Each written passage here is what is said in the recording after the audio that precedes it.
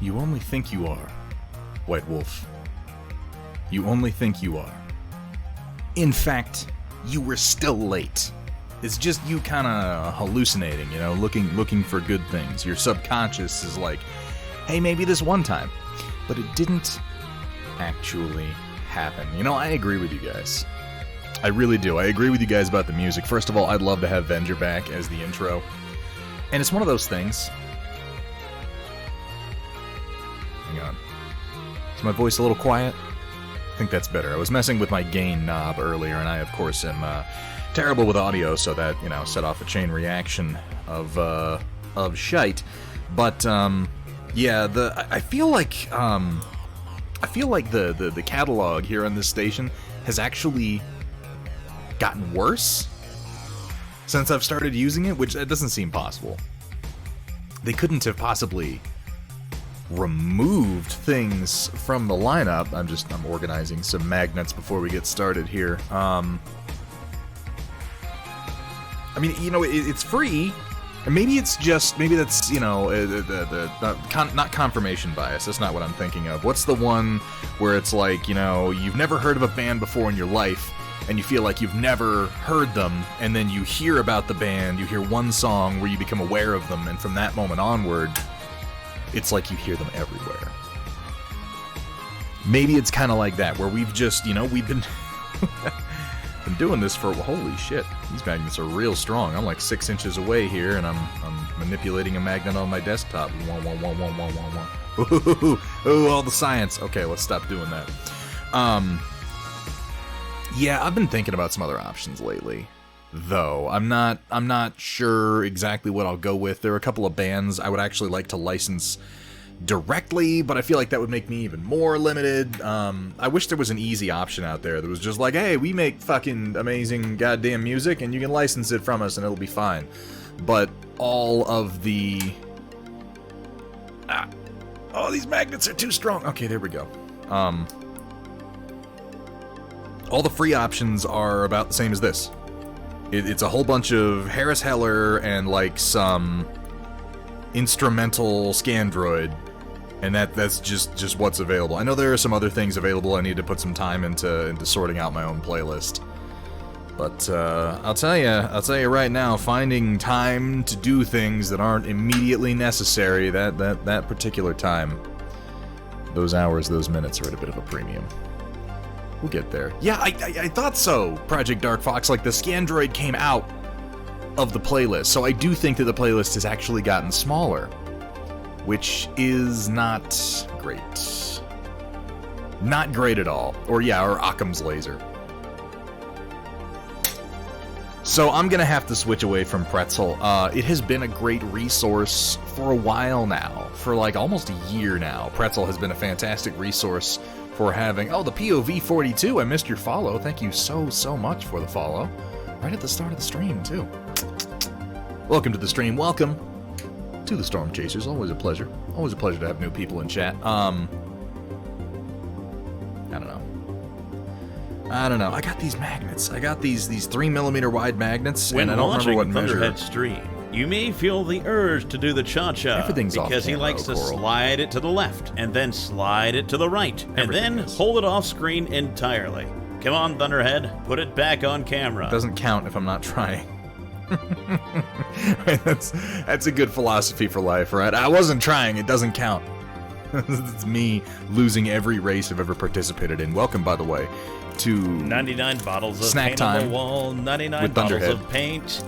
Take one down, shake it around. I'm gonna eat a snack. 150 bottles of paint on the wall. I'm gonna make it quick. It's a packet of crackers. It's a little cracket.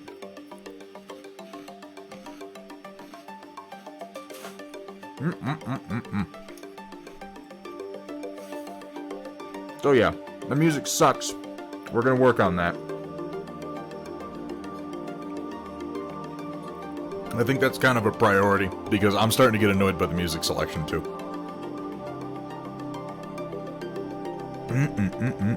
These are Lance brand Captain's Wafers sandwich crackers, cream cheese and chive flavor.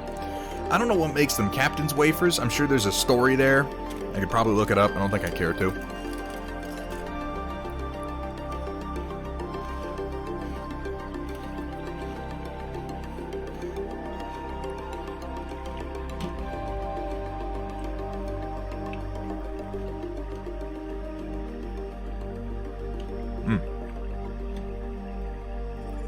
Today, I'm going to be doing just some simple stuff, some dry brushing, washing.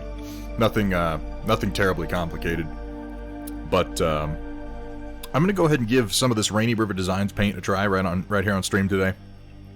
From our very own Kursala and Data Nerd. By the way, if you hit !merch, you'll be able to find a link right on over to where you can get some Rainy River Designs stuff yourself. And if you're curious about the mech we're going to be painting today, the Oryx, if you hit !model, there is a link over to Metal Core Collectibles, where you can find the new Oryx and a bunch of other really, really awesome battle mechs.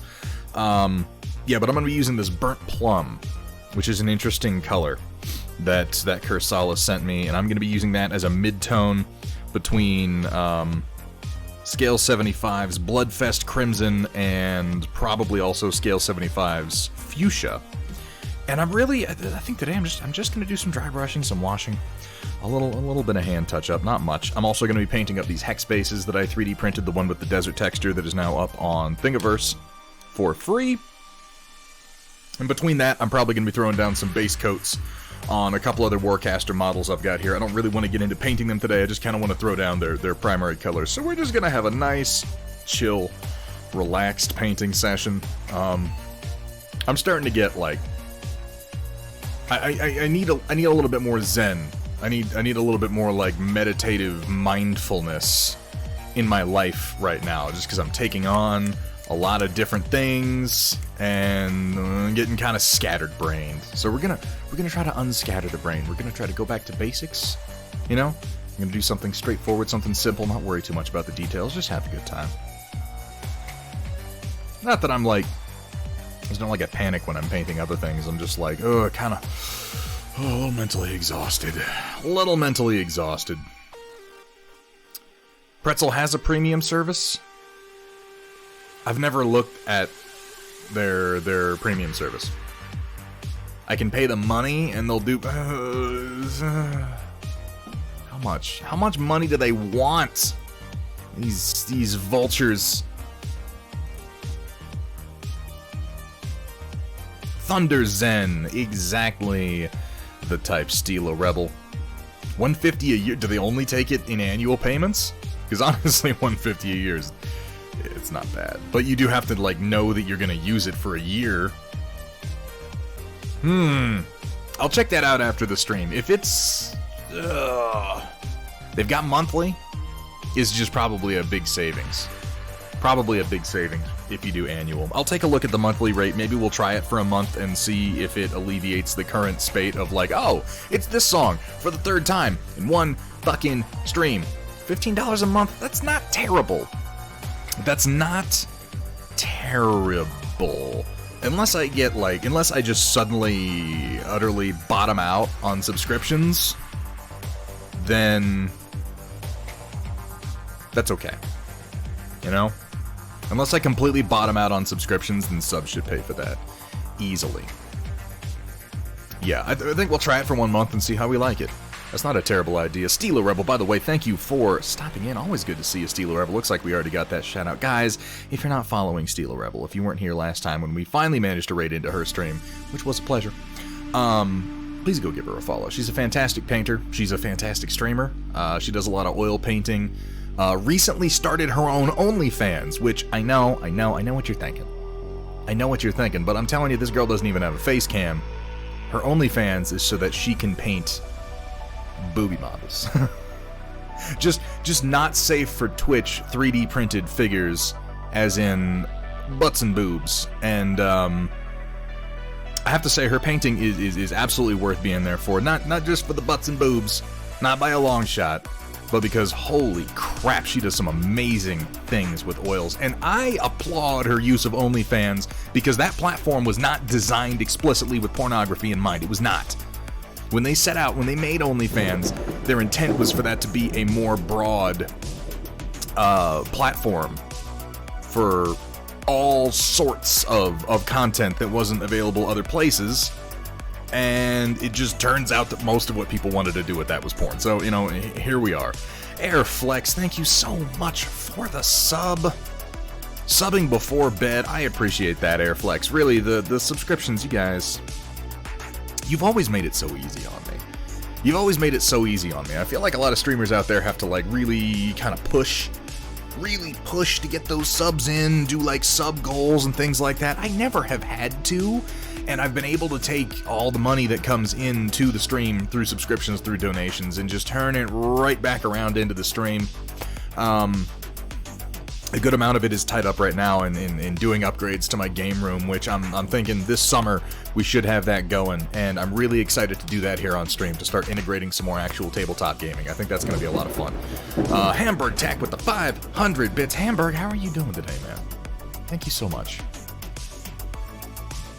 Oh, who have we got? Who have we got in today? Guys, I usually do my little early acknowledgement, and I didn't, but I see that Project Dark Fox was here first. And so Project Dark Fox wins the prize. The prize being, it's a high five. Are you ready?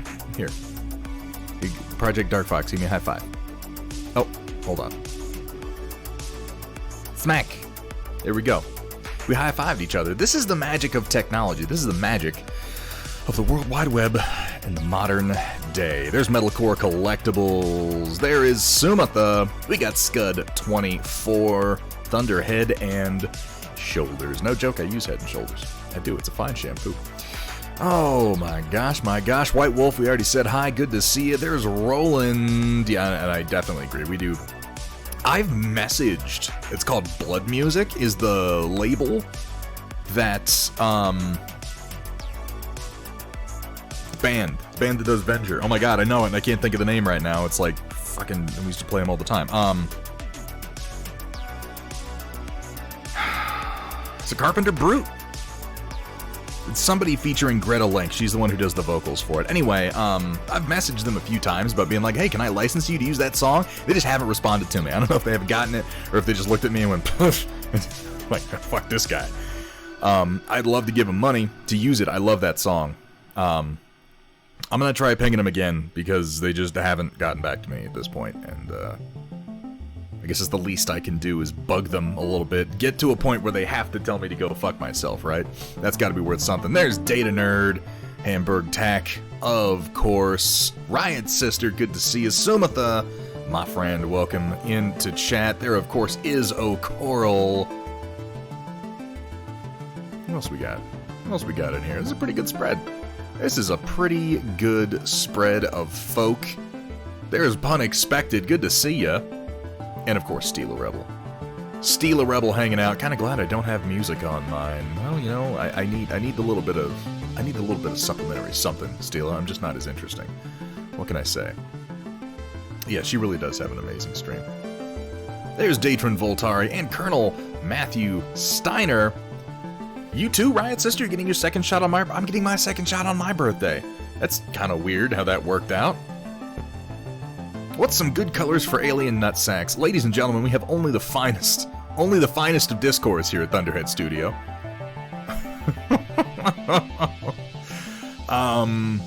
Welcome everyone Pinkish? to Thunderhead Studios, where the only rule is... Please don't show me your genitals. Please don't. Have fun, be safe, and above all... Don't show them to me, for the love of God. Oh, Datron pulled out the old oil paints to give painting minis with oils a try. Fingers crossed. Well, it's going to be hard to paint with your fingers crossed. You should go ahead and uncross those while you're at it. God damn, why do people come around here at all? Hamburg Tack, thank you very much for the reminder. I've got a few things to drink tonight. I'm going to be cycling through. There, of course, is to Square 50 Shades of Cold and Lunchbox. And as he pulled his stiff bristles out of my wet fluids, I yelled out, "No, Thunderhead! You need to thin that paint first!"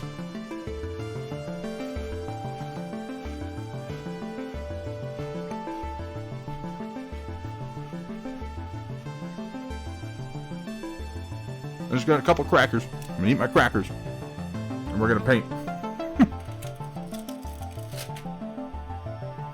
It's just so that I don't get I just downed probably 3 pitas and a bunch of hummus and like a couple of hot dogs, which as I say it out loud is a very, very strange meal. It is what was available. I'm gonna nosh these crackers, have a little lemonade, and hopefully I won't be like, my blood sugar won't be tanking by the end of the stream this time. I don't know why it always does that. Aren't they just? They dry my mouth out, they crunch uncomfortably. It's about the worst streaming food one could possibly pick. Of course, you're one to talk Steal a Rebel, who's over here like, look, I have like a pre-sealed sandwich with no crust on it, and it's full of like meat sauce and orange plastic cheese. I'm like, what the fuck? How? This is something you can just buy in Japan? What a terrifying lunch packet that was. It's like, oh god. Was it good, at least?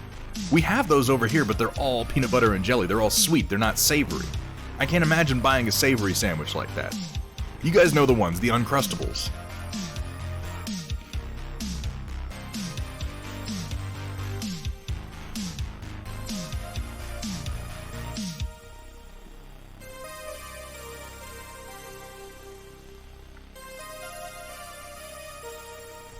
Get your Johnson & Johnson shot on the 19th?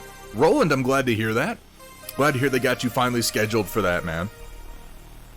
Good, juicy, and easy to eat. I mean, you know, fair enough. My crackers are easy to... What are you doing? What are you doing, Steal a Rebel? What is this? You're just coming in here, making fun of my snack foods, making fun of my music. What's your angle?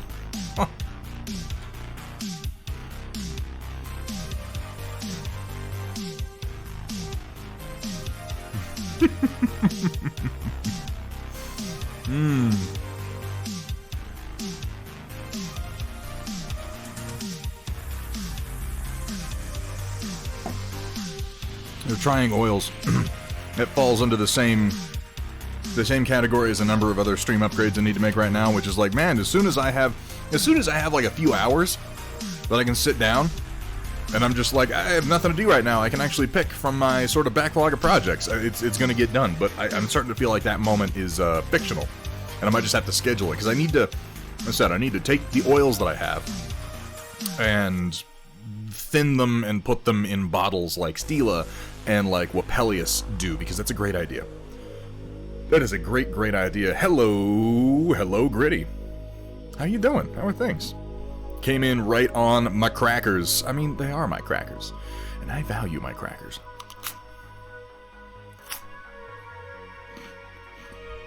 I kind of hurt.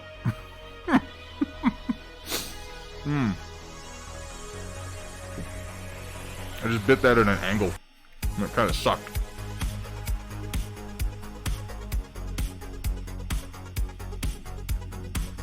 And yeah, I'm a boring beer drinker. I'm working with a bit of the old New Belgium Fat Tire.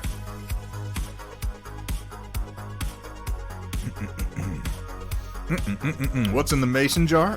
It's lemonade. I've got water, lemonade, and beer. Don't ask me to explain how this triumvirate came about, but here we are, and I'm going to be drinking all three of them. Because right now I get this feeling like, I need some sugar. Need some sugar. Oh, by the way, Metal Core Collectibles, I got in the whole series of marathon tanks that you sent me. Thank you so much for these.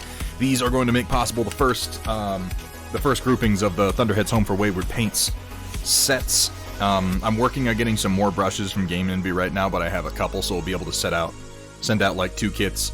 I just need to get it set up so that people can apply for the sets, and that we can get some recipients noted and start getting those out. If I can get a handful of the paint starter sets out this year, I'll feel pretty good about it.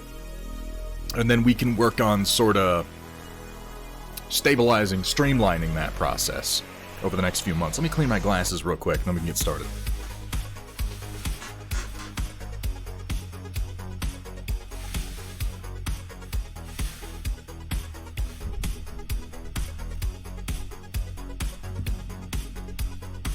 Fuck yes, lemonade. Why? Who gets excited about lemonade?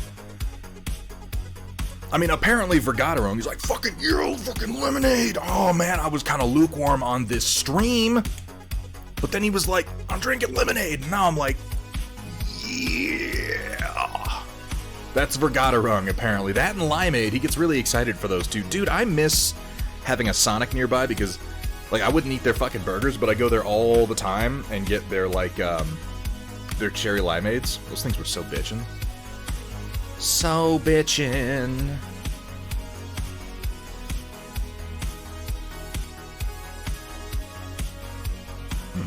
had a drop of resin on my glasses, which I'm glad I got it off just now before it actually cured. That would have been embarrassing.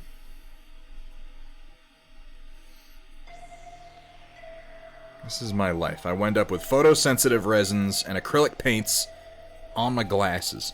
So for those of you who don't follow, Attack on Titan last week was postponed due to an earthquake in Japan, which caused, they had to interrupt the broadcast of Attack on Titan 20 minutes early. Not 20 minutes early, 20 minutes in. And, Stila, maybe you can speak to this. I don't know really shit about television releases in Japan, but I guess their scheduling is, like, really strict or something, because they put the showing off for a full week. And because they weren't able to show it last week, they didn't release it on any of the foreign streaming services. So tonight, this week, they just put 2 episodes back to back, and they didn't show it in Japan until tonight. But I feel like if that had happened here, like, it would have just been on the next night. They would have shuffled some time slots. But apparently it's a different deal over there. They take it very seriously, I suppose. Either way, for those of you who follow, there will be 2 episodes of Attack on Titan tonight, and I, for one, am excited. It looks like a Saint Bernard on set. Wait, how does he look like a Saint Bernard? What about Peter Cullen here looks like a Saint Bernard to you? It's just a picture of Peter. It's not even Optimus Prime. It's just a picture of Peter Cullen. You guys, you gotta get your pop culture together. All right. I got a few things I want to do, so let's pick out some base colors.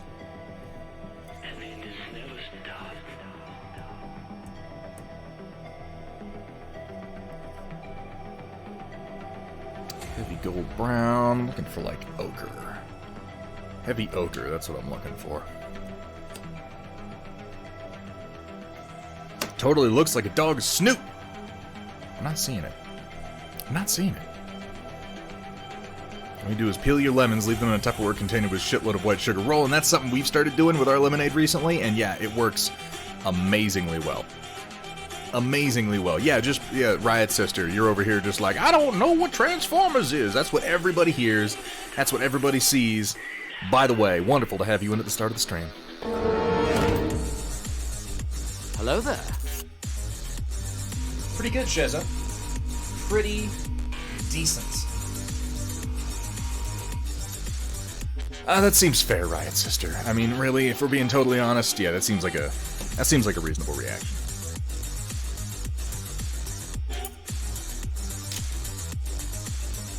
I've got 4 of these 3D printed desert bases that I've done here. And I'm just going to start off by giving them a coat of this heavy ochre.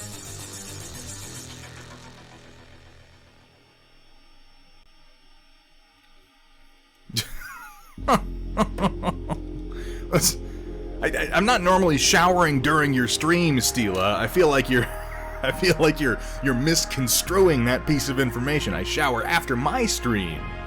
It's not like Stila comes on and I'm like, let me turn on Twitch Mobile and head for the shower. Like, no, that's not what's going on here. I mean, if that's what you're doing, I mean, that's your business.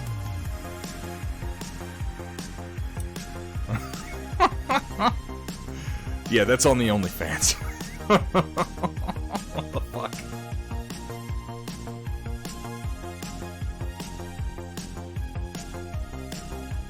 I'm just gonna lay down some of this extra opaque heavy ochre on these bases, and then I'm gonna try some of this mud wash that I got from Chrysala and Rainy River Designs to try and darken that. We're gonna see how it goes. I'm using all 3D printed parts today, so I'm feeling very experimental.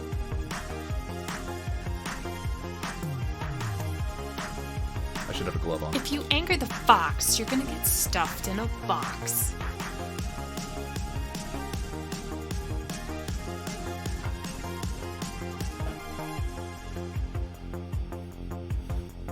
Just stating facts.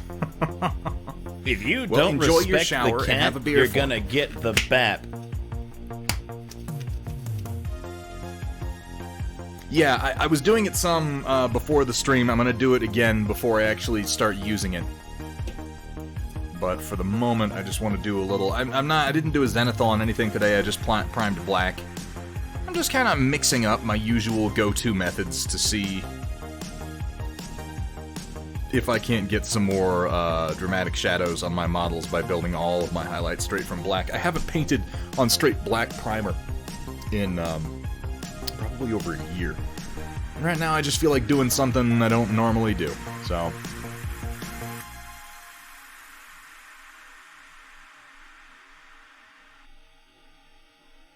Probably take a couple of coats on here.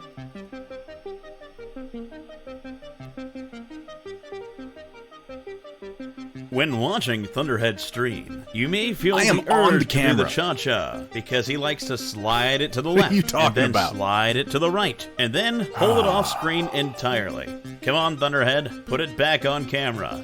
Lore friendly, doing a little bit of Battletech. I have an Oryx defense mech from Operation Lancaster, done by our very own Metal Core Collectibles that I'm going to be working on. Here in an upcoming stream, we're going to be doing a little bit more Ion Raptor. I have printed several of his ships, and I want to try... I'm going to use the Burnt Plum on these as well. I'm thinking. I don't have them primed up tonight, but I'm thinking this week, if I can con one or two more ship types out of Ion Raptor, even though he's not done, I want to print some and do some of these for a billion suns. Because I worked up this style of base to go with this. This is a little wing of bombers from the designs that he did. But I want to get started actually painting a billion suns. What you call it? Fleet. Couple of fleets so that I can play some now that the spring and summer are coming on. Summer's a ways off, but you know, spring at the very least.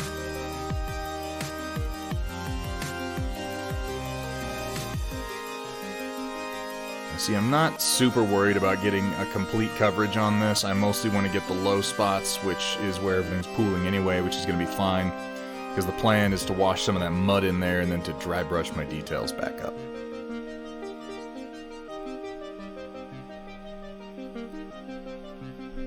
RimWorld win! We didn't do that this Friday. I am having trouble finding time to game lately, which is not a problem I'm used to having.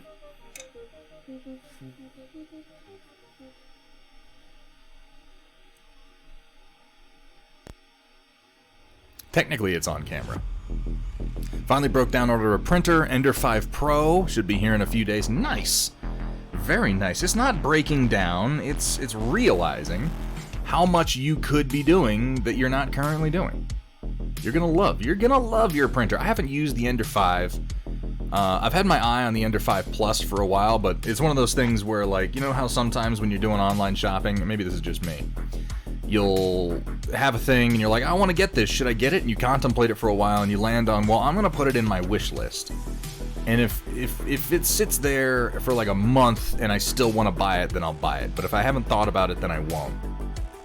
That's what happened to me with the Ender 5 Plus, where I was like, do I really need this? I don't know. I'm just going to let it sit for a while, and if I come back to it, I come back to it, and if I don't, I don't.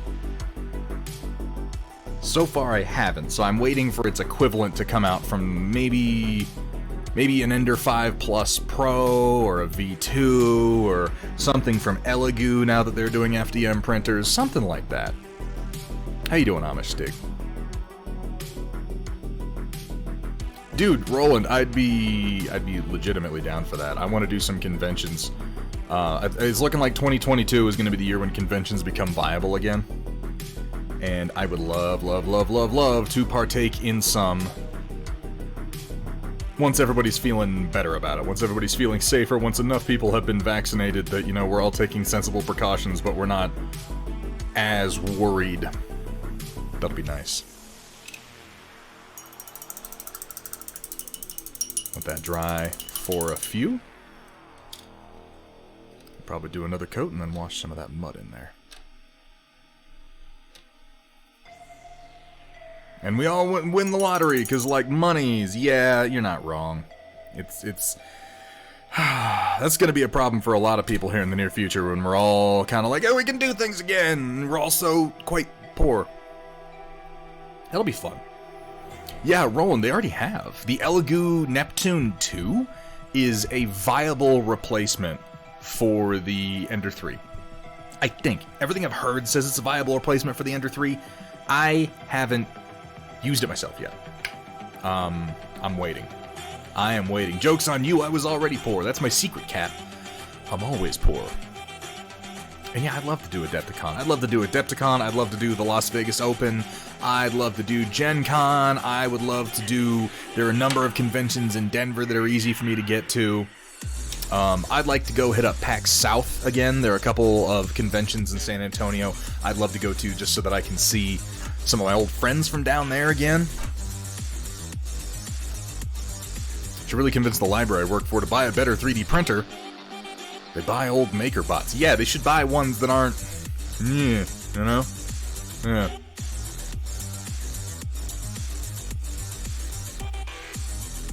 Should have done this a minute ago. But this paint's pretty thick, so...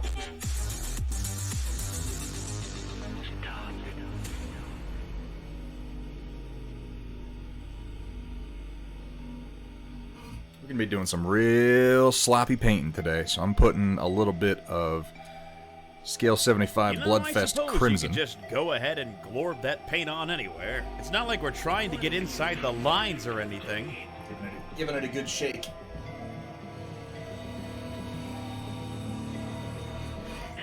Alaric Kerensky, they let you on here? Jeez, Twitch will just let anybody on here these days. How you doing, man? How you doing? You TIE Pilot, you.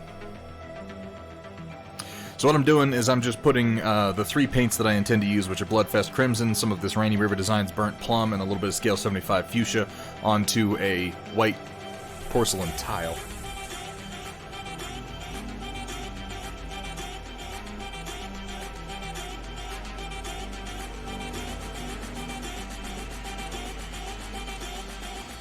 The intent of this being to kind of let them thicken up so that they'll be good for dry brushing shortly. Oh, that burnt plum has an interesting tone to it. We'll see if I need to go higher.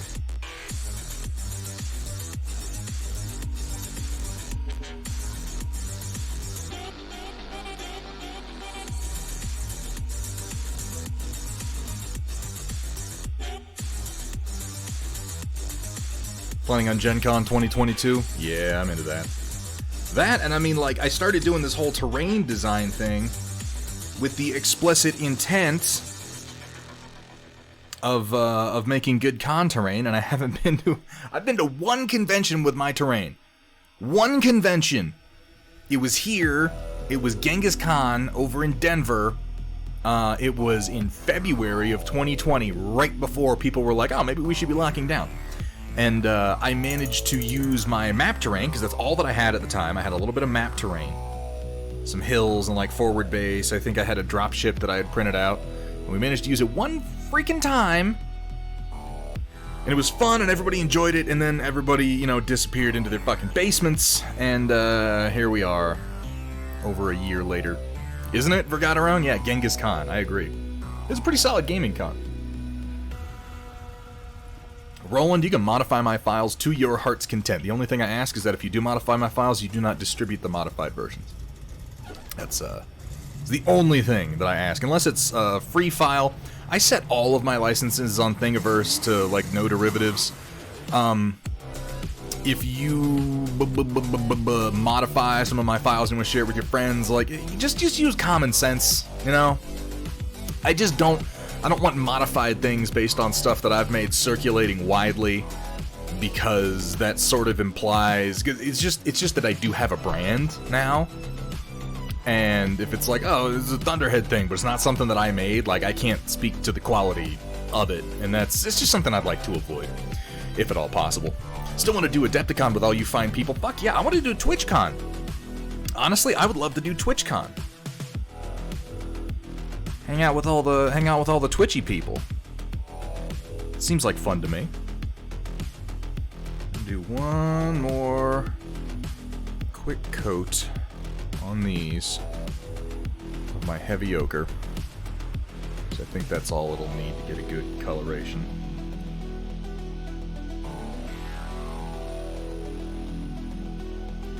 We're going to be having more Hex bases available through Steel Warrior Studios soon. I'm working on a series of urban bases that are... we got some FDM printable bases in the works as well, an update of our old urban road bases, but also some stuff with some more complex bits and details on it. And that's kind of why I did these files, was just to be like, alright, what size do I want to do it? How do I want to arrange the top portion? Where can the details go so a mech can still stand on it?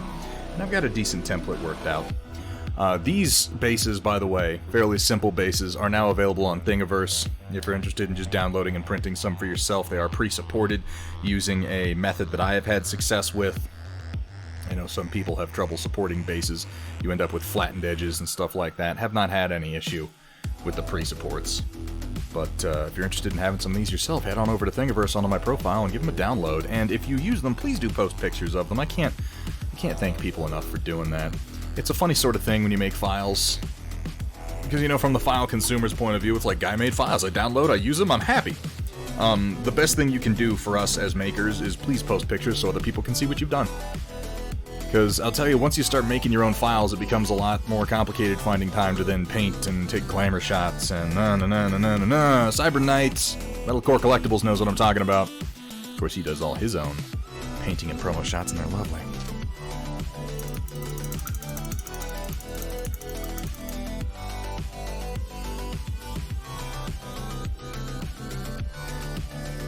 Forest tiles and plugs are getting close to release. Just have to sculpt up a light alien forest, 2 mushrooms, and mess with a heavy crystal. I'm looking forward to seeing that. You do awesome fucking work for Godarung, you really do. Alright, so we're not going to be doing very careful dry brushing on this guy today. Starting off with our primary color, we're going to be real messy with it.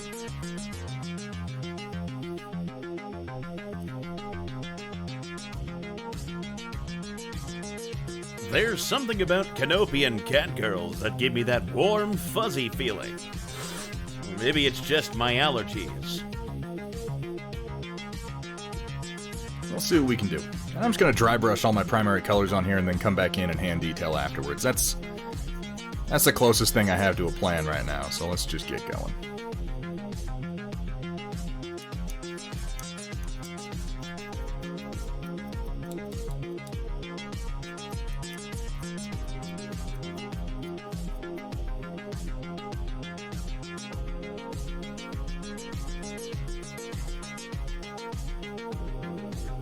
Hey, what's up, Firestarter?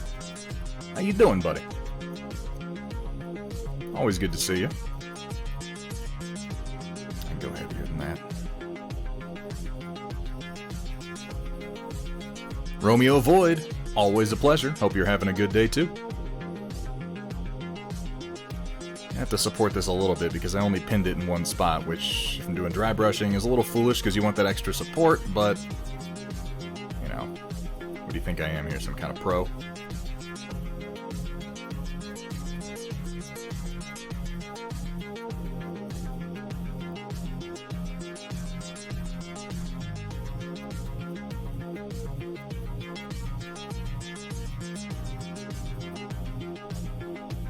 Let's go significantly heavier than even that. Oh, nope, not that heavy. Holy shit. That was not what I wanted to do. There we go, that's closer.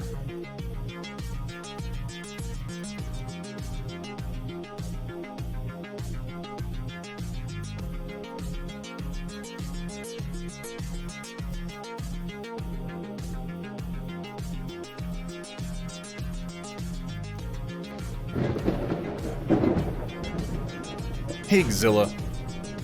Welcome, welcome, welcome in. Thank you so much for the follow. Welcome to the stream. Welcome to the Storm Chasers. I printed one of each jump jet instead of the 2 proper jump jets, by the way, Cybran, so that's gonna look a little goofy. I just messed one up. I'm like, this one's damaged. They were both the same originally, but then one got blowed up. I'm just gonna have to deal with that.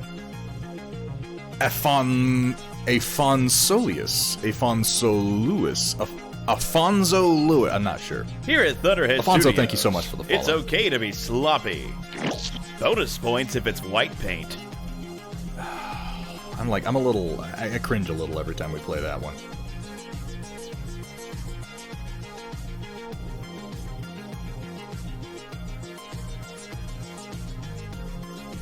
And I really don't care where this color goes, because like I said, I'm mostly just establishing like a deep red shadow here, while leaving my really deepest shadows the same color as my black primer.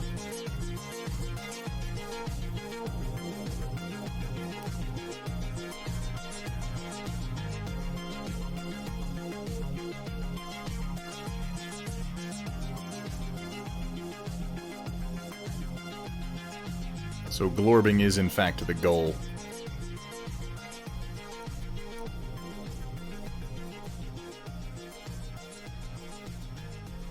Lazy painting with Thunderhead. Get a whole mech done before you go to bed. No, let's stop that right there. That was always destined for failure.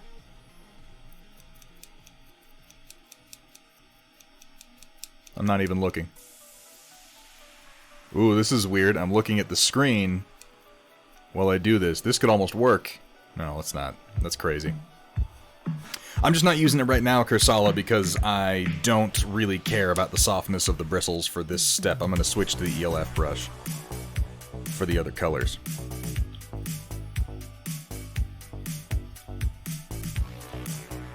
Come here, brush. This is one of my even crappier older flat brushes that I use for dry brushing.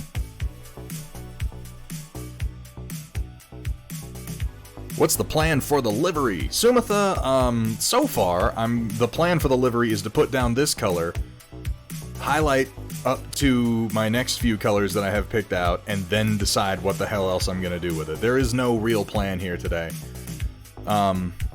More than anything, I wanted to put some paint down on the Oryx, and I wanted to use Kursala's Rainy River Designs paint. So I took the two things I have, and we're gonna figure out where they're going together.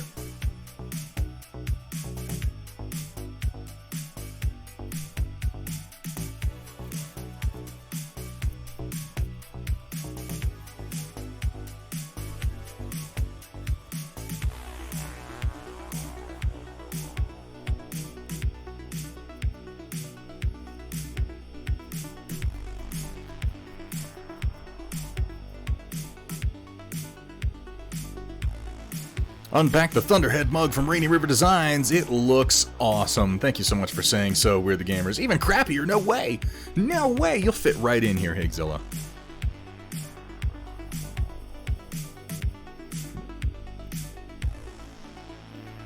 Yeah, Rainy River Designs does some really, really great work. I'm going to be using some of their paints here in a moment.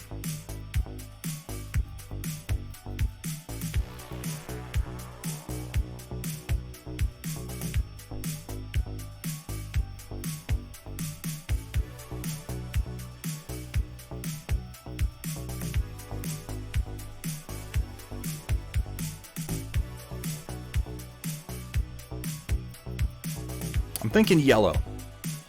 I'm thinking once we get this color worked up, yellow is another good secondary color to work in. But I will decide where. We'll burn that bridge when we come to it, as the saying goes. I don't think that's not a saying.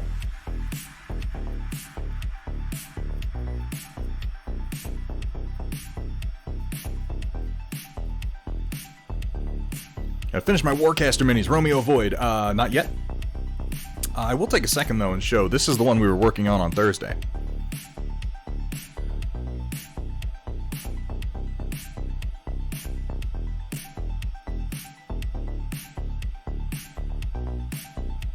I finished him off stream and got some photos taken of him.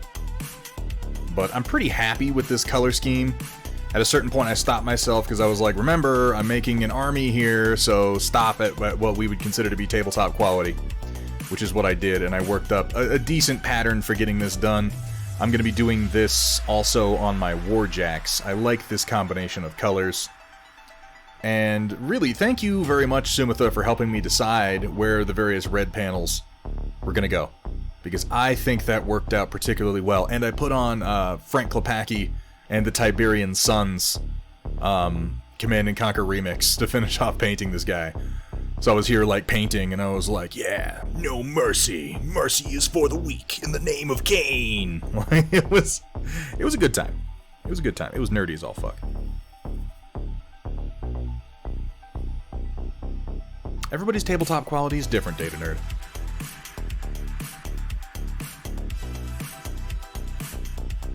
There is now a certain level beyond which I don't like to go, or rather, below which I don't like to go.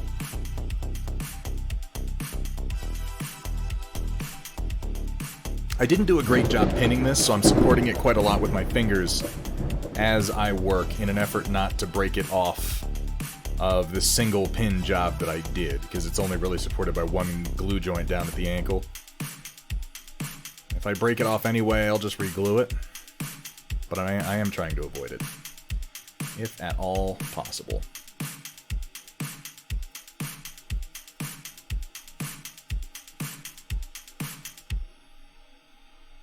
Yeah, the Tiberian sun has risen. Cain lives in death. Pond burn. 14 months. 14 months. Oh my god, Pond burn. Thank you so much for that.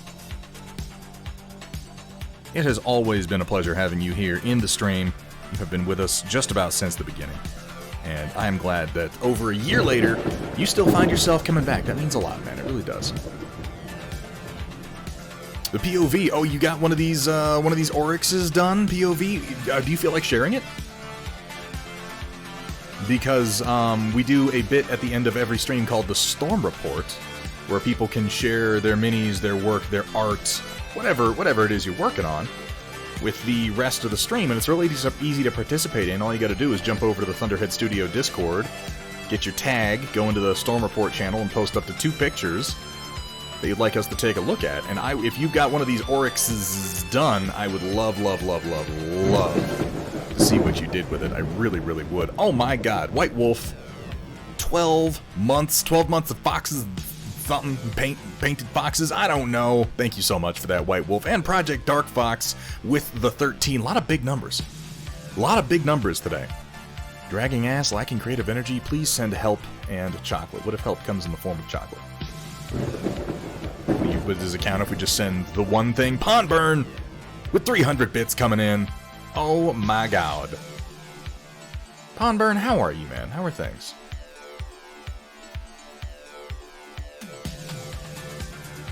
This really is such a nice deep color.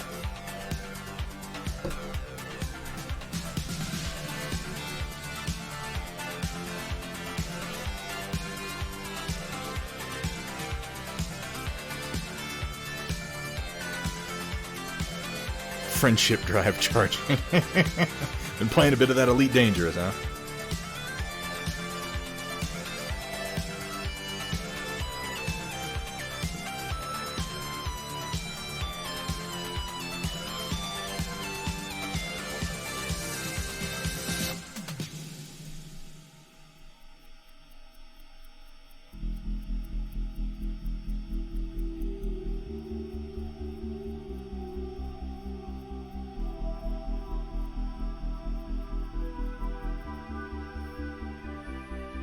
This is pretty decent for a base coat overall. It's real deep red. Oh, I missed this spot over here. Let's get this, and then we can carry on the inside of the other leg.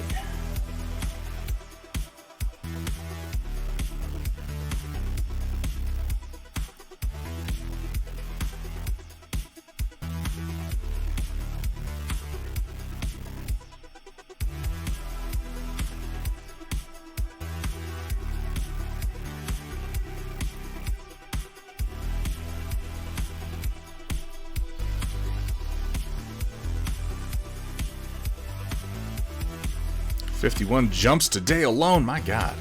How you doing, Puck Duncher? No feet streams. No feet streams, that's not happening. Had a coworker quit and then had another's family member die, so I've been spending more. Oh, that's terrible. That's terrible. I know it's somebody else's family member, but I still hate hearing that. I'm sorry that life has been occupying you based on the misfortune of others. Pond burn, that's always miserable.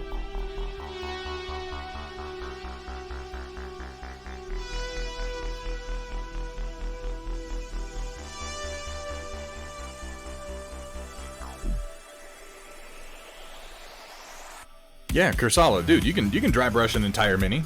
It's a perfectly valid technique. And yeah, Vergaderung does a lot of that. Which partially explains why he has so many painted.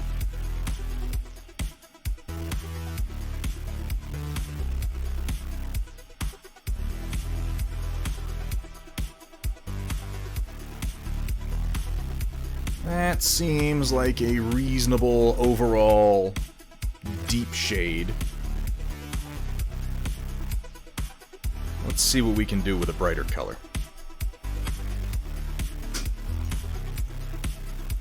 Oop, almost just switched that right in my lemonade. That would have been... You know, if I'm being honest, I still would have drank it. I still would have. Dry brushing is a very, very powerful technique with a very low skill floor and a very high skill ceiling, and it should not be discounted. I've seen people paint entire tanks using nothing but dry brushes, and it has gone really, really well. Really, really well. Yeah, if you just want to wash and dry brush, I mean, you can do a whole minis that way. So I think I'm going to go to Fuchsia next, and then I'm going to finish off with Burnt Plum, because Burnt Plum is a little paler. I think it's going to make a good edge tone for these two colors. We're going to find out.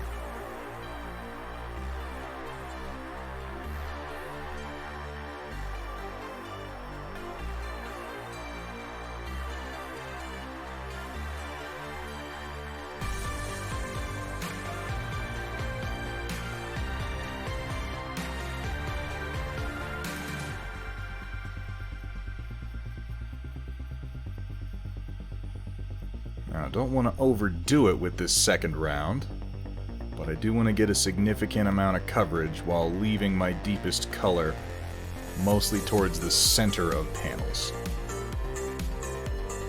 But, I mean, you can... Oh my god! When watching Thunderhead stream, you may feel the urge to do the cha-cha. I'll fix it. Because he likes to slide it to the left, and then slide it to the right, and then hold it off screen entirely. Come on, Thunderhead, put it back on camera.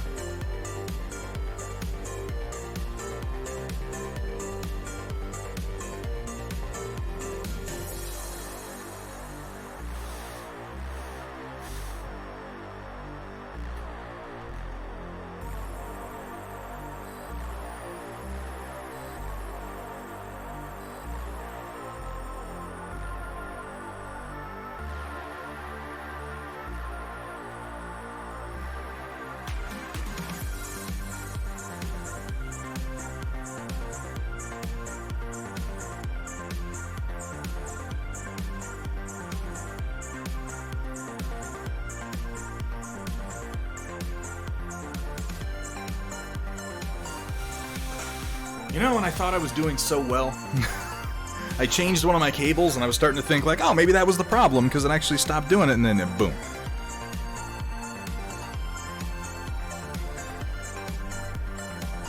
It's officially a Thunderhead stream as we are plagued with problems, but I wanted to show how nice that works out, because this is just dry brushing. I've done nothing but dry brush on this so far, and that's what we're going to continue doing.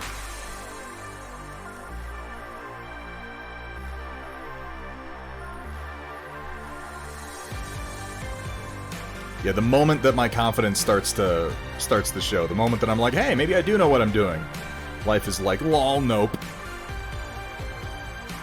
Nope. You dumbass.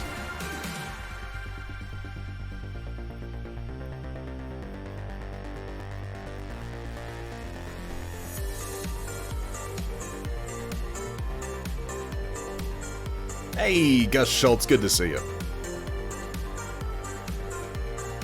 I am bad at video games, that's just true.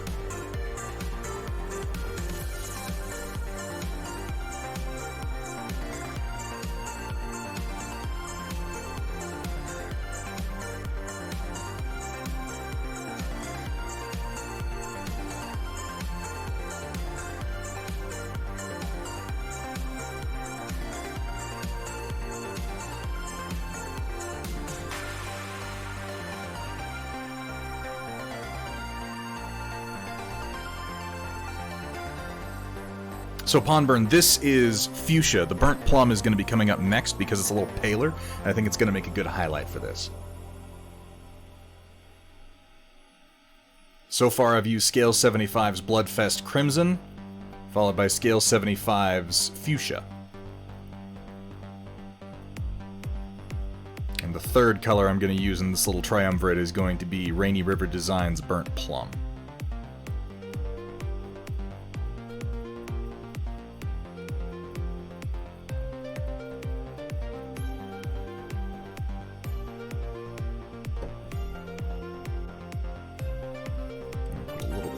On my palette.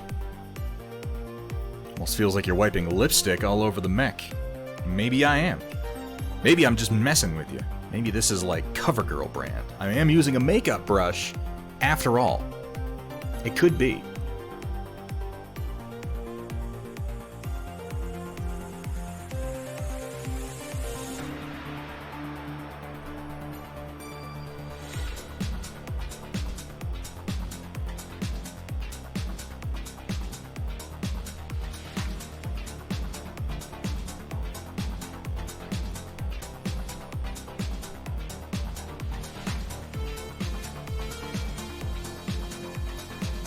She's born with it.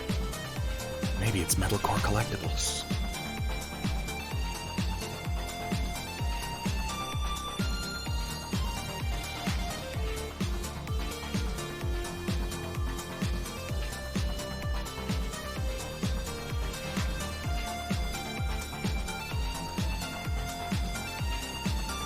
Oop, nope, don't come up. Don't come up and out.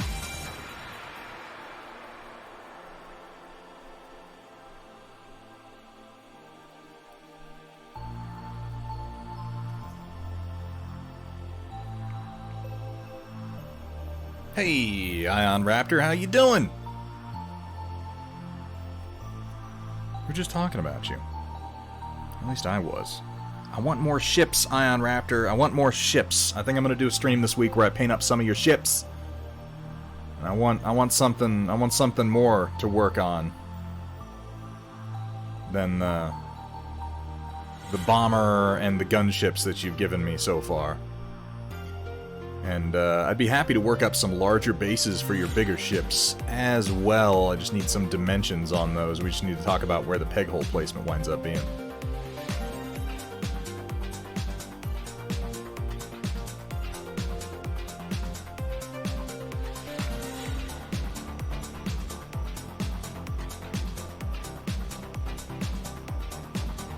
Is going to wind up being. That's a better sentence. That was a terrible sentence that I just spoke. Could you show what texture your paint is on the palette for dry brushing? Never been able to get the hang of dry brushing. So what I've been doing, and this is what I'll do for all dry brushing, is I'll put the paint on a piece of porcelain like this, and I'll just let it sit. And if you see, like, it doesn't even droop right now when I turn it to the side.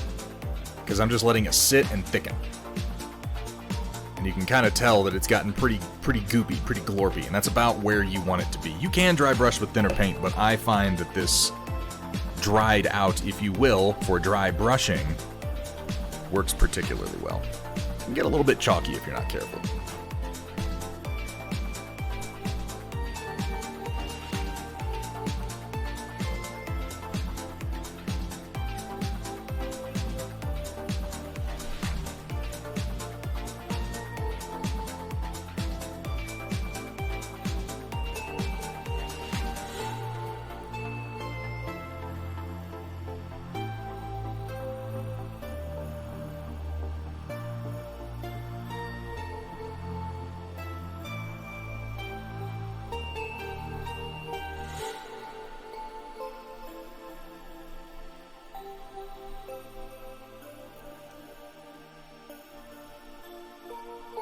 Absolutely lore friendly. I hope that that is helpful. Dry brushing is, as I said before, dry brushing is a powerful technique with a low skill floor, meaning that it's easy to get reasonable results without knowing much about it, and a very high skill ceiling, which is to say that if you feel like getting good at it, practicing it a lot and doing it very subtly, doing it in many different layers and such, you can actually get some pretty incredible results out of it.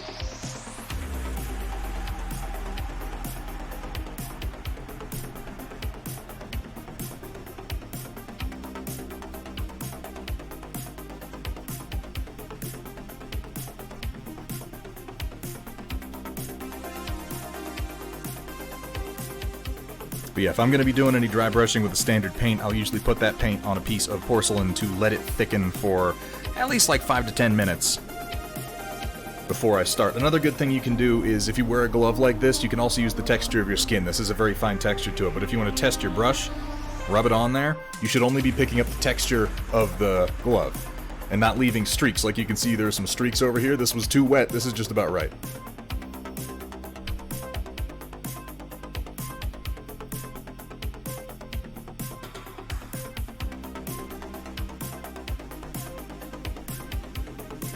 This technique can also be applied effectively to oil painting, believe it or not.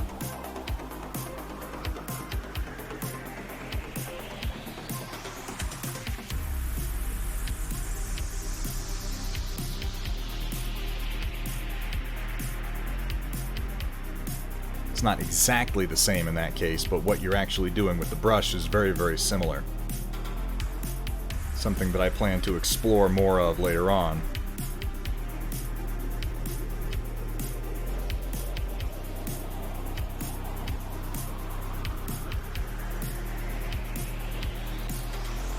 Well, the oils is just called brushing because it never dries. Yeah, I mean, you can't really call it dry brushing in that case,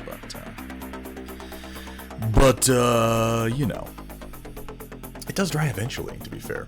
All the painting I can do today, Arm is screaming in agony. You've been doing some really good work, Sheza, lately on those MCP minis. How's all Cummerbund Bandersnatch doing? That's who you're painting now, right?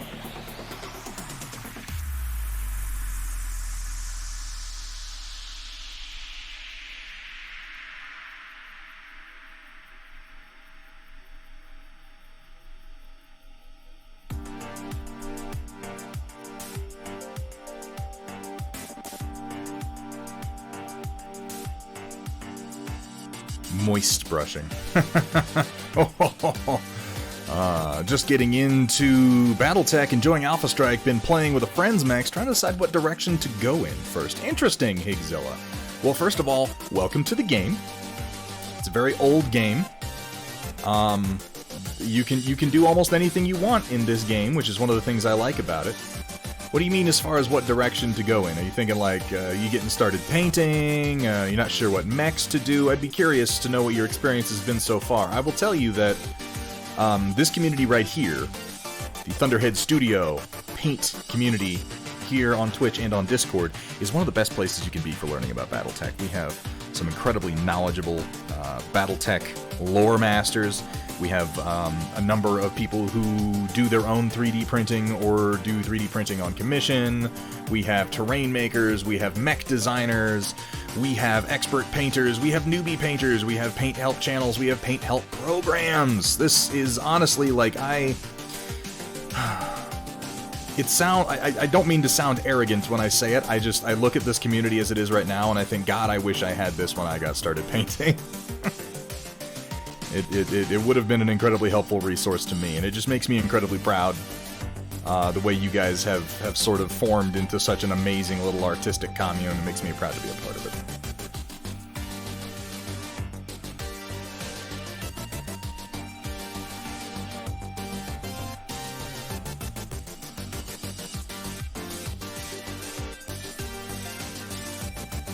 There we go.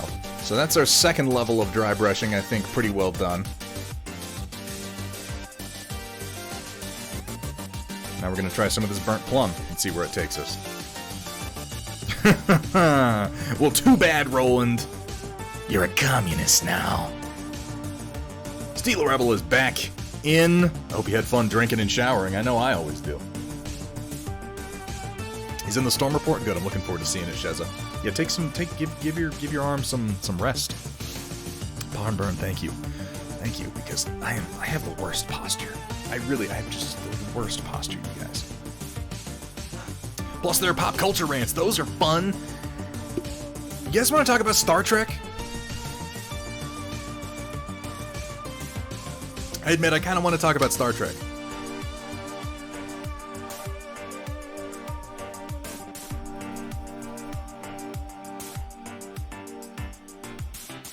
Yes, no, and go for it. The full gamut of reactions there. You know what, I'm gonna switch to another brush because I don't want these to blend together too much.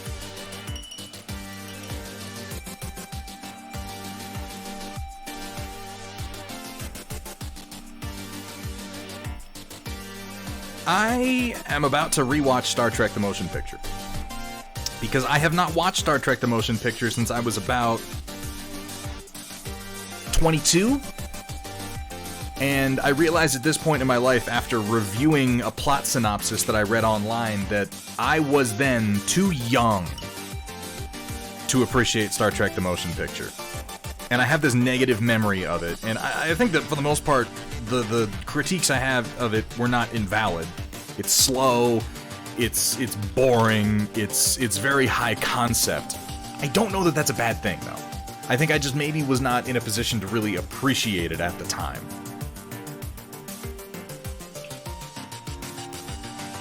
Now, do not get me wrong. I'm not sitting here going, "Oh, everyone who dislikes the motion picture is wrong." Because right now I'm in the position of like I don't really love Star Trek: The Motion Picture. I definitely, obviously, it picks up with like Wrath of Khan, but at the same time, Wrath of Khan, like, as amazing of a movie as it is, I realize that it doesn't have what it is that I really love in the series of Star Trek. You know.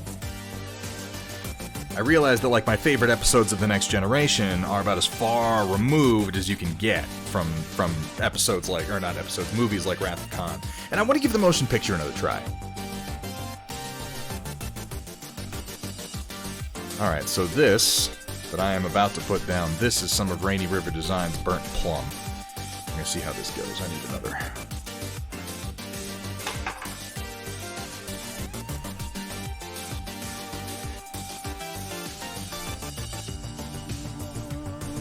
So I didn't start, like, as far as when I started watching Star Trek seriously, I didn't start with the original series, Stila. I started with Next Generation. Next Generation was where I learned to love Star Trek. And it wouldn't really be for years after I first saw Star Trek The Next Generation that I developed a love of The Next Generation, and then I started watching the episodes, like, religiously.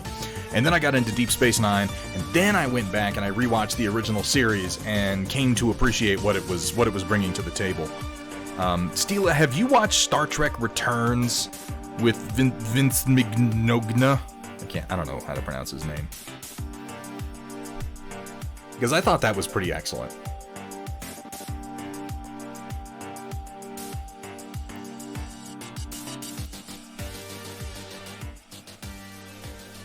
I want to let the burnt plum actually thicken a little bit more, but it's kind of easing up the intensity of the fuchsia in a number of spots here.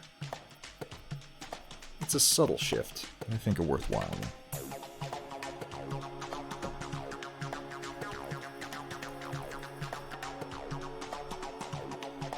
Motion Picture is just a really long original series episode. That's why I feel like I need to rewatch it. Because, like I said, I don't remember it fondly, but then as I thought about it, as I went through the plot synopsis, I was like, I don't actually remember these things happening. And then I realized that it had, in fact, been years and years since Why is it so wet? I need to let the burnt plum dry a little bit more before I do this step. It's a little too moist for what I'm doing. So I'm going to let it sit for a few. And I'm going to try some of this mud wash. Yeah, Stila, it was like a fan... Okay, so Star Trek fanfic, Star Trek fan films are bad. They're bad. Almost all of them are insufferably bad. I have already done this, by the way, on my mixer. I'm just giving it one last, with the Mark I arm. Almost universally, though, Star Trek fan shows are fucking terrible. I think you probably know that. They focus a lot on the... What's funny is, old Star Trek fan shows, the one that I'm like, they're universally bad, as a rule, they tend to imitate, oh, I just spurted mud all over my wet palette. That's okay, I'm going to use a lot of it. They tend to almost universally focus on what I consider to be the wrong things. By the wrong things, I mean, like, the technology of Star Trek. Here at Thunderhead Studios, It's okay to be sloppy. Bonus points if it's white paint. They tend to be episodes that are like about the phaser array, or like they'll be about something else, but most of what the fans actually do is they sit around in a cardboard recreation of a Star Trek bridge and they, talk about focusing a narrow beam of tachyons through the deflector array and bullshit like that. And it's boring and terrible. Now, they did a little while ago a Star Trek original series, fan series, called Star Trek Continues with Vince Mignogne and a few other actors. They actually got, shit, why am I forgetting his name? Somebody help me out. Deaf guy who played the original Hulk. I know his name.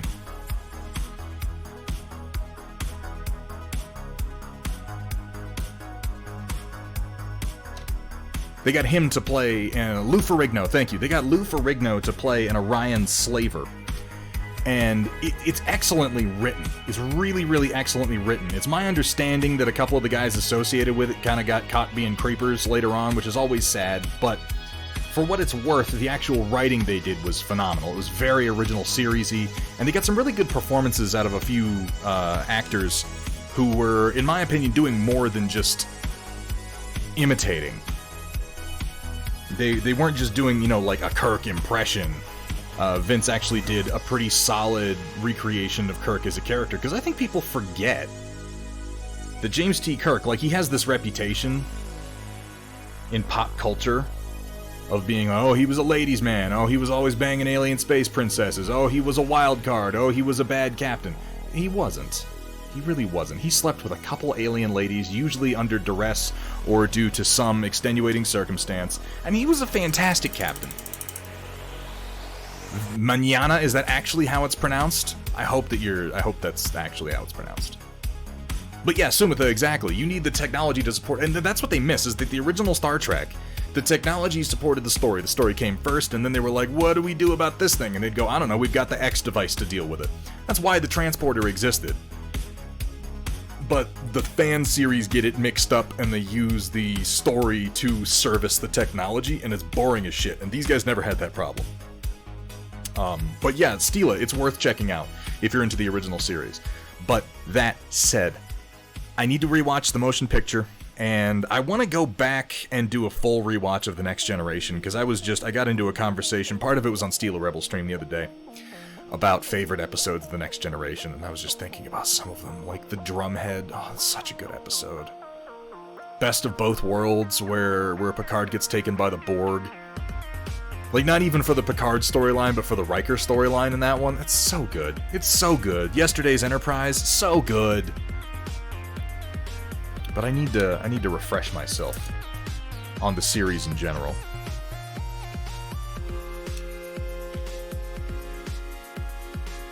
Ladies and gentlemen, Locust and Gentlemex, give me 1 minute. I gotta grab something. I'll be right back.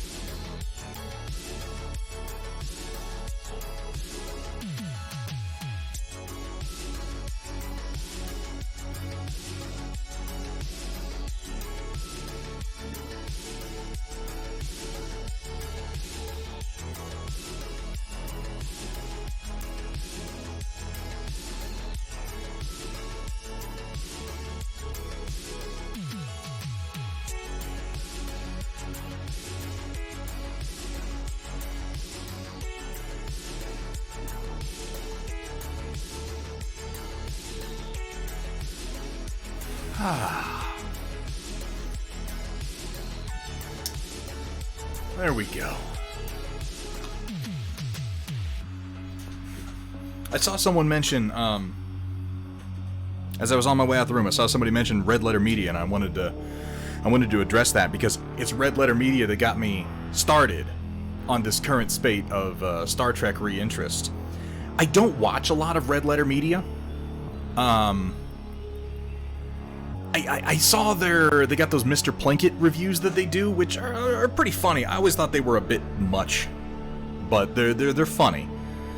And I recently started watching their just half in the bag reviews, which are excellent. Hang on a second. What we got here from Sumitha?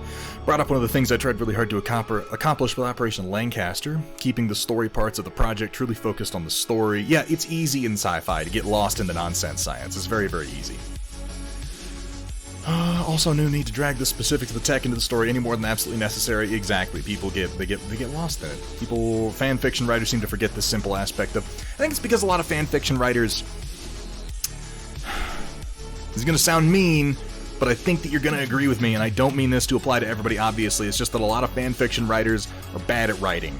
And because there's nothing to be ashamed of. A lot of them haven't done much of it, and writing takes practice. Writing takes a lot of practice. Those of you who've tried to really, be writers know that the first stuff coming out of most writers is just shit.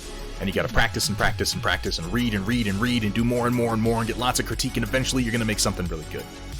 Have to develop a taste for them. Mike is your secret. Yeah, okay, so I didn't understand how big a Star Trek nerd Mike was over on Red Letter Media until I recently started digging into their backlog of half in the bag reviews, and I got to their half in the bag reviews of the J.J. Abrams Star Trek movies, which I just had on in the background because I was doing some other stuff.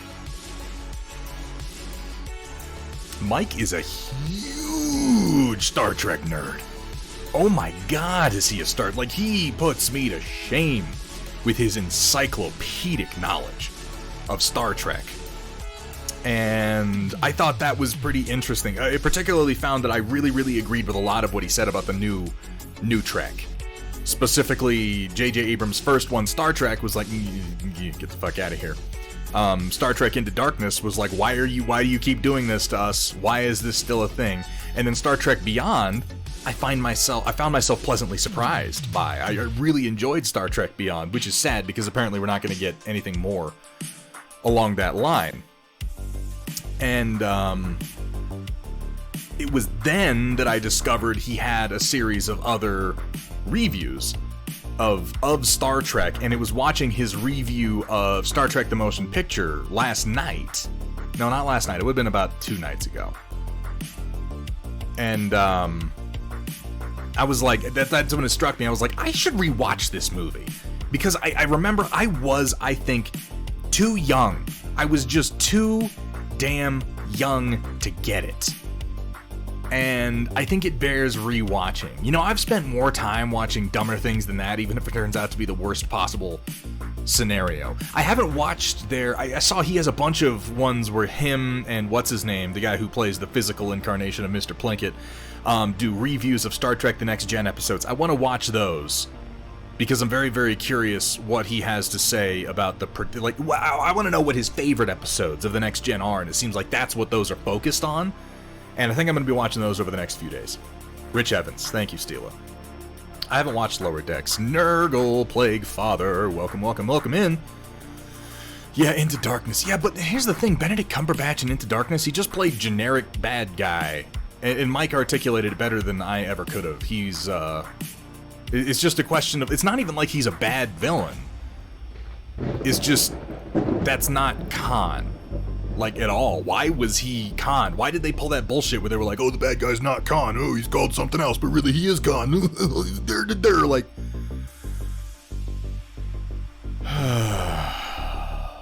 They have a commentary track on the D&D movie? The one... Wait. The D&D movie with Michael... Not Michael Ironside. Oh my god. He just played Ozymandias in the new Watchmen. I'm forgetting his name, and I feel stupid. Jeremy Irons, Riot Sister, thank you so much. Yeah, the one with Jeremy Irons, right? I'll have to check that out. Rogue19K, what the fuck am I even doing with my life? Apparently subscribing to a very questionable Twitch stream. Apparently that's what we're doing. Not the Tom... No, that's Mazes and Monsters. That's a completely different movie, unexpected. Had fun watching Beyond, but it was not good. That's so... You know, Trotsky DM, it wasn't, like, good. It wasn't good in the sense, like, everyone should watch this movie. It was just the first in that series of Star Trek movies that was like, I'm enjoying this, as opposed to, I'm being pulled out of this by how aggressively stupid it is. It's a very low bar to clear, but they did clear it. They did clear it, in my opinion. But yeah, I need to watch their bits on the review of Next Gen, see what their favorite episodes are, and because man, there are a lot of winners. There are a lot of winners in Next Gen. There are a lot of losers in the first season, but there are a lot of good ones. Last good Trek movie was First Contact. I'm a little iffy on First Contact. Like, I enjoy First Contact, but I don't think it's great. And everything after that with Picard, fuck you, We're the Gamers. No. You don't fucking get to come into my stream and say that you walked out of Star Trek Beyond, but you like Star Trek Generation. There's the door, sir. What in the fuck are you talking about? Generations was terrible. It was so bad. Generations had a good actor playing the bad guy. That's different from having a good bad guy. He was not a good bad guy. He was the physical incarnation of the sick and twisted toxic urge that fans were indulging with by seeing the movie. They blew up the fucking Enterprise. The D, just got rid of it.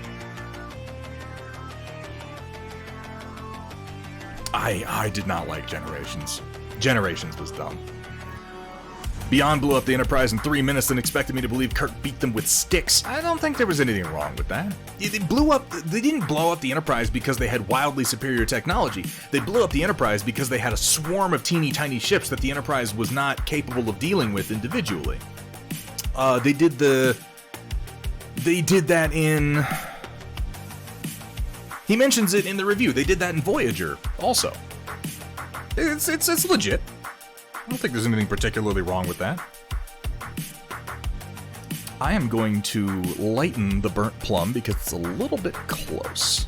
It's a little bit close to what I'm already using. I'm going to use just a tiny bit of a pale gray mixed into the burnt plum, just to change the tone. The consistency is actually pretty nice now.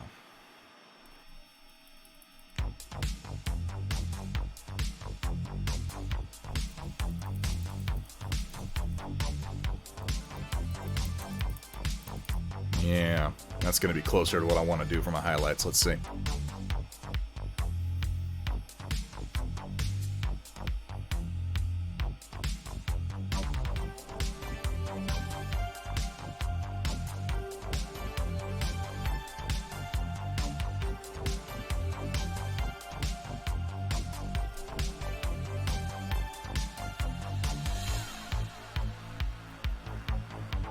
There. So this is the burnt plum with the tiniest touch of ghost gray on the same brush that I'm doing this last round of dry brushing with here. It's almost a home for the viewer in addition to the characters. Here's the thing though, they blew up the Enterprise so that they could bring in an older ship, and that older ship was in the range of the NX-01 class, which I really liked them giving a little nod to Captain Archer and to Star Trek Enterprise. Because Star Trek Enterprise was booted out the door way prematurely. Star Trek Enterprise was a good show that was just starting to find its feet when suddenly the franchise ate it alive. And I disapprove of that. And I wish we got more of it. I like the design of the NX-01 class of ship. And we got a little bit of that in Beyond, and frankly, I'm willing to put up with some bullshit for the sake of getting more of the NX-01. Or rather, I guess the NX series is what it would be. Actually, Kursala, it blends surprisingly well. So what this is the brush is loaded with burnt plum, and then before I do my dry brushing thing, I just dab the tip of it in a little bit of my other color. Just the faintest, like, that. I'm just dabbing it, and then kind of working it in, and it lightens it up very nicely. And I'm just doing it because I want to push the contrast while keeping that same lovely rich tone. You see how that's going on? I think this is fan-fucking-tastic. This enemy is superior to us, but but they weren't superior to them, We're the Gamers. That was the thing. They fought them using... Asymmetric warfare is not necessarily the right phrase, but it wasn't that they were a superior enemy. It's not that they were an enemy who could have overwhelmed all of Starfleet. It's that they were using an unconventional weapon that the Enterprise was not equipped to handle. The Enterprise was designed, if it had to go up in battle at all, to go up against ships of a similar or slightly smaller or larger class, size. It was not designed to go up against a swarm of teeny tiny ships. Very few ships are. They didn't have a bunch of fighters they could launch. They didn't have any broad spectrum weapons they could use. They had phasers, and phasers are single fire weapons designed to apply a large amount of power to a very small space. They're terrible against swarms. The actual swarm ships were not great. And they required massive quantities of sacrifice on the part of the pilots in order to function. So it was a strange enemy. It was not a superior enemy.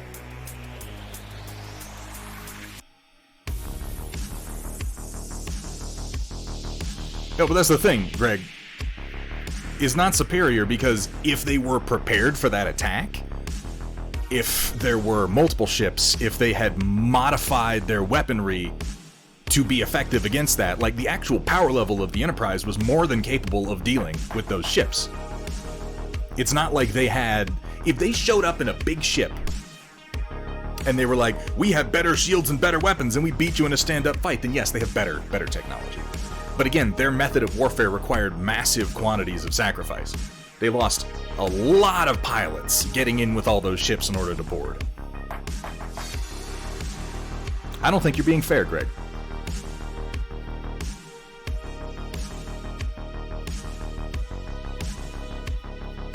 It also had some of the best interactions between Doc Bones and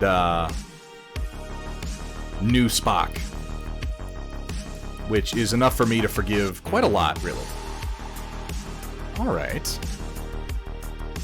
So this is what I've done so far with just dry brushing.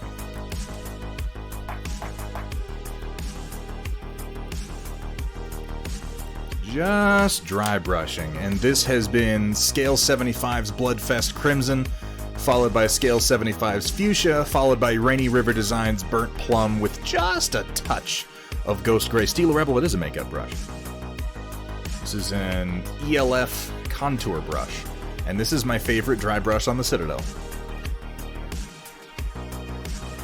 Wouldn't proton torpedoes do enough AoE to deal with a swarm?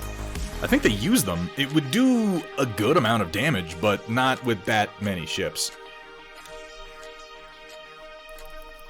And that's assuming you could hit any of them with a proton torpedo. You'd have to fire the proton torpedo and then detonate it in their midst, which is obviously something they could do, but they also attacked very quickly. Greg, how are you so wrong about everything? What? How are you so wrong about literally everything? Not all Enterprises, pun expected. They're not designated warships. The only... is not an Enterprise. The only lead ship that was specifically a research ship was the Voyager. Most Enterprises have had research as part of their mission, but they're like diplomatic and exploration craft. The Constitution class and the Galaxy class were both a combination of diplomatic, like a flying embassy, combined with a warship, combined with a research vessel. It would kind of do all three as the flagship. Voyager was a research-specific vessel, and it was very limited. Turns out space is a poor medium for energy transfer. Thank you, Waffles. Thank you for coming in and supporting me. Insurrection sucked ass. Insurrection was so bad. So bad. How can you like Star Trek Insurrection? Oh.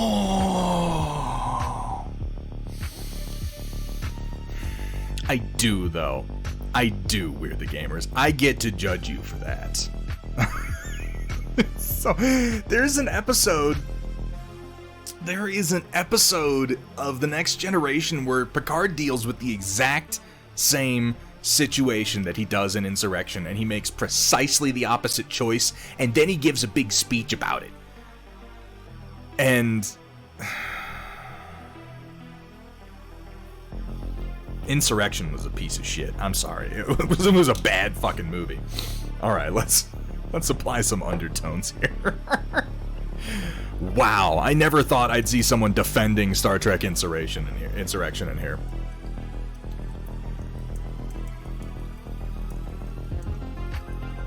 No nerd bigotry. I'm bullying poor We're the Gamers over here. Oh my god.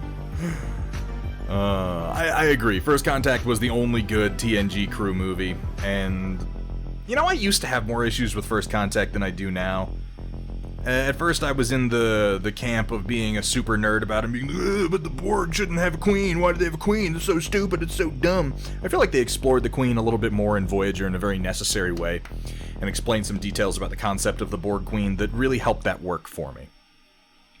Notably, that it wasn't that there was one Borg queen, it's that the Borg queen was a new sort of Borg they were using.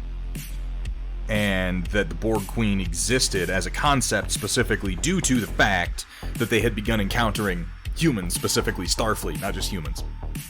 And had sort of realized that they needed a central mind capable of making command decisions and going with their gut, quote-unquote, because they were at a major disadvantage whenever they encountered Starfleet, because their decision-making apparatus was so slow. Insurrection is absolutely terrible. It is a masterpiece compared to Into Darkness. But okay, Big King Boo, you're not wrong. You're absolutely correct. But that's like saying, this sandwich is good because the other thing that I ate before this was a piece of fresh dog shit, and that is not a compliment. Unless we're gonna, like, how far are we gonna take that? Hey, at least the dog shit was fresh. Into Darkness was a sack of shit.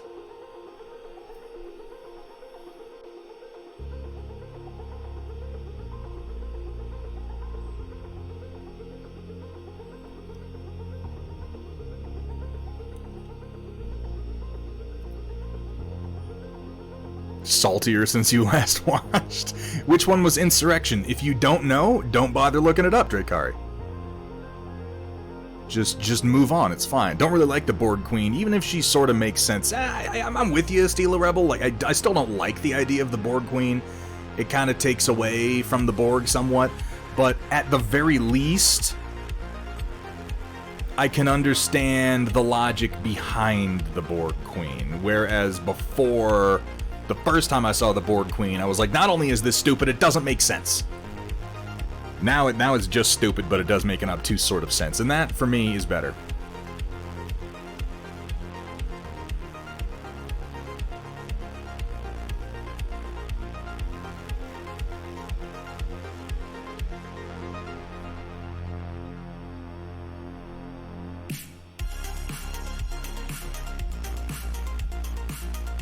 How do you feel about baked dog shit? Pass?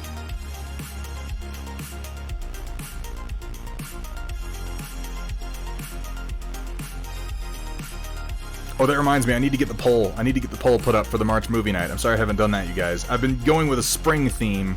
I've got a handful of movies picked out that have a spring theme. But if you would like to get your suggestions in for movies that fit that theme, they can be either spring-themed, or they can take place notably and explicitly in the spring. And if you have some suggestions that fit that, please post them over in the Movie Night discussion channel on the Discord, and they will likely be added to the upcoming poll. Well, thank you, Soulsworn. This is all dry brushing. I've done nothing but dry brush since the stream started. This is the first time that I'm applying paint on purpose.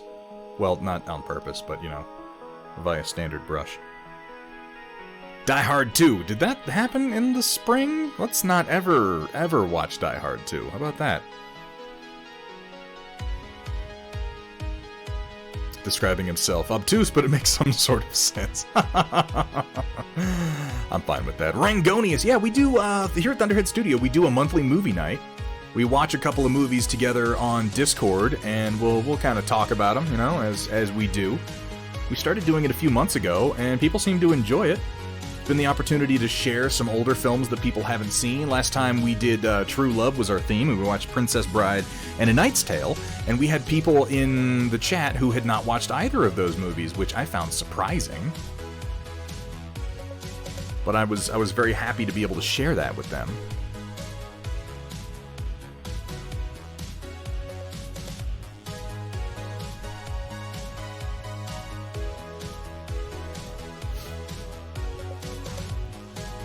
See, Datrin, I would argue that point, if only for the sake of arguing about Star Trek, which is something that I like to do, you know, even if I'm not totally being earnest every time I do it. Because the first time they encounter the Borg don't know what to do. The first time the Enterprise encounters the Borg, when Q sends them off to encounter them, he's like, "Oh, you think you're ready for anything, do you?" Ha ha ha ha! And he flicks them across the galaxy, and they encounter the Borg. The Borg are sort of stuck in place for a while. Big Trouble in Little China and Looker. Is that set in the spring? Is that spring themed? I don't genuinely know. But there is a need for slow decision-making, Datrin Voltari, and that's something that I always liked specifically about the Borg in the way that they're written in Star Trek, is it's not just that they're overwriting everybody's minds.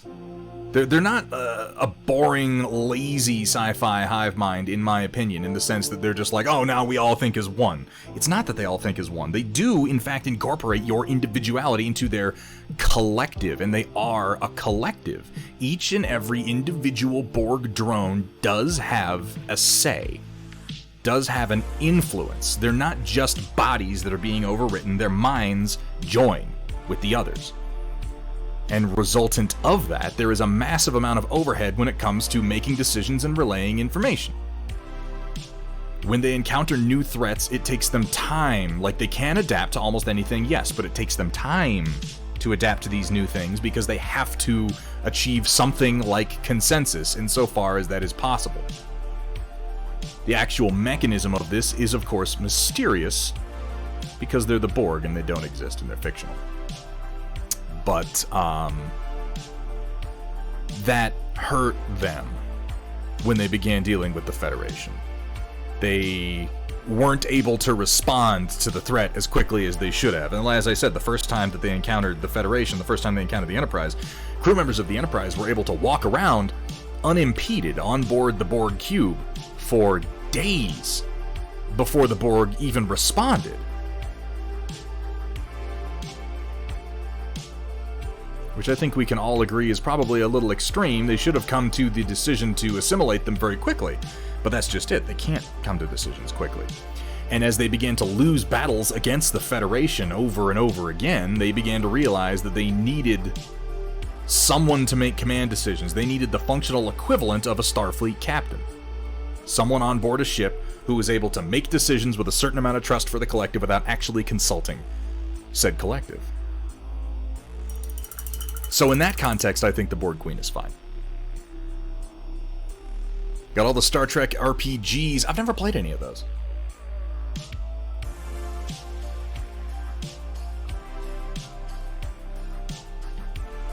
It's not like the Enterprise began particularly behaving like a threat to them. The Enterprise never behaved like a threat to them. They just decided all at once to assimilate them. But it took them a while to make that decision. It took them long enough that they actually lost the advantage. And I think they realized that once they got as far as Wolf 359 and they started actually losing.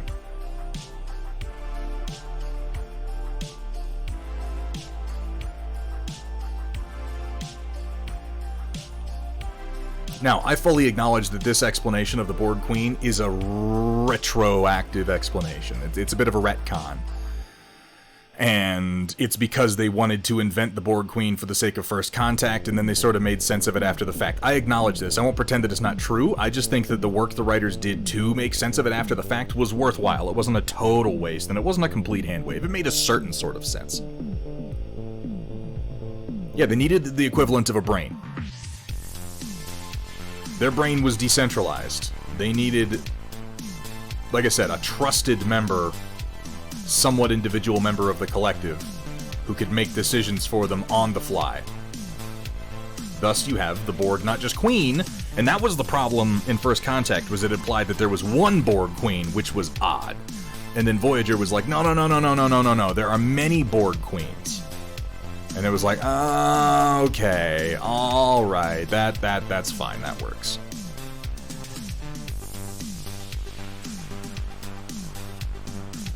Now, don't get me wrong, I will rip on Voyager where it did stupid things, and it did.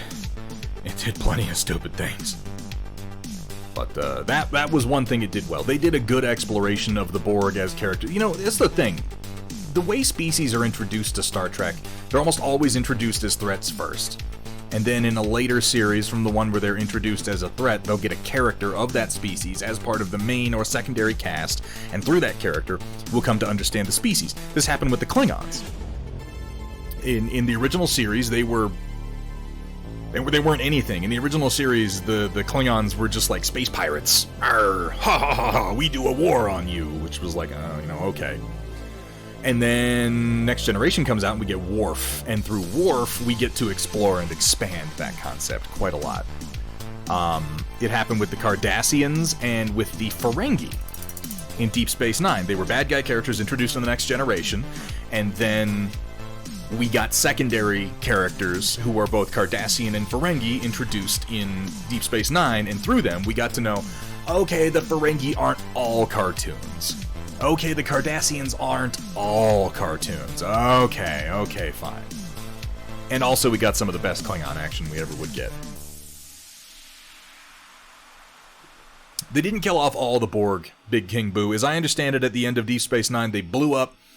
So the Borg had built a massive network around a cluster of black holes that allowed them to travel all throughout the galaxy.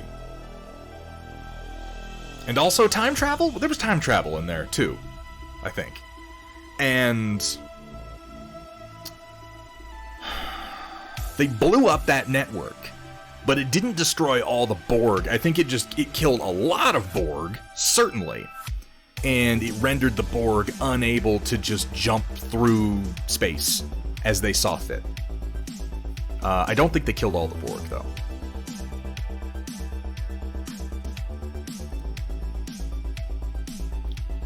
You know, Trotsky, I think Deep Space Nine is the best Star Trek show taken as a whole, as far as the, series-long story arcs go. I think that's absolutely true. Yes, Deep Space Nine is the best in that sense.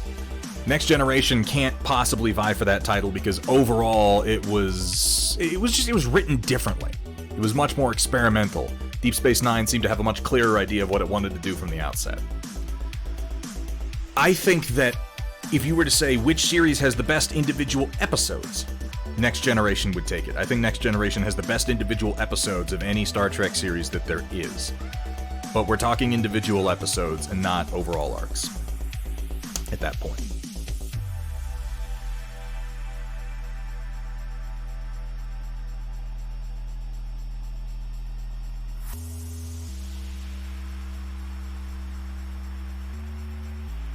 Because, man, there are, like, individual episodes of The Next Generation that have had a significant impact on, like, my whole life. There's nothing like that in Deep Space Nine, but I enjoy watching Deep Space Nine overall. It really did steal a rebel. By the time we got to the end of Deep Space Nine and they did the whole, like, everything about the Pa-Wraiths was like, oh, God. Why are we doing this? I liked Dukat until you made him into a fucking space demon. And now he's just dumb. That was unfortunate.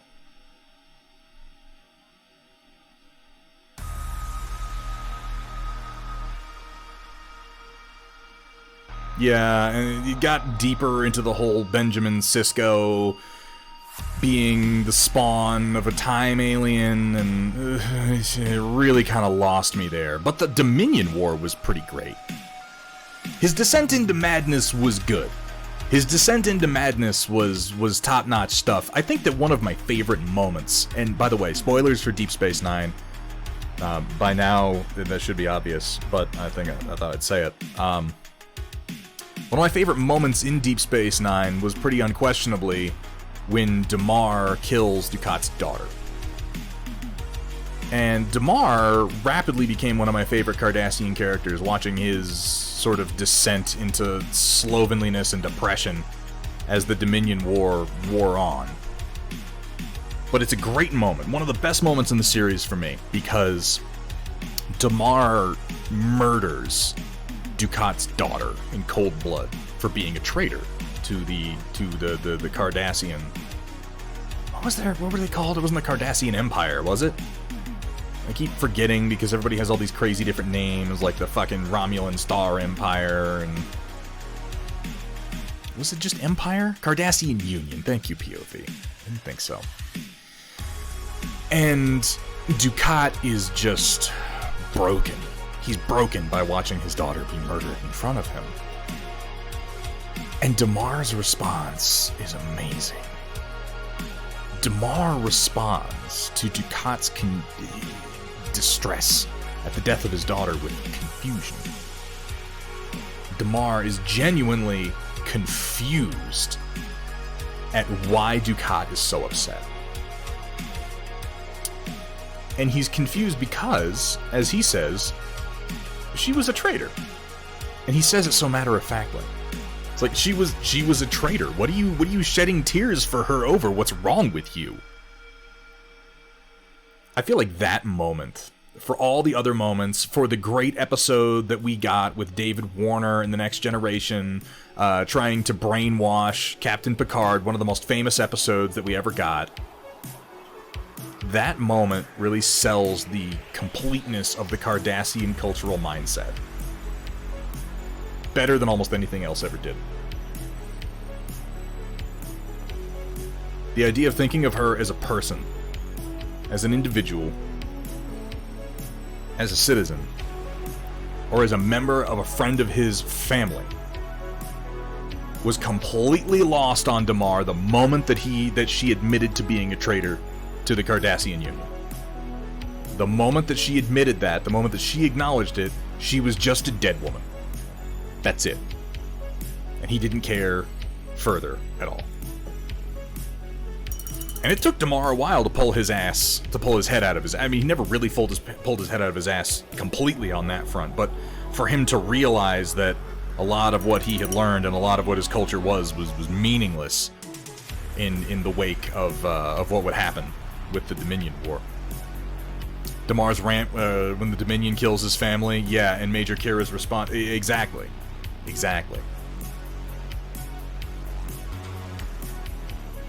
And to be fair, Ducat was always full of shit. He always was.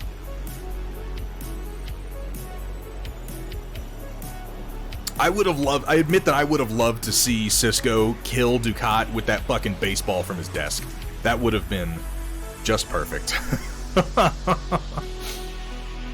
Oh yeah, Babylon 5 is great. I've been meaning to rewatch Babylon 5. Mara Furlan died recently, and they released a remaster on Amazon, and I've been meaning to dig into that. I love Babylon 5. That's a great show. I feel like Babylon 5 also kind of falls apart towards the end a little bit, but I don't know if it...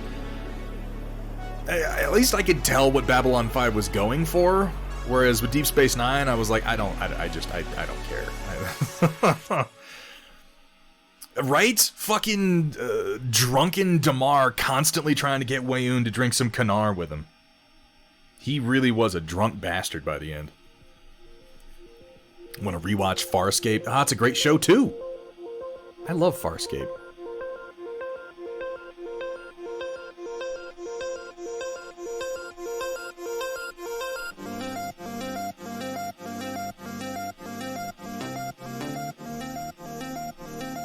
Firefly.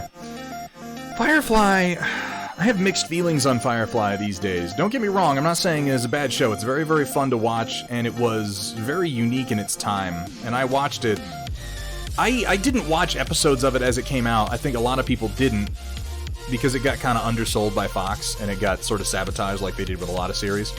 One of the first episodes I saw was the last episode that they aired, and it wound up being one of my favorites, which is the one with the bounty hunter.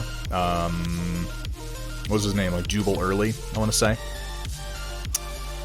And admittedly, yes, the last 2 seasons of Farscape got a little lost up their own ass, though I did enjoy the 2 John Crichtons. I thought that was a lot of fun. But, yeah, exactly, Datron Voltaire. But the impression that I got from Babylon 5 was that it fell apart because it got the rug pulled out from under it, whereas I feel like Deep Space Nine was just like, what do we do now? Matt Yee, thank you so much for saying so. Man, can we get a shout out, by the way, from Matt Yee? Another fantastic streamer, somebody you should be following if you enjoy watching the painting of at least some robots. He's working on some pretty badass Imperial Knights right now. At least last I saw. How you doing, Matt?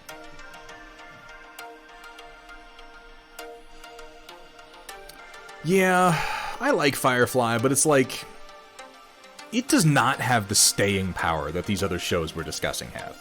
It just doesn't. Firefly worked a lot of why Firefly worked was because of the cast. And exactly that, Sumitha, because it didn't last long enough to overstay its welcome. It almost did. It almost did. And I will say that it almost did because Serenity was not a good movie. And I feel like I probably just lost 10 followers right there as soon as I said that.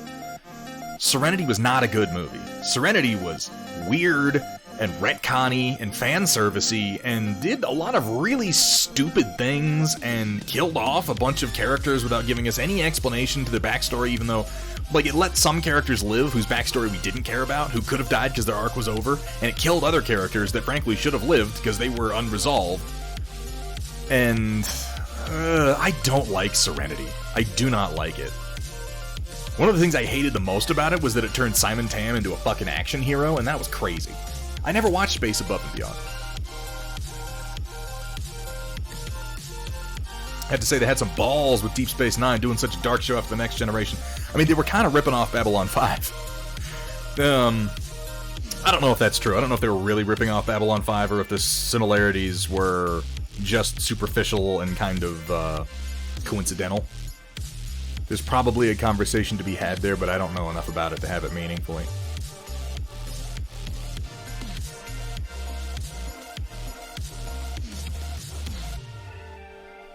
There were definitely similarities, though. Oh, Sheza, by the way, I saw your question. Sorry, I didn't mean to ignore you. Gwen's doing well. Her eye is getting better. We're applying medicine and giving her anti-inflammatory. She's going back in on Wednesday to get looked at again. But yeah, she's doing better. Thank you for asking. Old Gweenie. She gets excited sometimes, and she runs into the brush trying to get rabbits. And she whacks her eye into stuff. We've all been there. Cockpit glass color. What do you think, guys? I'm going to be highlighting these up with kind of a blue-gray. These blue areas I've just done. White Wolf, we're not doing hot pink on a largely hot pink mech. Teal/cyan. That's a good choice, We're the Gamers. Like a jade. Ooh. Yeah, you know what? I got a color. Pro Acryl's Jade, I think, is a good base. I think I can go a little bit deeper than that. Maybe scale 75. Arfin Jade? Yeah.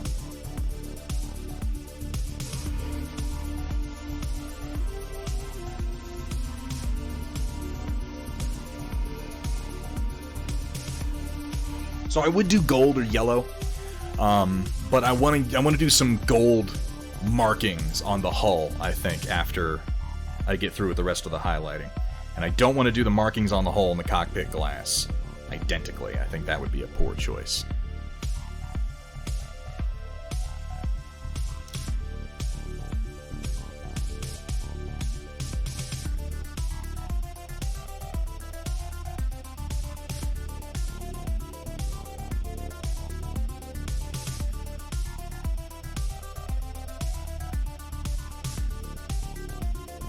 I'm mixing my jade with a little bit of coal black because it's already a very, very deep blue. Give myself a base tone to work up from. Love to see a reboot of Stargate SG-1. Fun to see with up-to-date VFX. That's another one where I feel like they'd have a hard time with it, though, We're the Gamers, because like Firefly, like if you said, I want to reboot Firefly, I'd say, don't fucking do it. Because that show was so dependent on the ensemble cast. Very, very specifically on the actors and actresses who played the roles, who brought as much to them as they did. And if you're not doing it with Nathan Fillion and Gina Torres and Alan Tudyk, please don't do it at all. Please do something else. And I tend to feel the same way about Stargate SG-1. Like, it was very dependent on the ensemble cast that it had, on the actors that were on the show. And if you shift up that formula, I'm gonna lose interest in watching it. Sheza Gaming, thank you for the reminder. I have terrible posture. I tend to slouch. Mage Tales, I'm right there with you. I don't like The Mandalorian. Now, I'm way past the point where I'm like, Mandalorian is the worst thing to happen to Star Wars. Because at this point in my life, I don't care. You know? Like, I have a hard time giving a shit about Star Wars, like, at all. It's, the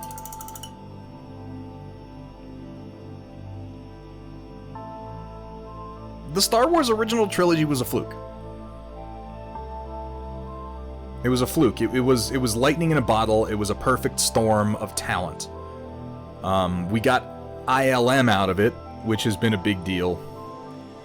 And it was, a good way to segue into that is because we have, it was this amazing combination of the actors involved, of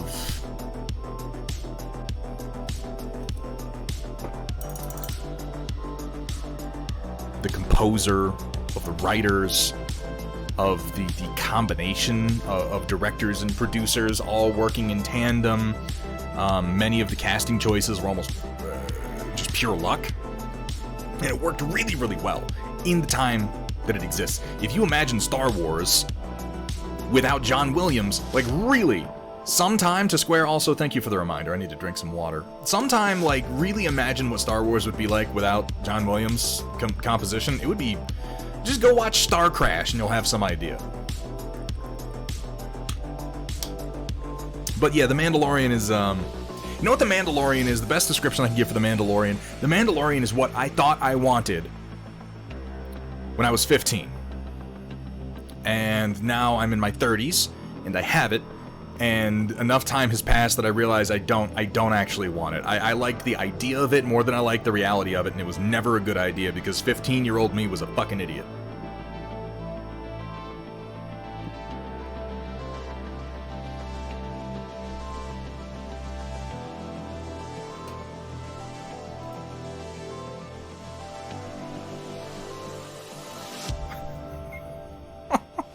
Riot Sister. I was maybe a little heavy-handed. Fucking high life. Yeah, the music absolutely makes those. Absolutely makes those.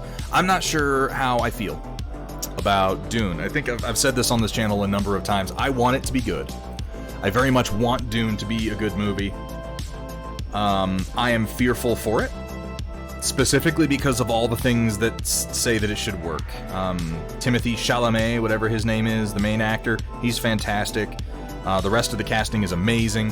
When I look at stuff for Dune, it's always like, here comes Dune, starring the entirety of Hollywood simultaneously, and I'm like, is that a good idea? Or is that, like, way too much of a good thing? Because when you start to say things like, and it stars everybody who has been even remotely popular for the last 5 years, I realize how much money has to be involved in this. And that much money's dangerous. And I know that it just seems like the most stereotypically edgelordy thing to say, like, money ruins art, you guys, but, and I've given this explanation before on stream, and I believe it very firmly, that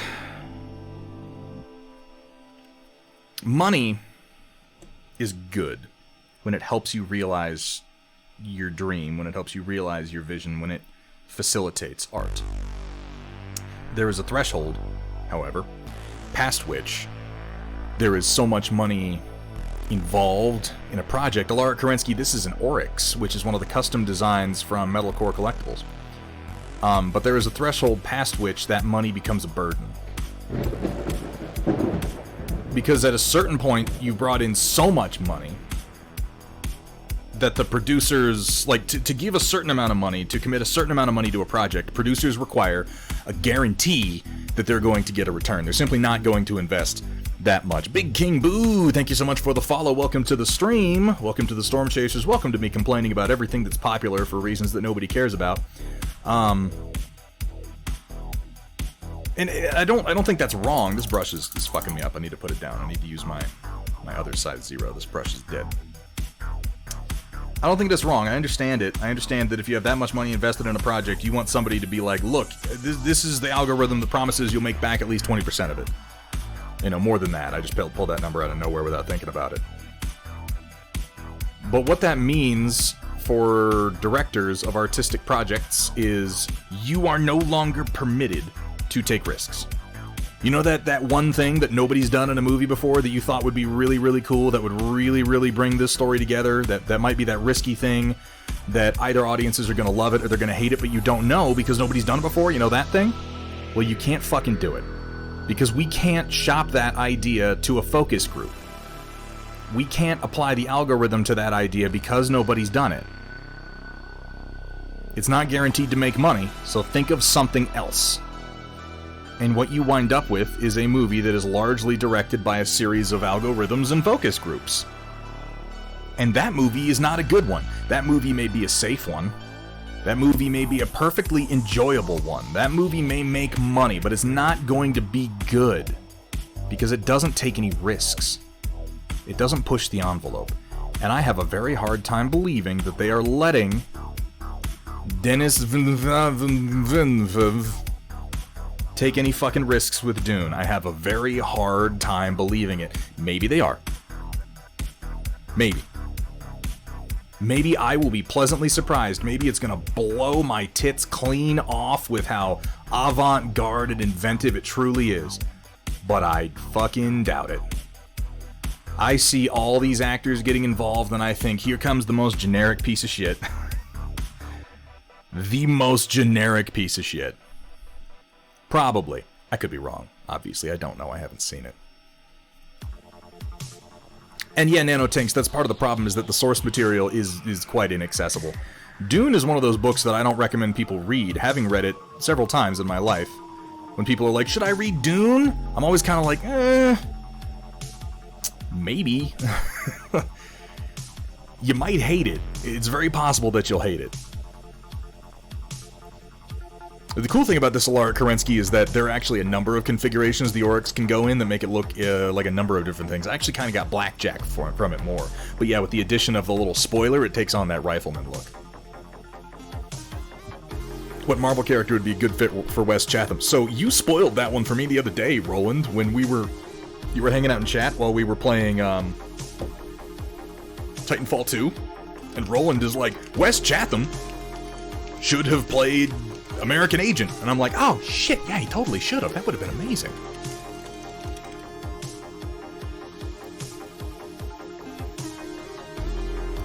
I also agree that only Dune is good. I know there are some people who are fans of Children of Dune. I am not. I think Children of Dune was boring and pretentious, and it only goes downhill from there. By the time you get to Chapter House, I'm like, what in Christ's name am I even reading anymore? It's like getting to watch a man actually go, like if you were to take a human being during his descent into senility and be like, hey, write the whole time, and then analyze his writing as his mind slowly leaves him, you would have every Dune book after Dune. That's what that is. That's what happened. Is Frank Herbert slowly went senile as he continued to write. And people gave him money for it, so, you know, okay, whatever.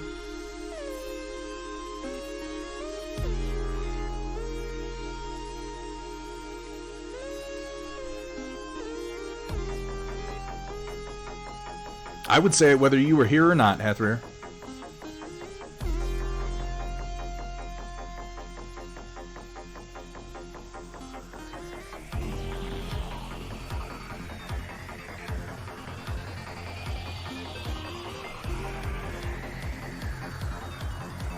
Odds are if you don't like The Lord of the Rings, you wouldn't like Dune. Yeah, it's very true.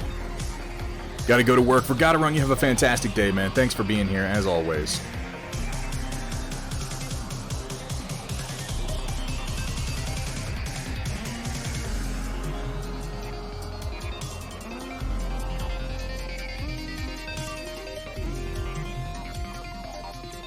I did not like anything after Dune.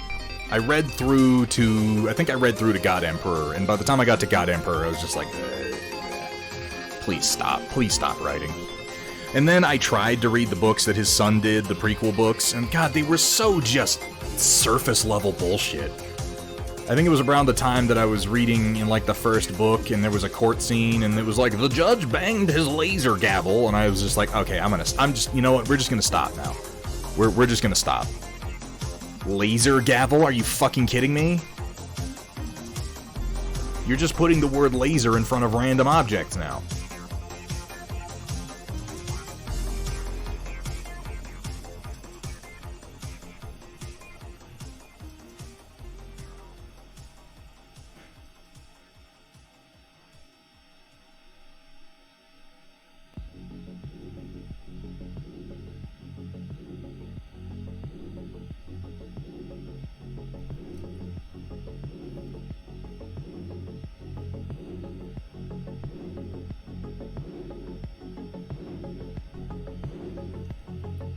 So ultimately, I don't know what to expect from the upcoming Dune film, but I have very, very low expectations.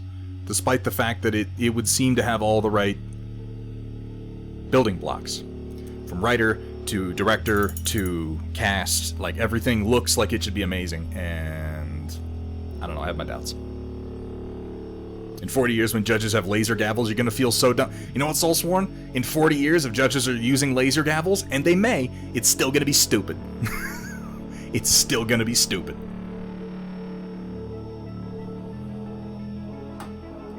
Even if it's real, that won't make it not dumb. And you know I'm right. Once you get out of Lord of the Rings and The Hobbit and into, like, the appendices and the Silmarillion Mage Tales, it's mostly poetry at that point. And I think it doesn't make any sense, or rather, it makes less sense, because those were... Once you get out of Lord of the Rings and The Hobbit, what you're reading are more like... George R.R. Martin. Ooh, what a comparison. Are more like Tolkien's personal notes that might have become stories at some point. And I don't think you can really judge those. Because that was all subject to change.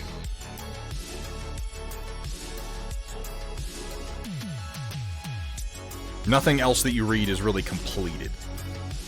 So it's unfair to say that it's really indicative of what the product might have been had it been released. Like, the appendices only really exist to further the story of The Lord of the Rings.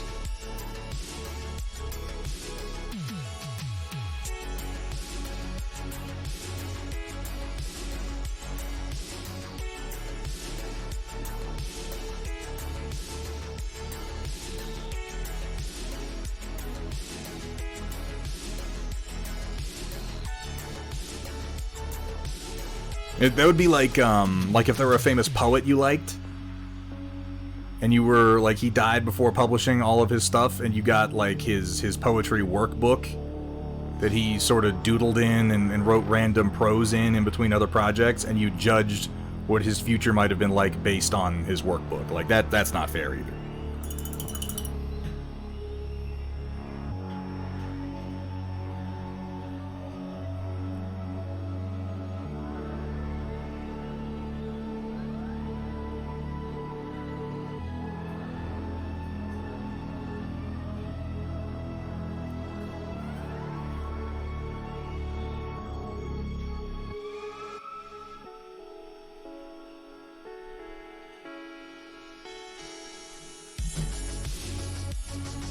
Gonna have to take off, Steela! Always a pleasure to have you here, Steela. Always great to see you in chat. I hope you have a fantastic night. Could we get one more pretty please quick shout out for Steela Rebel, a fantastic paint streamer.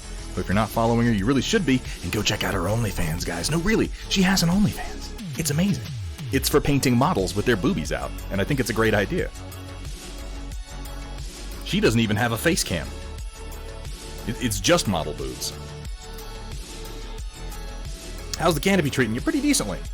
Pretty decently. The side windows are pretty teeny, but not as bad as some that I have done.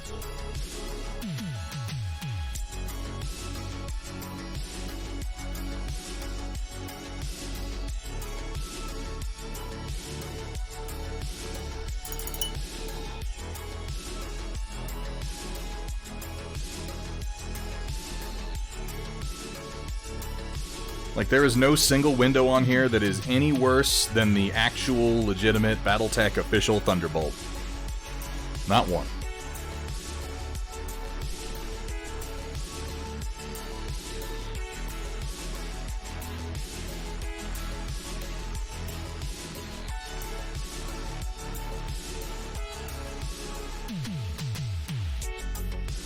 Yeah, the Thunderbolt's cockpit is a nightmare. They've been course correcting from that for their later designs, but that one was like a how did you ever think this was a good idea kind of flub.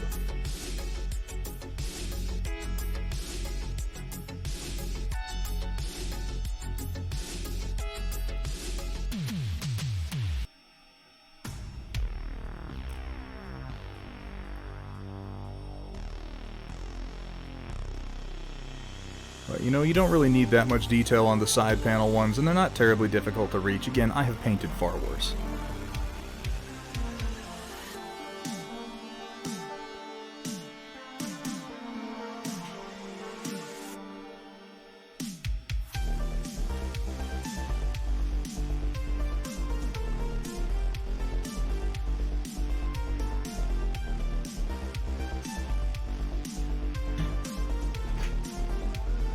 Oh, I'm doing just fine, but thank you.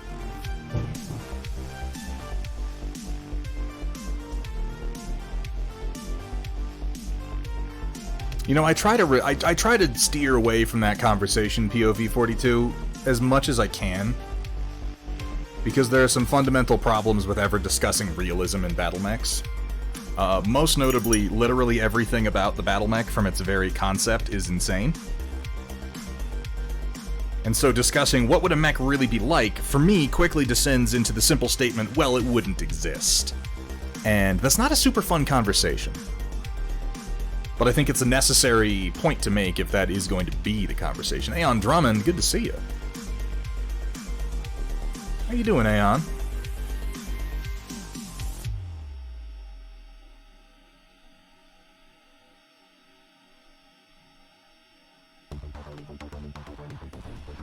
Because, yeah, the battle mech itself, as a concept, is fun, but it is complete nonsense. You have to make the battle mech work, you have to capture what I believe Stephen Colbert called a certain truthiness. A certain plausibility that makes you look at it and go, okay.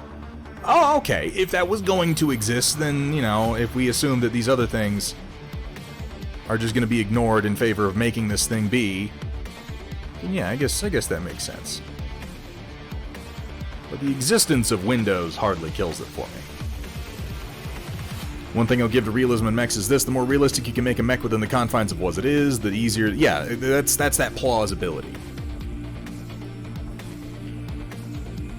But if you remove the cockpit from a mech, if you take away the cockpit glass and you say to me, well, the pilot's looking out some cameras, I confess you remove a certain amount of the personal touch from the existence of the battle mech that thematically ruins it for me. But that's a personal issue.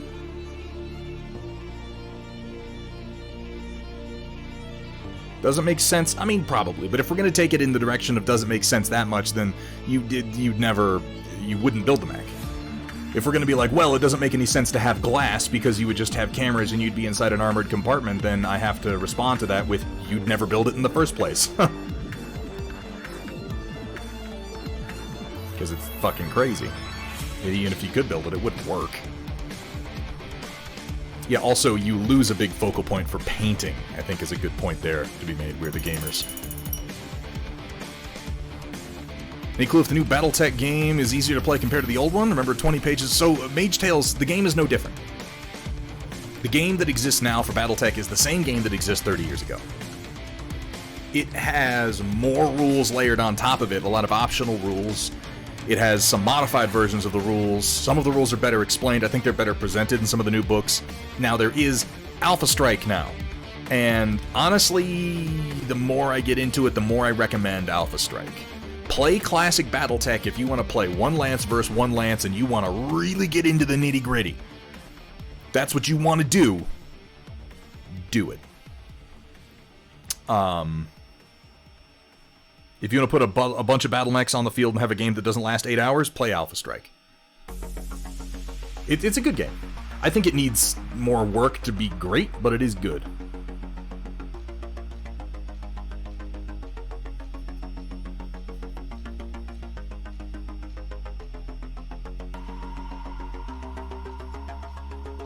Oh, looks like Captain Madlove just dropped me a host. Thank you so much for that, Captain Madlove.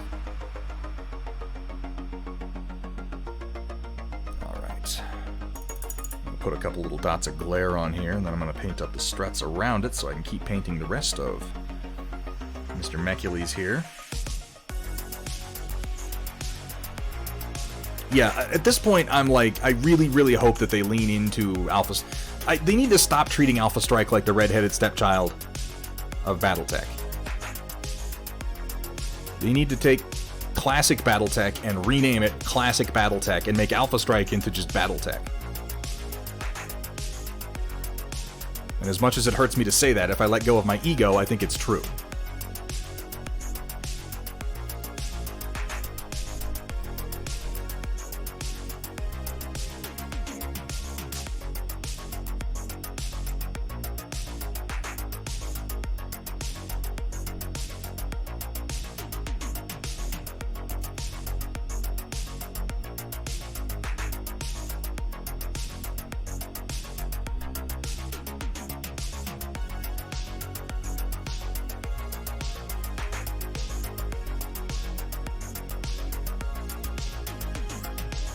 There's your cockpit glass. What do you think? I'm gonna do a warm color around it to help it pop out some more. But I think that is the right color.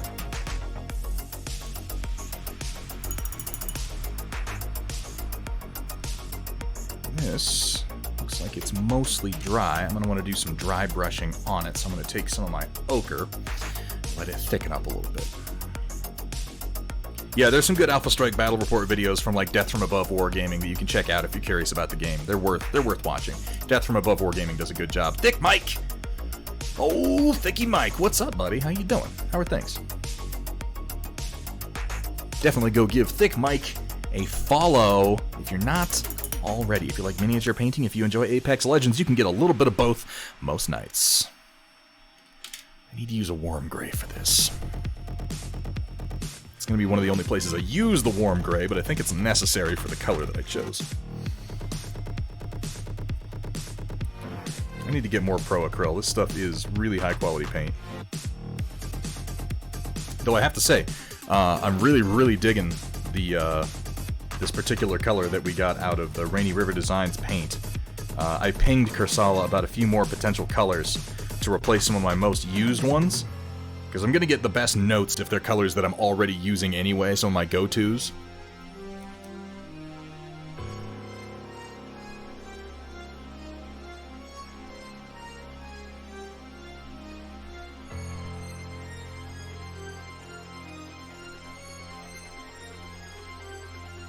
I'm glad you like it, Data Nerd.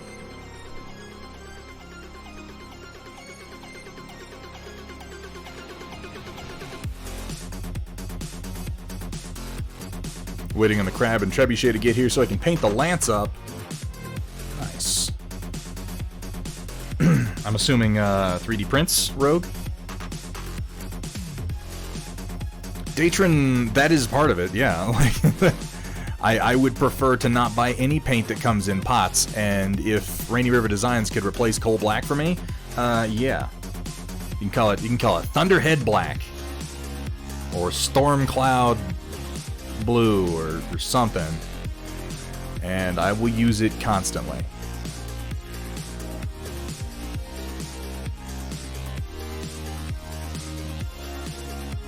and you think is similar to Ghost Gray, I'd love to take a look at it. Hey, WJ, good to see you. How do you feel about the Pacific Rim anime? Thick Mike, I'm a little divided on the Pacific Rim anime. I enjoyed watching it. I got through it. It's only 7 episodes long. It's not hard to watch. I think that the most meaningless compliment I can give it is also the easiest, and that's it's better than Pacific Rim 2, but that's, you know, yeah. I also was outside the other day barefoot, and I stepped right onto a goat head, and it stabbed a 1/4 inch into the pad of my heel, and that was better than Pacific Rim 2. So, maybe that's not a great compliment. Do I ever use Dr. P.H. Martin's white acrylic ink? I do to square. I've used that through my airbrush a number of times. Those Dr. P.H. Martin Spectralite inks airbrush very, very well.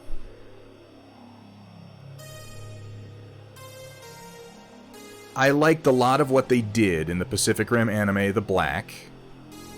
There were a few things toward the end that they did that I did not like so much. Specifically, the grand revelation at the end of it's not even a revelation, it's just a teaser for Season 2 that they drop at the end of Season 1 was pretty dumb. And a lot of what they did with the kaiju leave me very, very unclear on certain things that I don't feel I should be unclear on. Like, it calls into question the motives and the methods of the Otherverse creators of the kaiju, and I'm like, why are we doing this? But as far as just being fun to watch and not terrible, yeah, I liked it.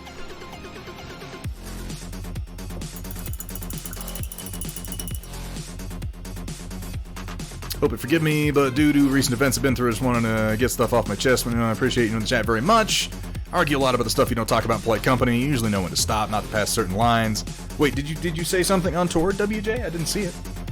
I'm sorry, chat's moving kind of fast tonight. That's no problem, man. Really. Like, yeah, everybody seems to have a pretty good handle on where to draw the line, and we've had to rebuke people a couple of times for kind of crossing over it, but it's never really been a big deal. Alright. Well, I want to start doing some highlighting on my blues.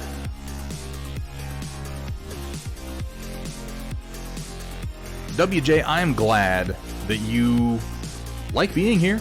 You've been a part of this community for so long. I'm sorry to hear that you've had problems recently.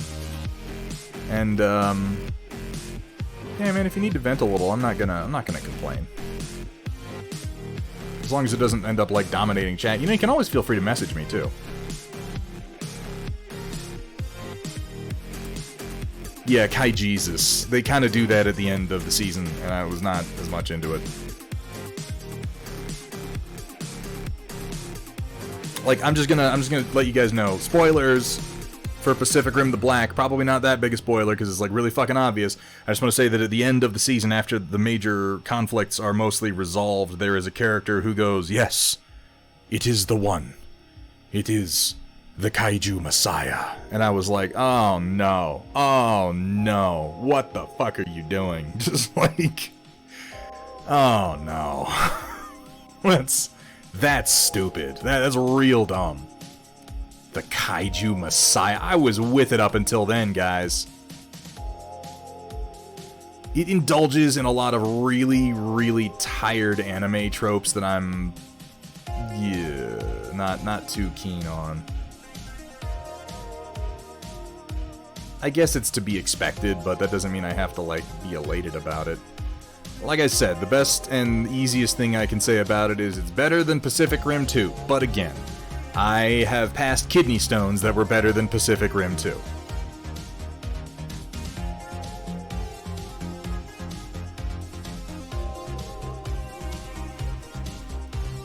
No problem, WJ.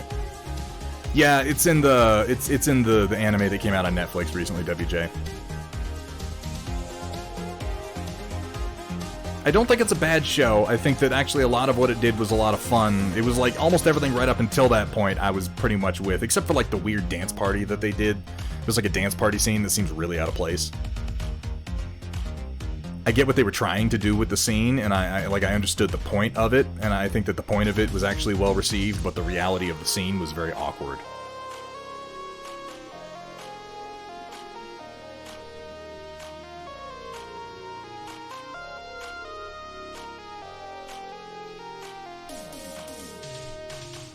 Lots of the other parts were great, though. I think it's worth watching. See, and we have to evaluate things through the lens of what the world is like today, too. Because if it was like, oh, you could go see this in theaters, should I go see it in theaters? I'd probably say, no, don't like, pay money or go out of your way to see it. But it's like, it's on Netflix, and you probably already have a Netflix subscription, so it's like, you know, is it worth the couple of hours it'll take to watch it? I mean, yeah, probably. Since you're not going to be spending anything extra to see it, no big deal.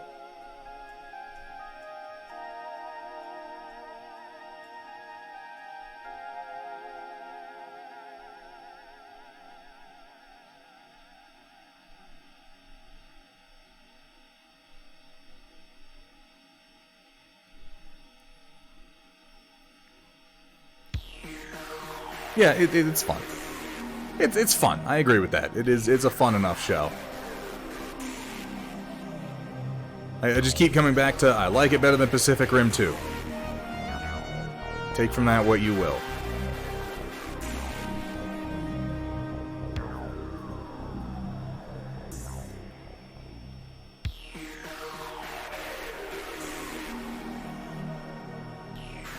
And CWJ, I think that's something that needs to be taken into account when you're discussing Pacific Rim is it the most mind-blowing thing anybody has ever made? I mean, no, but it wasn't supposed to be. You have to consider what it was that the movie was trying to be. The movie is everything that it was trying to be, which was like a hopeful love letter to a childhood spent watching Ultraman and Power Rangers.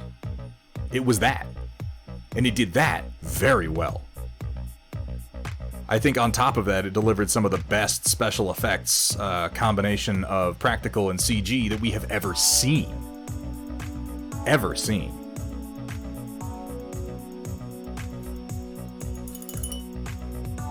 Ooh, that's rough. That's rough, Mage Tales. You're gonna get a fight out of me, you keep talking like that.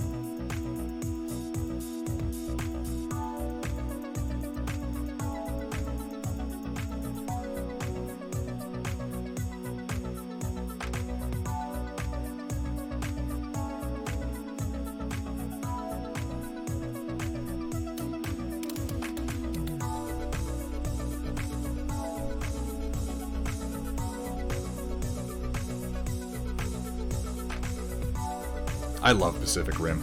The first movie, I really, really love that movie. I think it's smarter than people give it credit for. I think that it's loud, and it's action-packed, and as a result, I think people write it off before they've really given it a chance. They go, oh, this is like a billion other movies that look and sound like this that I've seen, and it's just loud and it's just dumb. But to be dumb, it would have to not know that the things it were doing were silly. On the other hand, I propose that many of the silly things it does because they're silly, it knows they're silly, and it does them with total self-awareness in the most loving way it possibly can. It accomplishes its explicit goals almost perfectly. And there's something to be said for setting out to do a thing and doing exactly what you set out to do. It's not trying to change your mind about anything. It's not trying to get you to question the nature of mankind. It's not trying to trick you. I think that a lot of audiences are confused by that too, because we've had this spate of Hollywood directors who seem to think that being a good director means tricking the audience. Gotta have that twist. Gotta fool everybody into thinking one thing. Get them guessing. Because if they're fooled, then they won't, think long enough to realize that you don't know how to fucking write. And if you deliver tropes, if you deliver cliches, if you deliver archetypes simply and well, it's like, oh, you're a dum-dum because all you did was tell a good story, you dum-dum. Which is like... what? Like, is that the worst thing you can say about Guillermo del Toro? Is, that dumbass, all he did was tell a straightforward story about hope. And he didn't trick me. Like, I don't know, that doesn't strike me as a real critique.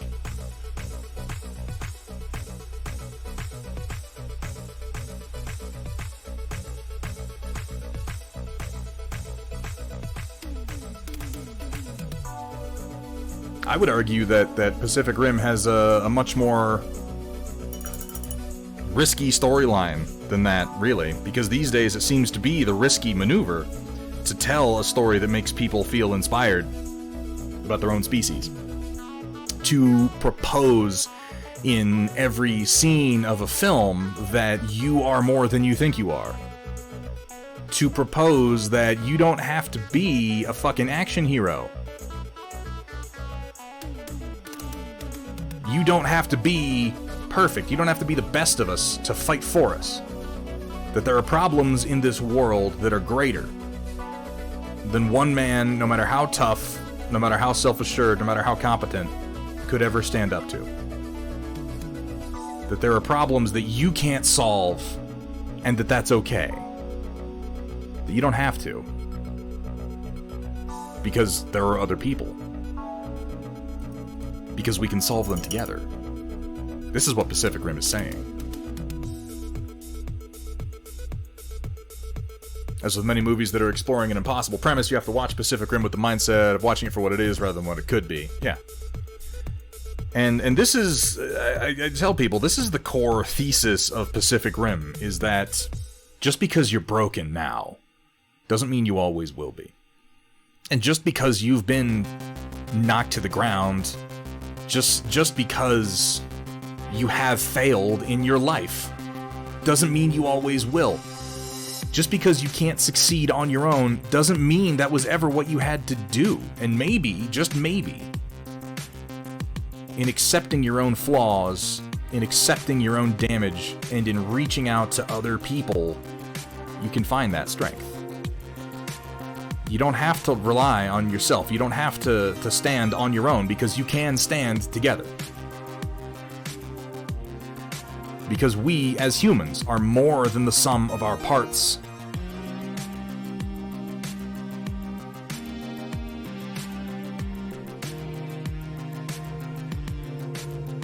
And I really feel like that very simple premise was lost on a lot of people when that movie came out, and that was disappointing to me.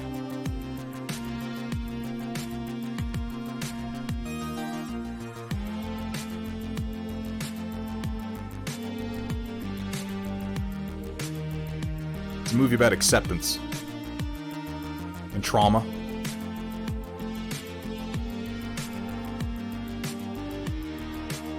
It's a movie about ego. It's a movie about hope.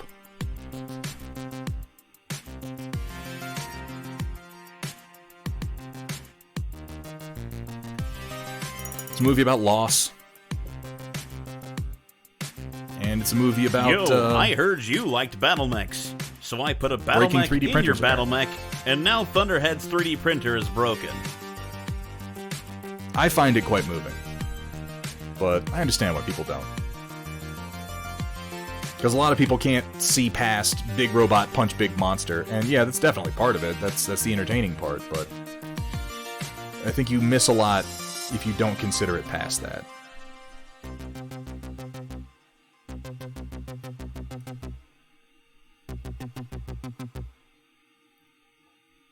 I mean, yeah, you do nanotanks. You're not wrong. The print is in fact done. I'm gonna have to wait for that to separate.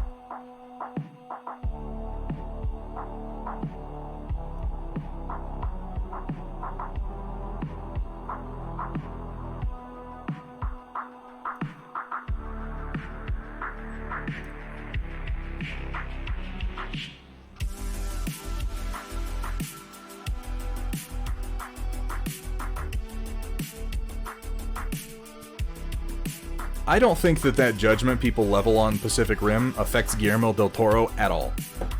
I don't think he gives a shit. I don't think he cares even a little bit, because he got to make what he wanted to make, and that is he is a man of passion.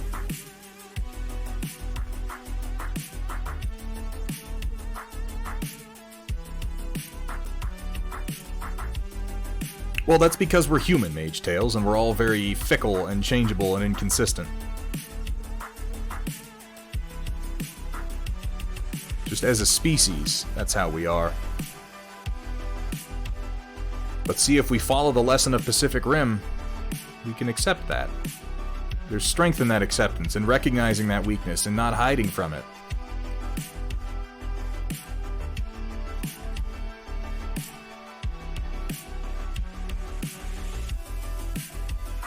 In admitting to who we really are, and in owning that weakness in ourselves.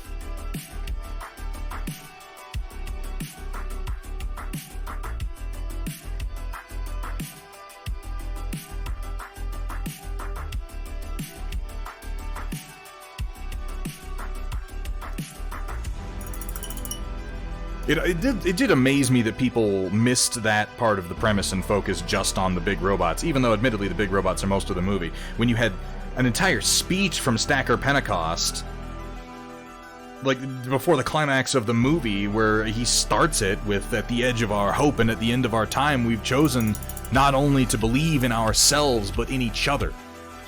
Like, how do you miss it? One thing I also love about Pacific Rim is how quickly and how consistently they show the Jaegers and Kaiju. Like they made them and couldn't wait to share them. That's exactly it. Metal Core Collectibles it is this meaningful story about humanity, but it's also a love letter to the giant robots and what they represent. And that symbol is there throughout. From the moment that... I think that the moment in the beginning when Gypsy Danger confronts Knifehead is... Maybe I see meaning where there is none. Maybe I do. Maybe I'm reading too much into it. I will accept that possibility. I don't think that I am, because Guillermo del Toro is not that sort of director who does things just to do them. He thinks about what these things mean. And he doesn't have Gypsy Danger sneak up on the monster or anything like that. The first confrontation he has in that movie is Knifehead making itself known and confronting people, and humanity, responds with a massive humanoid, and the human shape to the Jaegers is important, because the Jaegers are us. The Jaegers are as Raleigh says in the beginning of the movie. He says, there are some things you can't fight. You see a hurricane coming, you've got to get out of the way, but when you're in a Jaeger, you can fight the hurricane and you can win. And the Jaeger, Gypsy Danger, represents countless man-hours. And this is something that they're careful to show, that is honestly missed somewhat in the new cartoon and is absolutely missed in the second movie. Even the shot of Raleigh and Yancey in the beginning putting their suits on is important, because it shows that it's not just like there's a Jaeger and there's the pilots get in the Jaeger and they go fight. No. Even the act of getting them ready to fight in a Jaeger is a multi-person operation. There are teams of people standing by to help them put on their drive suits, to get the Jaeger fired up, to load them into the con pod, to check all their connections. Everybody is fighting that kaiju in their own way. Everybody is putting in their bit to get Gypsy ready. And when Gypsy comes out of the hangar, there are helicopters hanging out nearby monitoring. There are people back in the control room checking everything and keeping an eye on where Gypsy is and what Gypsy is doing. And when Gypsy confronts Knifehead, she doesn't sneak up on him, she doesn't get in an attack out of nowhere, because that's not what it's about. This is a problem. Knifehead is a problem. Knifehead is the hurricane. Knifehead is the storm. Knifehead is the nuclear weapon. Knifehead is the ecological collapse. Knifehead is the earthquake. It's the act of God coming to wipe us out. And Gypsy is humanity standing up in front of it, flexing back, erecting its head, rolling its shoulders back, blaring a foghorn in challenge, saying, "Here I am. Let's do it." Because we can. Because it's a problem that seems impossible to solve, but it's not when we're all working together. And like I said, I see these things when Guillermo does them, and maybe it's just my wishful thinking, but I think they're important.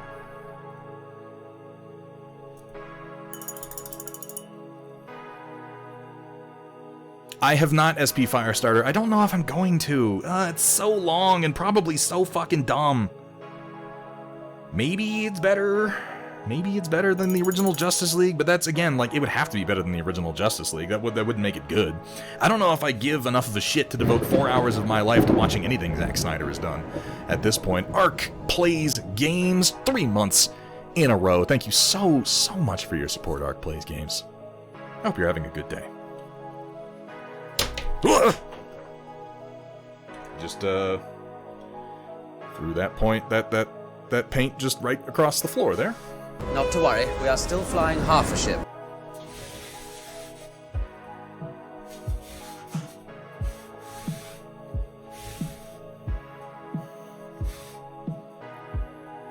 Oh, they do, Roland. Oh, they absolutely do. Yeah, no, they're like... right on their face, kind of stereotypical. I think that the Chinese one demonstrating a sense of collectivism and communism is by no means an accident. Whereas the Russian one is kind of old, battle-tested, out of date, but brutal. I don't think it necessarily explores their nationalities in any depth. It's kind of also all on the surface, but I do think it's interesting.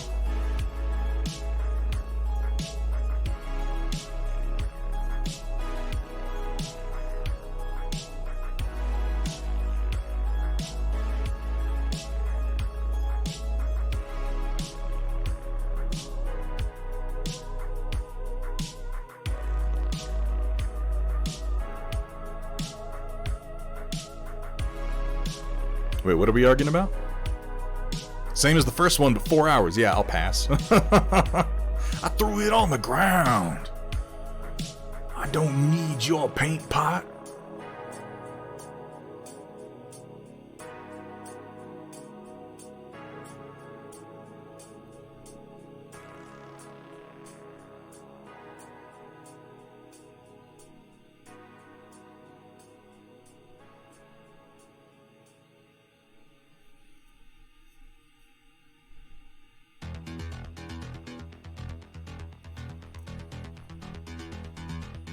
Remake that video from miniatures. That would be a solid meme. I dropped it on the ground. And it disappeared immediately into a fourth dimensional pocket space from which it will never be retrieved. Like so many bits. Like so many bits.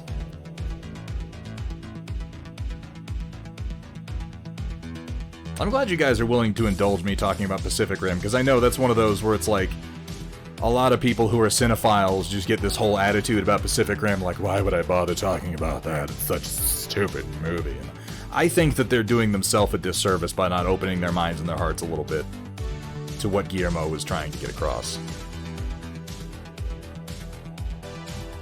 Guillermo's not a stupid man. He's a deep-feeling, artistic man.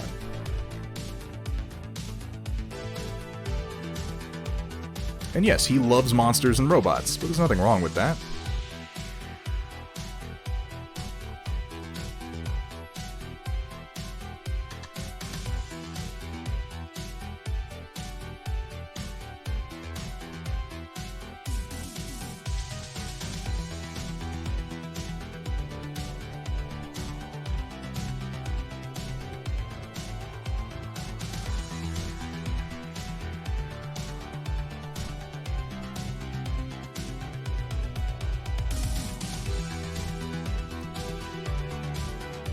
Yeah, and I think that's the other strength of it, Sumitha, is like, if you don't really want to think about any of the deeper philosophical concepts, which aren't really that deep, but again, you don't have to be good. I mean, for the love of God, Star Wars, the original trilogy, is now regarded in this world as like one of the greatest film trilogies ever made. Do you have any idea how fucking simple Star Wars is as a story? It's like, hey guys, the fascists are bad and the rebels are good. Like, that's it. That's the whole thing. Doesn't make it bad. It's a quality exploration of some very simple ideas. Like I said, though, we had this spate in Hollywood where directors were trying to trick audiences, and I feel like that broke people's brains. Like, people would get this opinion where it's like, if I can guess what the director's trying to do, I have somehow outsmarted the director and they have failed. This is like a battle between us, and that's not what movies are meant to be.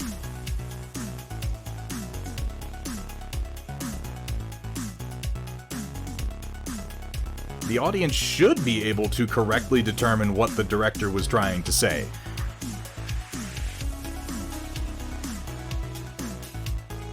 Just because Christopher Nolan wants to confuse you doesn't mean that's quality direction.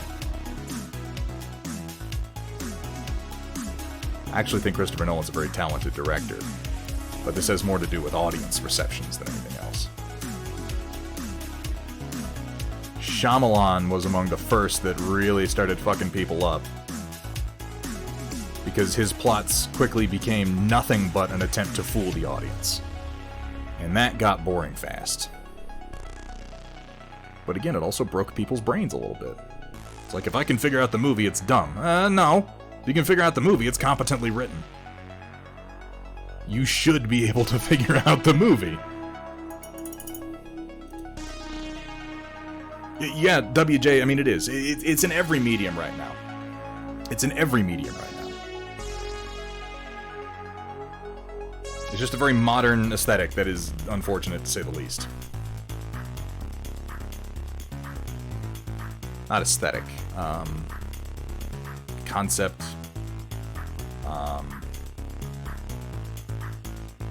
It's what's in vogue, certainly.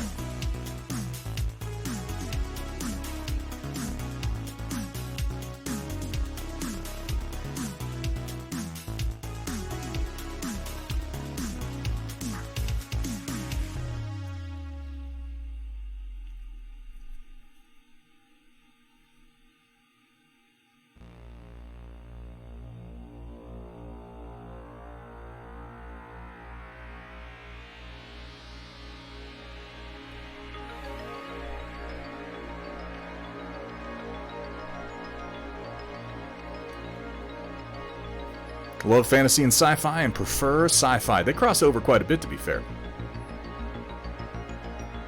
Yeah, if he wants to do a twist, he should try doing a movie that just doesn't have a twist. Everyone would be completely shocked. Avatar: The Last Airbender. Oh, God. No, the twist... Oh, no, there was a twist in that one. Don't you remember it? Trotsky, how could you have forgotten the twist in Avatar: The Last Airbender? Or just Avatar? Come on. You remember the twist. The twist was, Avatar: The Last Airbender was good, and the movie he made about it was shit. That was very twisty. He was like, ooh, you thought you were gonna watch something that had a really good story because it's pre-existing and you already know it. Well, surprise, I can fuck this up. You didn't think I could, but I did.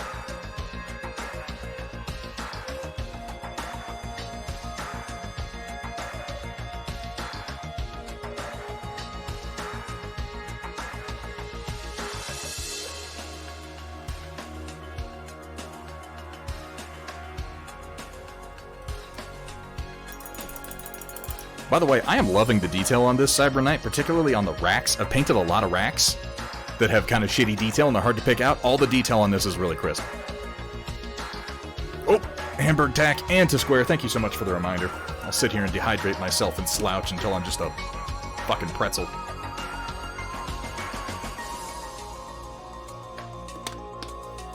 Modern person in another environment has the advantage of being relatable.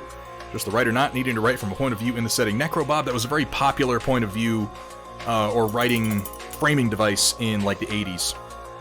I refer you to things like Crocodile Dundee 2 or Masters of the Universe or I mean, even really Highlander in a way.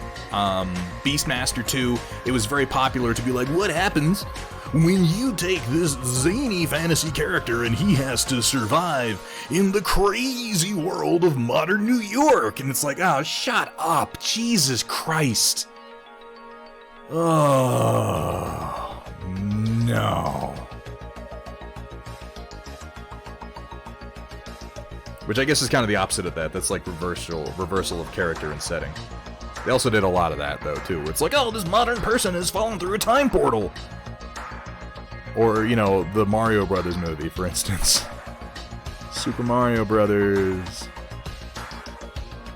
Where one character's name was Mario and the other character's name was Luigi Mario. I give Army of Darkness a pass on that one, Trotsky, because it had other redeeming qualities. And I don't think any of us really identify that much with Ash. If you identify with Ash, you might have some problems. Ash is an aggressive moron. I love the way that they had him unleash the power of the Necronomicon in the new show, Ash vs. the Evil Dead. It was literally just him, like, hitting on some chick in his trailer, trying really, really hard to get laid. And he had the Necronomicon, like, under his bed. And he was trying to impress her by talking about how it was this evil book full of dark spells. And she was like, oh, go ahead and read some of it. I bet you won't. And then he does. And unleashes the power of the Necronomicon. That was... I like that. That was funny. He was just trying to get laid. He's a fucking idiot. Of all the places for the Necronomicon to be, it's under his bed in his shitty little trailer. It wasn't even, like, locked up or hidden.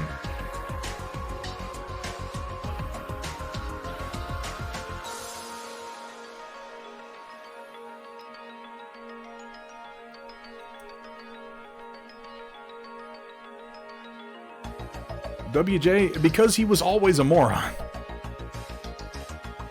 He knew better, and yet he did it anyway, because he wanted... Yeah, that's just pillow talk, baby. Oh my god.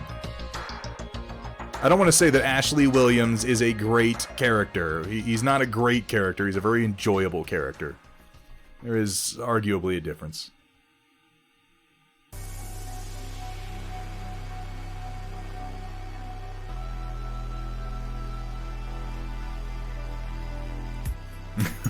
You found me beautiful once, honey. You got real ugly.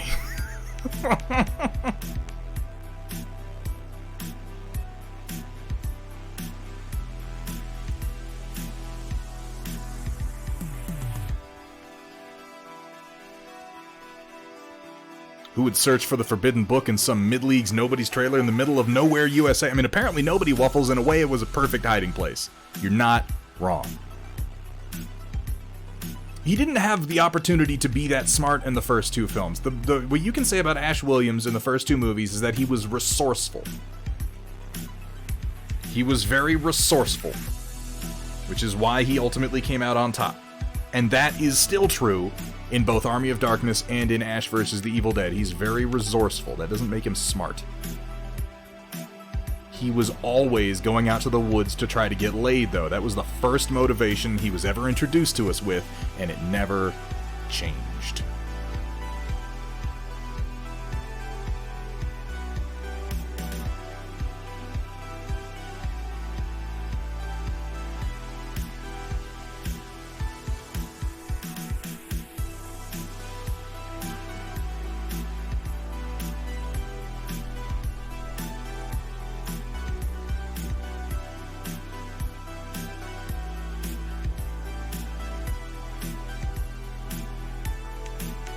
And Ash is not the kind of character I really want to see that much character growth out of anyway. He's a nostalgic character. I really want him to be pretty much the same as he always was, and I think they delivered that pretty well in Ash vs. the Evil Dead. He grew a little bit, but not even that much, because yeah, at the end of the first season, he's like, let the world burn as long as I can have my little paradise, which I'm like, yeah, that seems like Ash. Ultimately, he's going to look at everything that he's been through over the course of his life and go, this is a huge pain in the ass. If you leave me alone, you can do whatever you want. I buy that. Welcome back, Vergadero.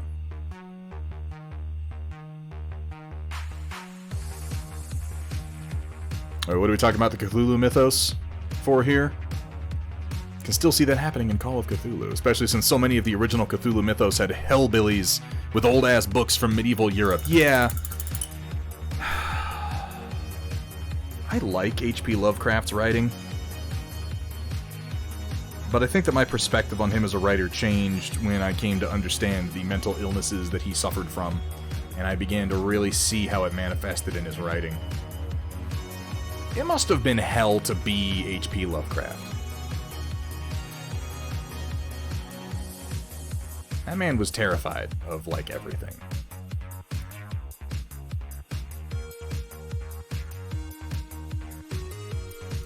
He was not a happy man. Yeah, exactly, POV. He was very...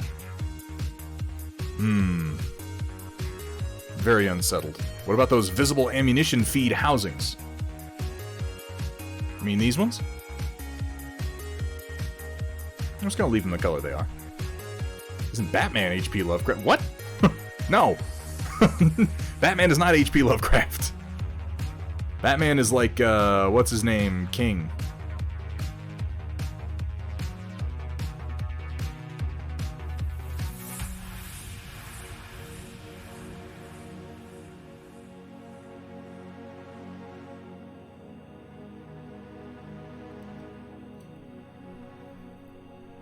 No, the inside of the rack housing.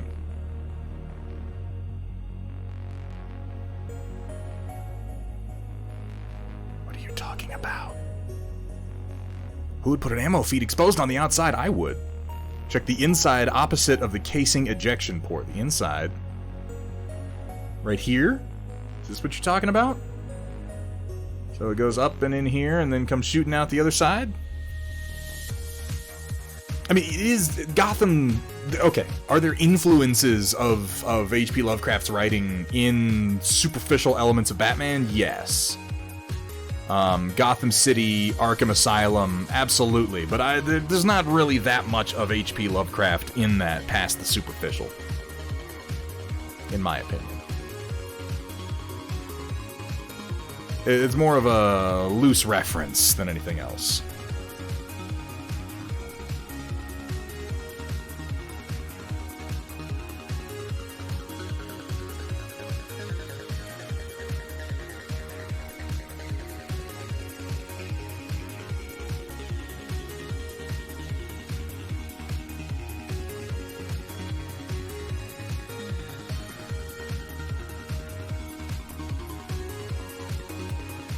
What, you guys had a bet?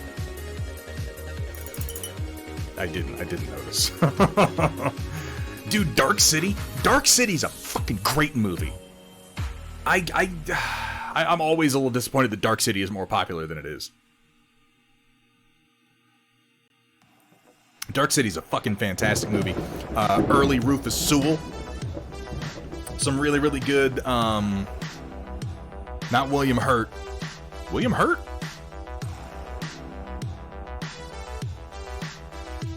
Was that William Hurt? Am I getting the name wrong? I can see his face in my head, but then I think I'm confusing him with another actor, and I feel very stupid. Just like you didn't put money on it. Wombat Combat Prime, thank you so much for the subscription, my friend Wombat Combat. Could we get a shout out for Wombat Combat? Pretty please. We were just talking about H.P. Lovecraft, Wombat. I know you have an interest.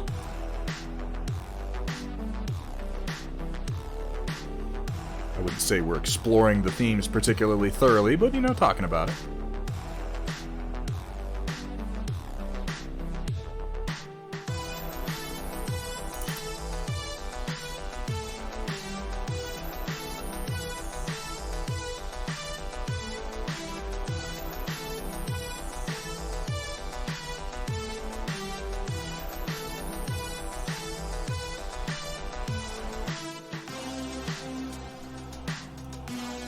Dark City's a great movie. William Hurt, okay. Well, I was thinking of, John Hurt? I don't know why my brain is so broken today.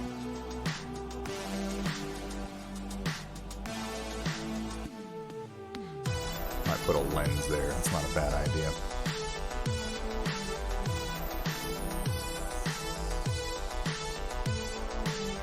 What mech is this? Trotsky, this is an Oryx from Metal Core Collectibles, designed by Sumitha right here in chat, and done by our very own Metal Core Collectibles. It is a multi-part, easily posable battle mech with a whole lot of different variants, who can stand in for a number of other mechs, but also has its own stats. In Operation Lancaster, it's an incredibly well-made kit with a lot of different weapon options. Like, a lot of different weapon options.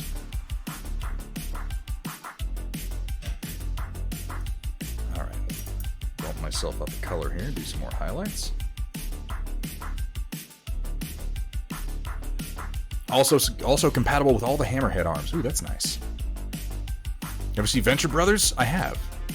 I think I stopped watching Adventure Brothers around the time they did that one Halloween special with all the zombies. That was pretty far into it. I feel like Venture Brothers was funniest when it got started, and then it became very self-referential as time went on, and I lost interest in it.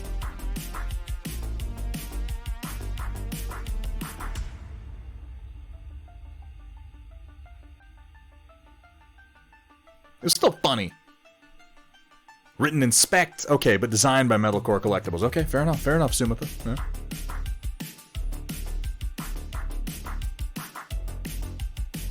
Like, I liked it mostly when it was just riffing on, like, Johnny Quest, you know? And the other Hanna-Barbera cartoons, but then over time it started to reference itself more than anything else, and it lost its glamour for me.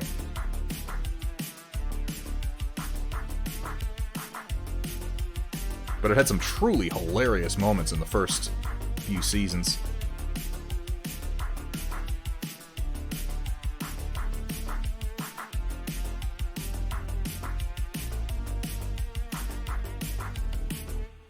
That, and I'm pretty much here for just like any joke featuring the mighty monarch. I am Manotar. You fool! You shall die in my malevolent murder maze.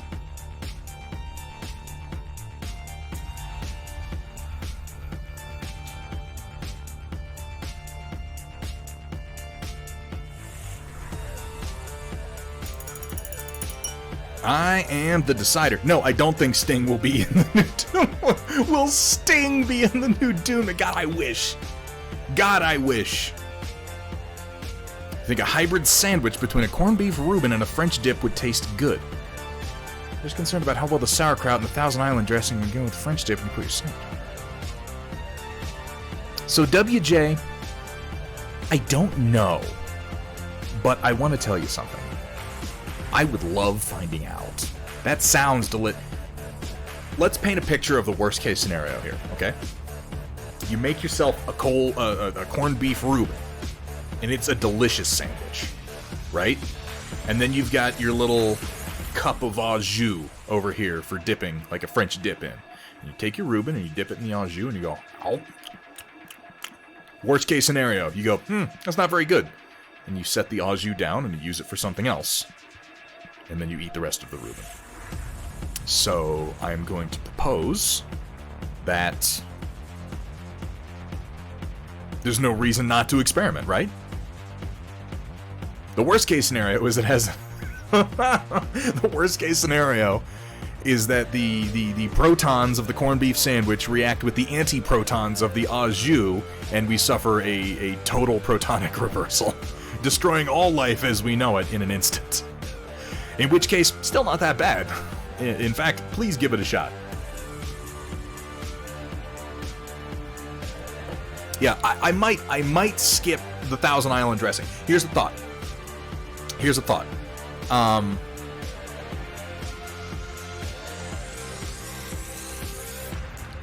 Leave the Thousand Island dressing on the side at first. Just do the sauerkraut and like the melty cheese. And try dipping that in au jus. Maybe try, you know what maybe you try? Take the sandwich without the Thousand Island, dip it a little bit in the Thousand Island, then dip it in the au jus, then try that. And then try it just dipping it in the au jus without the Thousand Island, and that way you can, you can give it a shot. Shh, Riot Sister, we're not dealing with real science here. Horseradish mayo? Isn't that like, what's the word? What's the word they like to use for that? It's a very fancy-sounding word that basically means any mayonnaise-based sauce. I can't remember what it is, but they're always putting it on menus in restaurants and trying to sound all fancy.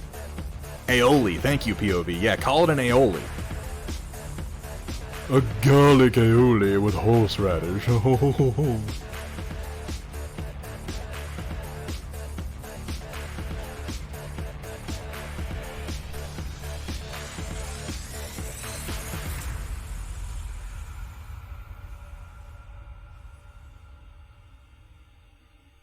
I don't think it's an aioli if you don't huff your own farts while you're making it, though.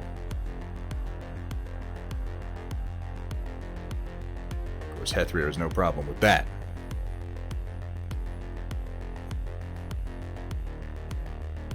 Reuben's taught me to love Thousand Island. Yeah, that's about the only place I like Thousand Island dressing. Past actually being in a Reuben, I'm like, yeah, I'll pass.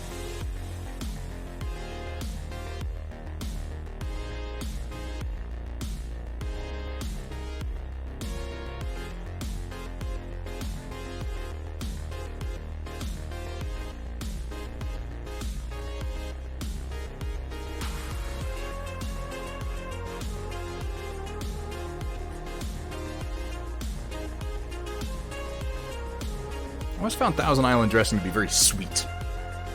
You know? Apparently a technical difference to do with the use of egg versus olive oil from mayo versus aioli. I don't care. I don't. It's like, it's a fucking mayo sauce, it's an aioli, you know, whatever. Hethrir can worry about the differences there when he's in the kitchen huffing said farts.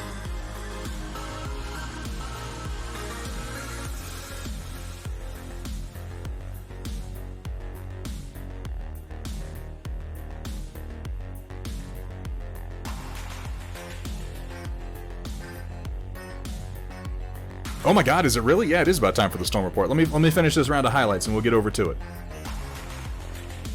I'm close to being done, and there isn't that much left to go on this mech that isn't hand detailing. I think that the dry brushing actually came out pretty well.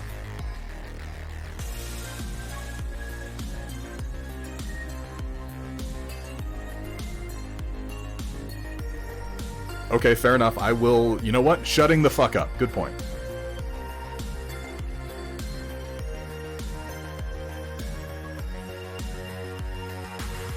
For the record, if Hethra ever offers to cook for you, take him up on the offer. He knows what he's doing.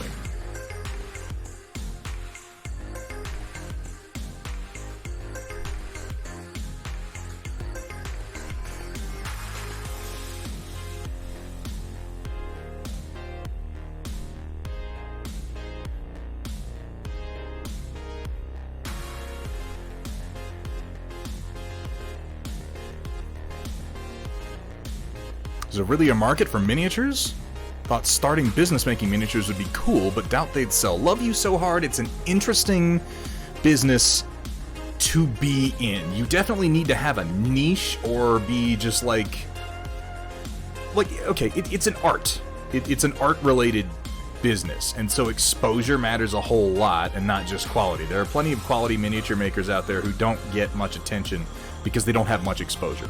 So it can be very, very tricky on that front. It's a difficult business to break into, but it can be done. There are a lot of like artistic conglomerates forming now. A group of 5 to 10 artists will get together and they'll open a Patreon and they'll get, you know, monthly paychecks for producing a certain number of models a month, and that seems to be fairly viable as long as you can produce. It's definitely difficult to say, like, I wouldn't be like, quit your job and start making miniatures. You'd wanna get your feet wet, starting off small and see what kind of a public reception you can get.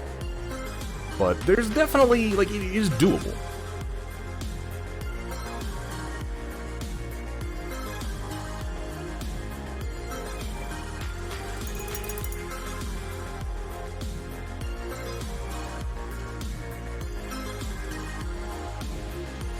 You know, I would have agreed with you, WJ, even a couple of years ago. And yeah, 3D printing, so that's the thing. You kind of want to, these days, if you're going to be getting into making miniatures, you want to lean into 3D printing and not against it. You don't want to align yourself against the 3D printing market, because it is the future of the hobby. I think that there is more of a market for individual miniature makers in the near future, in the sense that if you're just making and distributing models, people are definitely going to be into it. The hobby is surprisingly alive.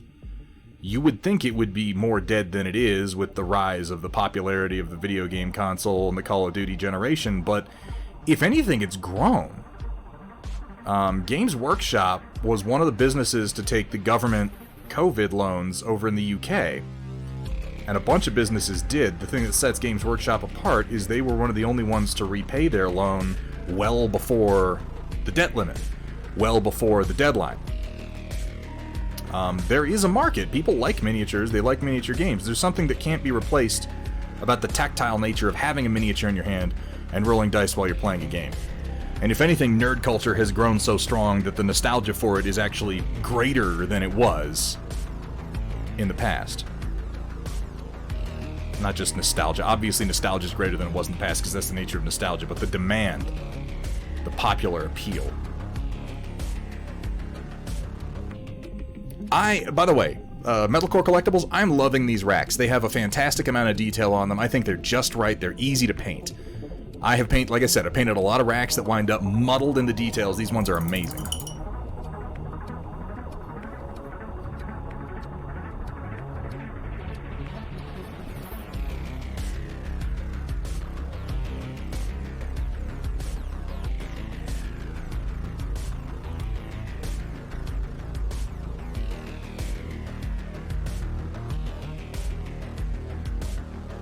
Where we're at right now, Hard, is that the next big step, the next big business, the next big paradigm is unclear. If somebody knew what it was, they'd be doing it and they'd be making money at it right now. But everybody is grappling with new technology and trying to figure out what that next big change is going to be. So if you've got some good ideas, you know, you might have the idea that changes the market the next time. A lot of people are trying a lot of things and none of them seem to have it yet. You know?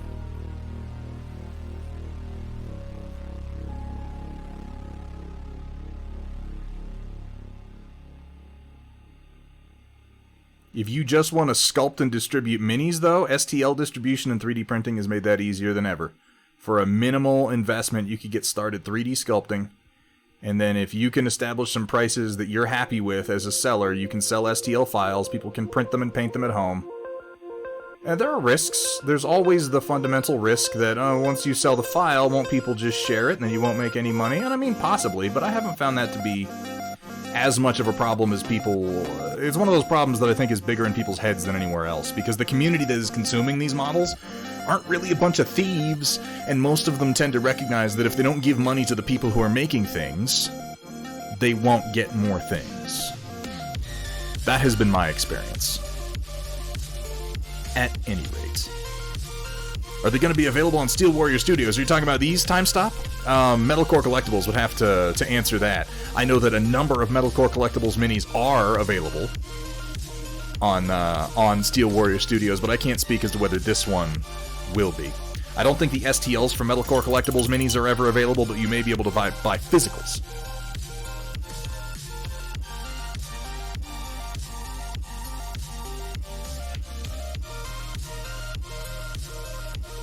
Alright, I'm gonna pack this boy in for the night. Oh, I do want to do one thing that I neglected to do earlier because I am a fool! It'll just take a second.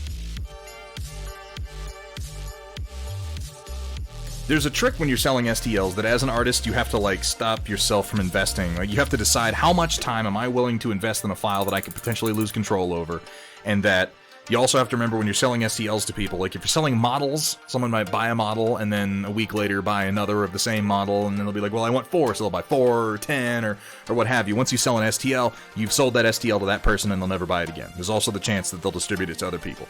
So you have to measure that against the time that you're investing in it. What amount of time is worth it for the potential risk? It's tricky. Worry about being able to actually make a profit if I start a business in miniatures. I'd say start small, love you so hard, you know?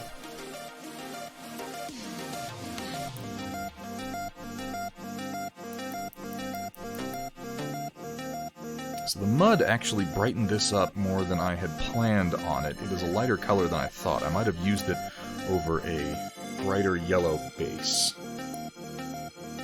That's not necessarily all bad. I might give it a wash of smoke, too.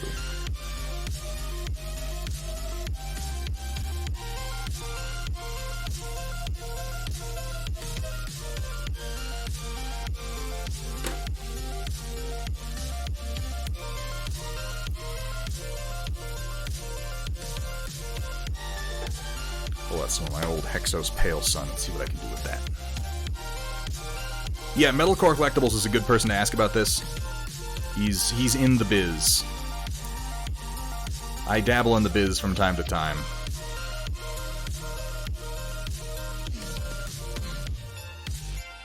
Let's try some of this Hexos Pale Sun.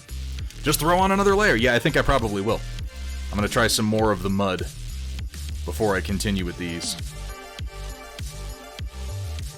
It definitely takes quite a lot of shaking. It has a much thinner consistency, and as such, it tends to separate. But I think that just goes with the nature of what it is.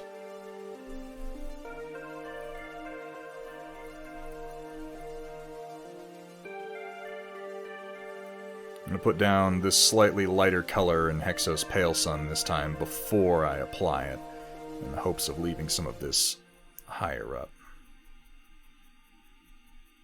Pulling the texture out a little bit here.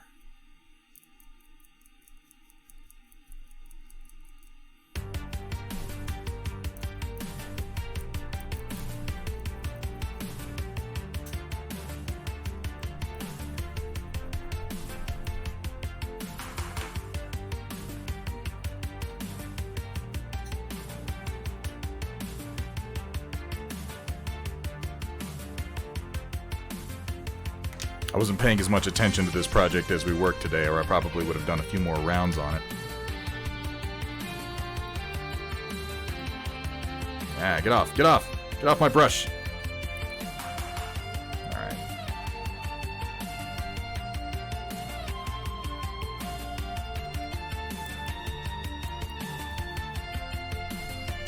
Well, this is actually working out decently when I apply a bright enough color. Now the effect that the mud wash had is a little bit more obvious. Because it took that ochre deeper. And I'll probably give it another round.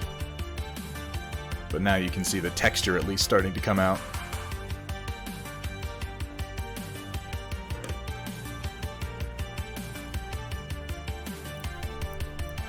Now something else to consider when you're selling STLs is, contrary to what you might have learned in Economics 101, the average consumer is a poorly informed fucking idiot.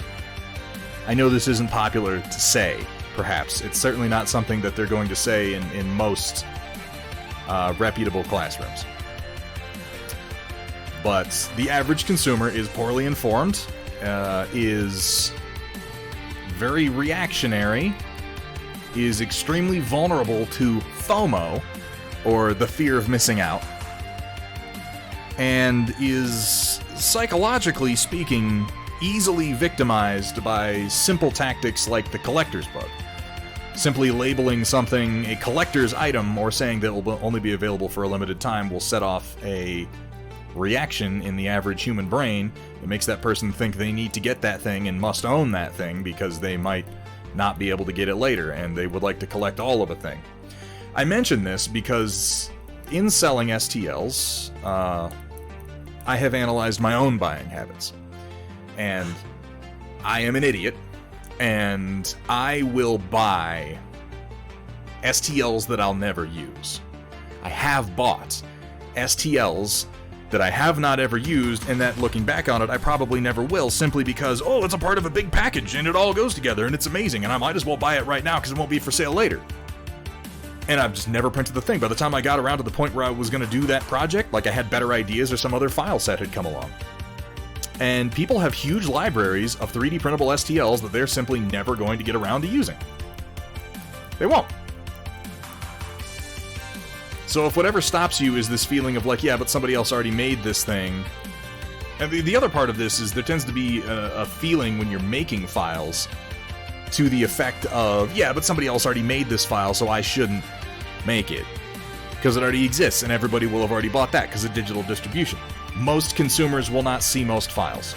It's all about exposure. Many nearly identical sets of files can potentially exist as a result of that. It's an interesting business to be a part of. Certainly. I think these are going to look pretty decent together when I finally get this bad boy glued down to one of these bases. Now, these bases need a little bit more work. I just wanted to do this last dry brush so that I could make the texture pop out. Penisland Warrior, thank you so much for the 13 months. My God, how you doing, man? How are things? That dude, Henry, this is a Lumix G7 that I'm using. And I like it quite well. I really just wanted the texture to kind of pop out because you couldn't really see it when it was just bare resin. But these are the free bases that I have up on Thingiverse right now. If you want to use these, it's a very, very simple texture, and these are proof of concept for some more upcoming textured resin printable hex bases. And it's worth noting because for some reason people wanted this, and I'm nothing if not accommodating at times. I know I had an example here. What did I do with it?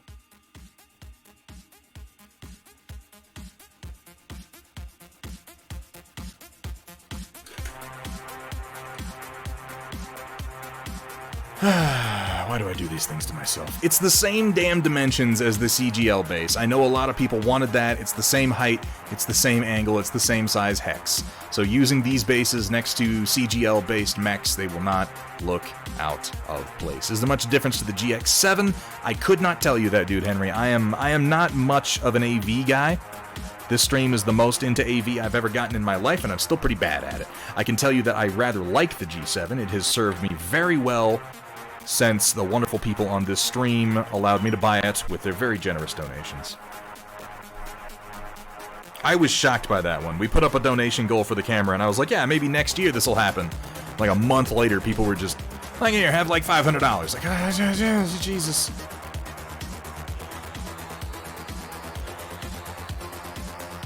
Urge all artists out there not to give away your artwork. If people want it, they should pay for it. Mage Tales, I agree with you. I am a firm believer. I am a firm believer in the saying, if you're good at something, never do it for free. Some people have odd motivations, or they feel like, if I do things for free, everyone will super duper appreciate it and love me, and they won't. They won't. They'll just take advantage of you. When people see free things, they take advantage of it. Now, I say this, I have a lot of free files, but, most of them exist. I'll just be completely honest with you. It's the drug dealer's gambit. It's the first taste is always free. Now, that's not to say that you couldn't make a whole table out of free Thunderhead Studio files. You could at this point, but I believe that if you download my free files and you print them and you use them, you'll find yourself saying, you know what, these are fucking great, and I'd like more like this. And then you can kick me a couple of bucks and you get the rest of it. What can I say, Penis Land Warrior? I contacted a very trustworthy seeming man in Japan, and he said that he was going to make it for me, and, you know, they've had a lot of earthquakes. I don't know, maybe it was lost into a chasm to the center of the earth, and it will never be found again. I mean, I'm not saying that it was, I'm just saying that it's possible. I'm just saying that it's possible. This is your brain on Trinity City. And then the Joker burned them up. MTAP119, thank you so much for the follow. Welcome to the stream. Welcome to the Storm Chasers. Let's take a quick look at what we've done today. I'm really, really happy with how the dry brushing went over the majority of this mech. I think the fairly simple color scheme is actually working to its benefit. I may not bother working in any yellow. I may just finish highlighting up the metal portions, do a little bit of battle damage on it, dust its legs with some desert sand, attach it to the desert base, and call it good. I'm liking the look of this Oryx. Metal Core Collectibles, I hope you're liking what you're seeing. Thank you so much for providing me with this. It's not WJ. It is an Oryx, is what it's called. It looks very similar to the Rifleman because it has this optional spoiler piece on top, but that is optional. This can actually be configured into a variety. There are no magnets. There's no magnets in this Metal Core. I didn't magnetize one damn thing. It's all glued together. And that's a reality that you're going to have to live with. So, there you go. Should try out the dry brush tech. Yeah, you can dry brush an entire mech. Like, no problem. Like, this, all of this red to pink, all of this fuchsia coloration is entirely dry brushed. Entirely dry brushed. And I think it's fairly effective. If you're looking to do a lot of... So, WJ, you can't quite do it... it depends on the catapult. I would note that I have a variant here who each arm, instead of having a rack 5, has 2 SRM6s. And that's the next one that I'm going to be building.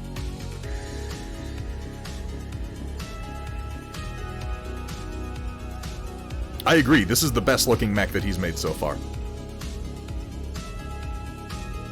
The average consumer is an idiot.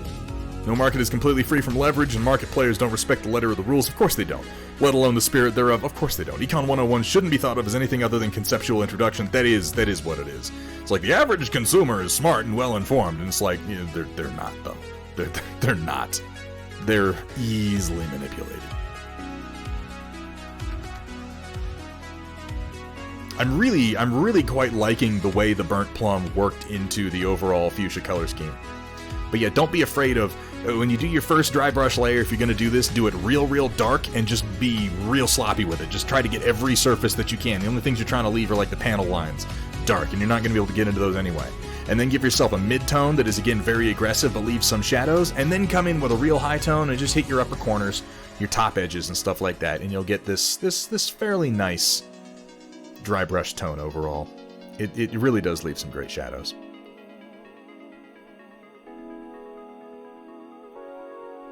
I'm going to try to get this guy finished up and some pictures for you, Metal Core Collectibles, if you're interested, in the next couple of days. But yeah, let's do the storm report, you guys. Let's do the storm report. It's only 20 minutes late, right? What's 20 minutes? What's 20 minutes in the grand scheme of things? A person is smart, people are dumb, panicky, dangerous animals, and you know it. That's like the best line in Men in Black. By far. Alright, locusts and gentle mechs, get ready to feast your eyes on glor paint and wet palettes with the occasional culinary atrocity thrown in on tonight's storm report.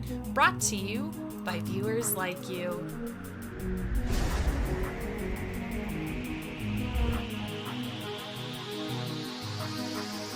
Cha-cha-cha-cha-cha-cha. I think it's the first time we've actually seen you speed paint. God damn, if that's speed painting. It may be some of the fastest painting I've done. I'm a slow painter, though. I'm a slow painter. Those of you who've been hanging out in the stream with me for a while have probably noticed by now I paint very slow, in my opinion. Some people out there are like, 4 hours? No problem. Let's do a dozen goblins. And that's not, that's an unrealistic expectation for me. It's just not gonna happen. I need to, and I think I'm gonna use this mud stain. You know what it is? It's a little browner than I expected it to be, but I hadn't used it before Kursala. I'm gonna use this on a few more things. I'm gonna use it again on these bases, because I think maybe I hadn't mixed it up quite enough, so I need to do some more practice with this before I have any more notes for you. I really quite like this burnt plum. I think it has a good consistency, and I think, very importantly, it actually mixes very, very well with, so far I have tried it with some Vallejo, what series is this? My Ghost Gray is Vallejo Game Color, and it mixed with that perfectly, no problem, which I think is an important feature in a paint. I think the formulation on this is pretty excellent so far. I'm going to continue using it for some more things. In fact, I'm going to use this as this unmixed with anything is going to be my base color for the Ion Raptor ships that I'm going to start painting later this week, so we will have some more information on that for you. But so far, I'm giving it a broad thumbs up.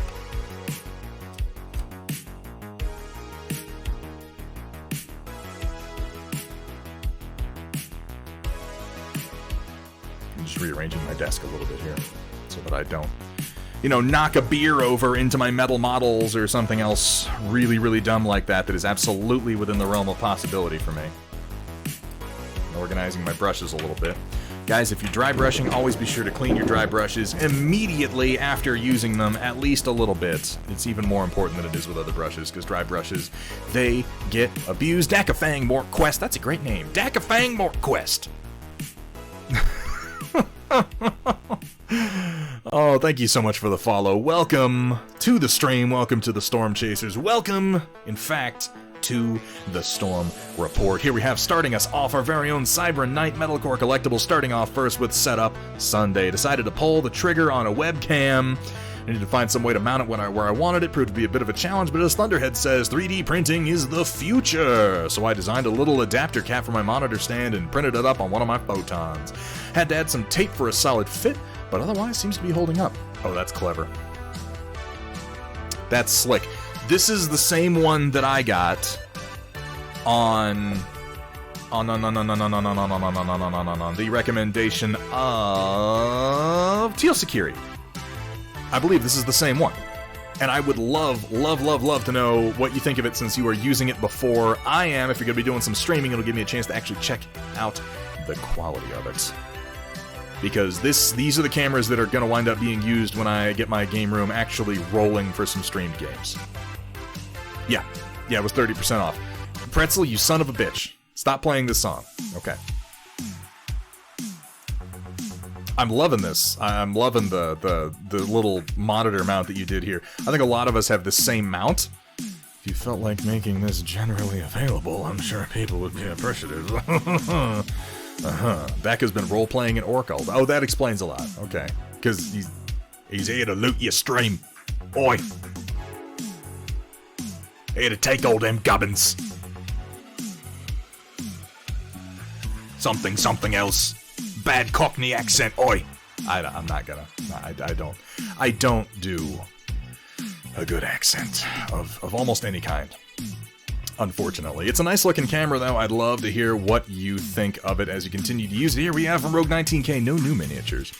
But I did get that turntable that a few fellow Storm Chasers recommended, so for those of y'all that wanted it, here's some 360 shots. Let's have a look. How well does that show up? That's probably getting mostly cut off. But it's tricky for me to adjust at the moment. Still, the turntable works nice, doesn't it? Look at that. Look at that sexy summoner. It's a summoner? I'm sure it's a summoner. That was perfectly framed. Fantastic. I did that. I know it was perfectly framed, Sumitha, because I did it on purpose.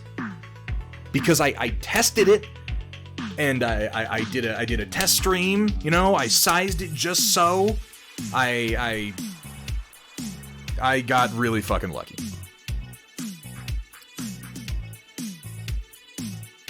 Now that I've said that, the Mad Cat won't be. Yeah, that's my luck. Let's have a look. Ooh, this is a delightfully simple paint job. I like the tactical rock that he has there under his foot. That's a nice touch. Gives him a little bit more of a dynamic posture. Really nice job on the lensing, too. The little bit of warm color that you have up in the missile boxes. I think that worked remarkably well, Rogue 19K. I was gonna say, stop being full of shit. It's like telling the sun to stop rising. It's like telling the sky to stop being blue. This is not a realistic outcome. Yeah, I think the turntable is a really good pick and helps you really show off the quality of your paint jobs. So do more like that.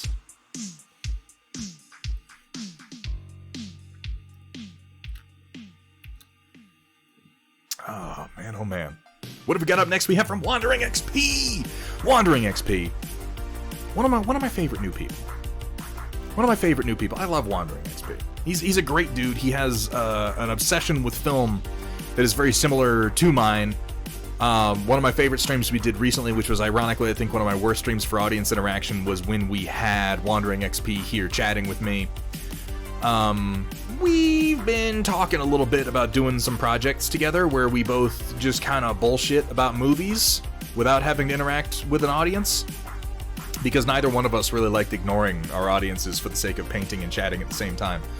But I think there might be something to us just kind of talking about movies and then posting it online. I don't know.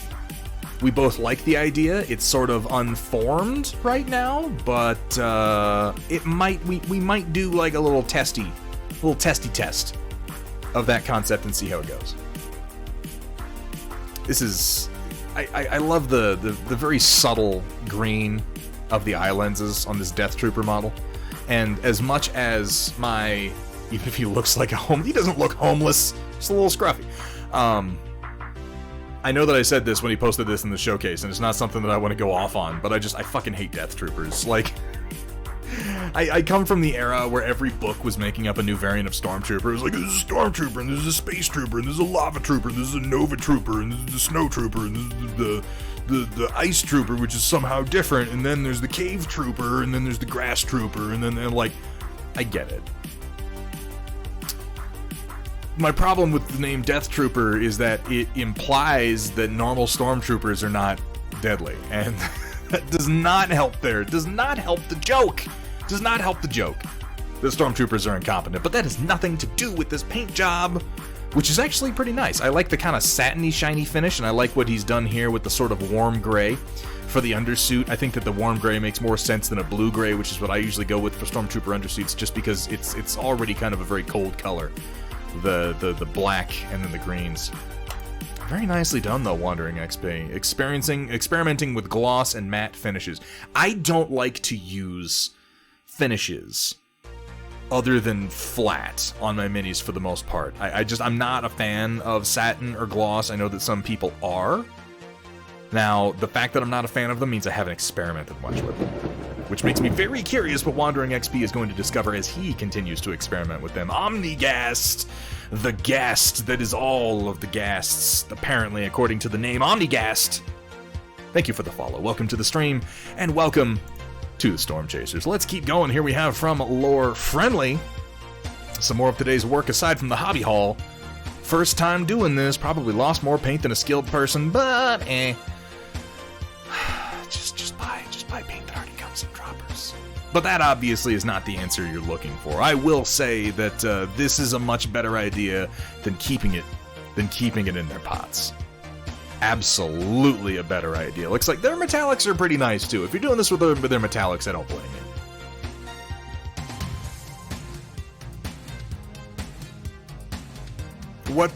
My problem is that when I've done this, I've lost a lot of paint to the pipettes that I use. Like, the pipette will wind up with a coating of paint on the inside of it, and I just know that I'm losing a bunch as I do that. Is Wandering XP here? I see people tagging him, but I didn't see him in chat. Wandering XP, are you hiding? You hiding in my chat? Come out. Come out, Jake. Come out, Jake. Come say hi to Thunderhead. I don't know why I do anything. Use a tiny funnel? Yeah, that could work. You lose paint to the pipette, but typically less is lost to just using the pot. Or more. Okay, yeah, I thought that might be the case. This song is also terrible. Let's skip it. You rat bastard. Yeah, I'm gonna pay them the $15 a month so we can expand our music, because this is getting ridiculous. The fact that it's actually become less music since we started using Pretzel is, I think, very obvious at this point. Either way, nice transfer job, Lore Friendly. Welcome to the magical world of paint. Droppers. Oh shit, he did Red Skull. He looks like an angry monkey. Doesn't he look just a little bit like, oh, apes together, strong, oh. Oh, he's a highly stylized face on him, doesn't he?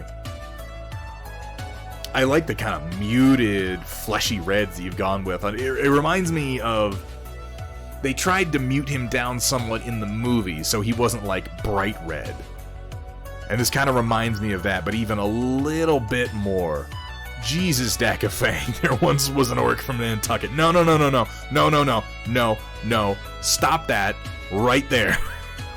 We don't need any more of that particular orcish limerick.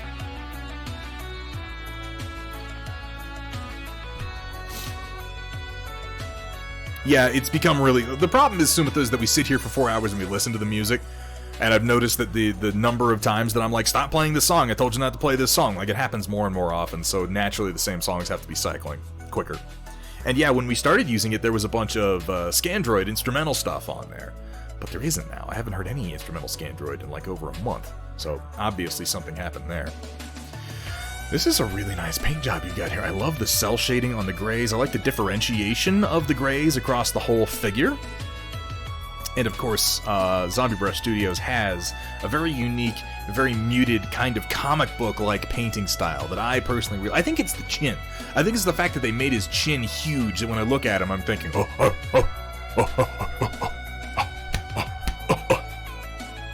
me Red Skull. It's just the impression I get. Red Skull Chibi looks great. I agree, Sumitha. Fucking Zombie Brush Studios does a fantastic job. By the way, guys, Zombie Brush Studios is a painter right here on Twitch who, if you're not following it, you really, really should be. There are a lot of painters on Twitch. Most of us are doing the same fucking thing, myself included. I very rarely use techniques that are... Like, I kind of got my own style, sort of, sometimes, depending on what I'm painting. But a lot of the time, I'm just doing what other people are doing. Zombie Brush Studios is one of the few painters out there who is doing his own thing. I respect that immensely, and I suggest you give him a follow. But thank you for sharing that with us today, Zombie Brush Studios. Oh my god. Oh, it's disgusting. Oh, pro streamer, ladies and gentlemen, stand back. Here we have from Sumitha, Operation Lancaster Thunderhead exclusive preview. First, I'm gonna burp.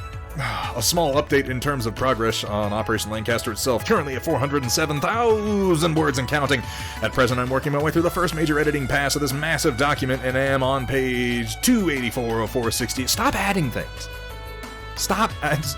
Sumitha, please, for the love of God, stop adding more things. Edit what you've got and release the fucking thing. Come on, man. Special thanks goes out to Data Nerd for taking the time to read so much of this massive project. Provide another pair of eyes to catch mistakes. With wave 11 of art from Mr. Plog trickling in, the total number of art pieces done for Operation Lancaster is 198, admittedly 9 of which are alternate livery versions. Oh, only 198. Oh, you guys. Operation Lancaster only has 198 pieces of art in it, and several of them are repeats. I mean, does this guy even art? Jesus Christ, Sumitha. With plans for 4 more individual TRO images and 1 more section image. This does mean that the total count will actually exceed 200 by the end of the project.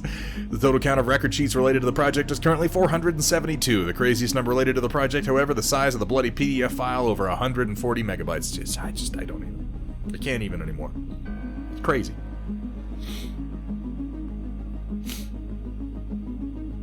Who kept all his teeth in a bucket. Okay, yeah, good save, Dakafang. Good. You know what? I see what you did there.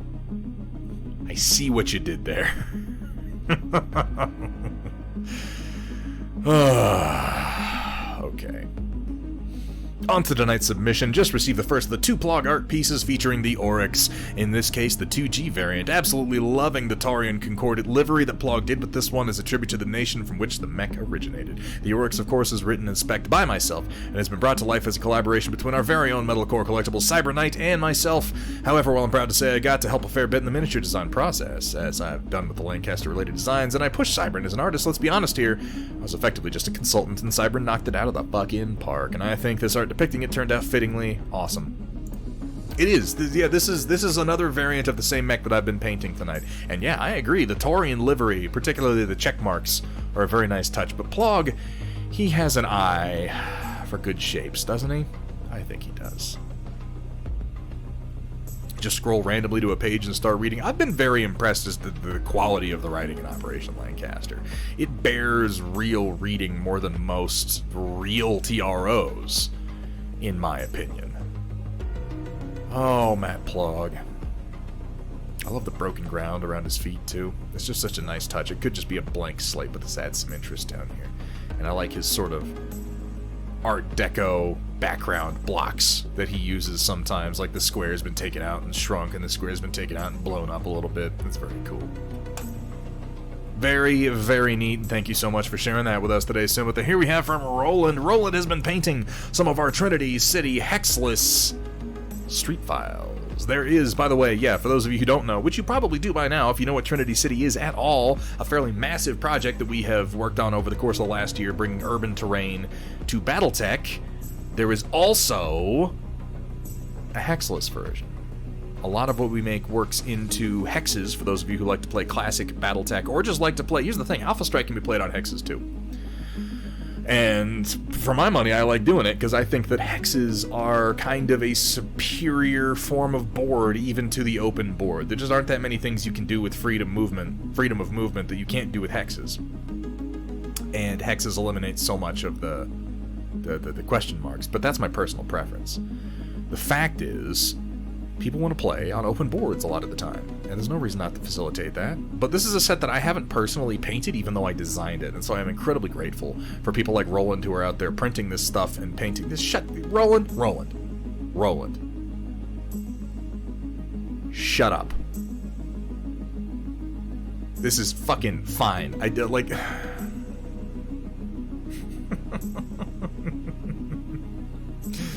Man, it looks good. Just chill out. Do some more of it. Put it together. You're gonna like how it looks. What do you think? We're sitting here like that Roland. He doesn't paint perfect. I judge him. No, dude. I think it's fucking awesome that you're painting these roads up at all. And you know what the funny thing is going to be is by the time you've done like 10, 20 pieces of road, you're going to have a system worked out that you really liked, and you're going to look back on this one and go, I think I need to repaint it, because that's what painters do, man. That's what painters do. And at this point, Roland, you are a miniature painter whether you like it or not, buddy, so you better fucking get used to it. Nice work. Here we have from Sheza. Couldn't sleep, so I worked on this fine fella. Not sure what to do with the neck due to the cast shadows, but I'm happy with his face so far. Yeah, exactly. That reminds me of the meme that they do with Nedry from Jurassic Park, where he's like, oh, this guy's trying to learn new skills and he's not an expert at it yet. See, nobody cares. Like, that's fine, man. Come on.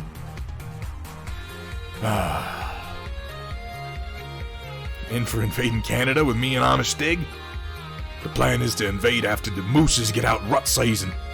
That's when the Canadian Moose Cavalry is at the weakest. Oh my god, you are a ridiculous asshole, Dakafang. And I like it, I have to say. As long as the Moose Cavalry isn't going to try to fuck me, I'm generally on board for invading Canada. Yeah, they've got some pretty sweet resources that I'm down with plundering. Great bust of Benadryl Cumberbund. Yeah, the eyes have actually come together really, really well. I think that he could probably, like, obviously this is a work in progress and you're not done. Necks are tricky, and you're right, they are in heavy shadow. You don't necessarily have to paint the neck at all. Don't think too much into it. Leaving heavy shadows is perfectly acceptable when you're painting busts. I would maybe do a little bit more shading. You said it's a work in progress. I would say do a little bit more shading around his eyes, just because the eyes are really, really well done, but they also sort of then blend into the rest of the face when there should be some shading beneath the eye. I feel like I think above the eye looks good. The eyebrows actually came together very, very well. All in all, the skin texture is surprisingly well done. Ooh. The eyes in particular, I feel like they could just use that little bit more definition, but all in all, really nice work, Sheza. Yeah, awesome work, I agree. Also super happy that the Sorcerer's Supreme base is legal for competition. I have Spider-Man hanging off a lamppost that I need to paint. Still, the devs from AMG said I could go crazy with the base so long as it's the same size as the ones they come with and it doesn't interfere with the game. This is a position I wish more game developers would get on board with, because mechanically speaking, makes no goddamn difference what shape my base is as long as it's the same fucking circle. But some people lose their minds over that shit for one reason or another. Yet Sorcerer Supreme is coming out pretty well. Yeah, I really do like this base. He always looks a little funny to me when he's just like, I'm standing on some concrete in New York and I've got this ring around me. Seems more like Doctor Strange to me. Moose are huge. Moose are huge in that way that people don't understand that camels are huge. It's like the first time you're around a camel, you're like, oh my god, okay, yeah, no, that's a serious fucking animal. Nice work, Sheza. Sheza, by the way, Sheza Gaming, right here in chat, another very, very fine painter and streamer that you should be following. If you're not now, why don't you just pop on over to Sheza Gaming and give her a follow real quick. Because as I'm so fond of saying, the worst case scenario is you jump into her stream and you go, this isn't for me, and you unfollow and you move on with your life. And I have to say that just doesn't seem like that great a sacrifice. Riot's sister, how dare you not shout out Shed? How dare you? You have failed me for the last time, Riot's sister.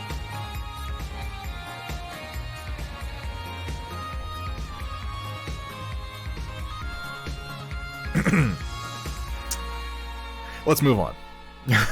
If you don't respect the cat, you're gonna get the bap. Get bent. Delightful. I got beer in my mustache and it feels weird. Lore Friendly decided it's probably best for me to power through my stack of works in progress before priming another batch. That's defeatist talk. Adding the metallics to the mechs that got ivory and gray on from the Daktari from Infinity. I've been thinking about, by the way, I'm just going to say this. I'm not going to elaborate on it. I'm thinking about picking up Operation Kaldstrom Code 1 for Infinity. I'm thinking about it. And that's all I'm going to say. I'm not going to elaborate on it. Been finding I struggle to sit down and paint for long periods, but short stints every day get them painted in the end. So hey, Lore Friendly, one of the things I like to do when I'm not feeling like spending a whole lot of time painting is the 15-minute rule. The 15-minute rule. While it's not universally true, I'd say it's true for 99% of people. You can find 15 minutes in your day. Almost everyone, if they're at home for any period of time, can find 15 minutes in their day to sit down at their desk and put some paint on a model. If you can paint for 15 minutes a day, you're still making progress, and 15 minutes a day adds up over the course of a week, and pretty soon you've been painting for, relatively speaking, hours. You will get minis done that way. And the other part of this is that if you sit down and paint for 15 minutes, more often than not, you're going to paint for a little bit longer. But just keep yourself to the 15 minutes, and before you know it, you're painting an hour a day. 15 minutes a day. It's a good number to go for. I'm liking the blue next to the purple. I know that this is the group where you're doing they're each gonna have their own color, right? The blue on the wasp? That's a wasp, right? That's not a stinger. The stinger has the 2, the wasp has the 1. I'm pretty sure that's a wasp. It's a good one, Ravencat. 15 minutes a day. Paint for 15 minutes a day. Anybody can do that. It's a stinger. Ah, fuck. The wasp is the one that's running, isn't it? Yeah, okay. New Operation box comes out in a few months, and it's Nomads versus Ariadna if you prefer Space Murder Bears. Who doesn't prefer Space Murder Bears? What would I prefer over Space Murder Bears? Come on. The Queen Storm Chaser. Ooh, that is quite the title you just pulled completely out of your ass, Riot Sister. Good job on that one. 15 minutes could save you 15% or more on miniature painting. Oh no, these are coming together really nicely. I love the contrast between the colors and the real stark white. And I'm very curious to see what colors the rest of these folks are going to get. They're going to look like Power Rangers. How drunk was I, Riot Sister? Like, do I remember this happening?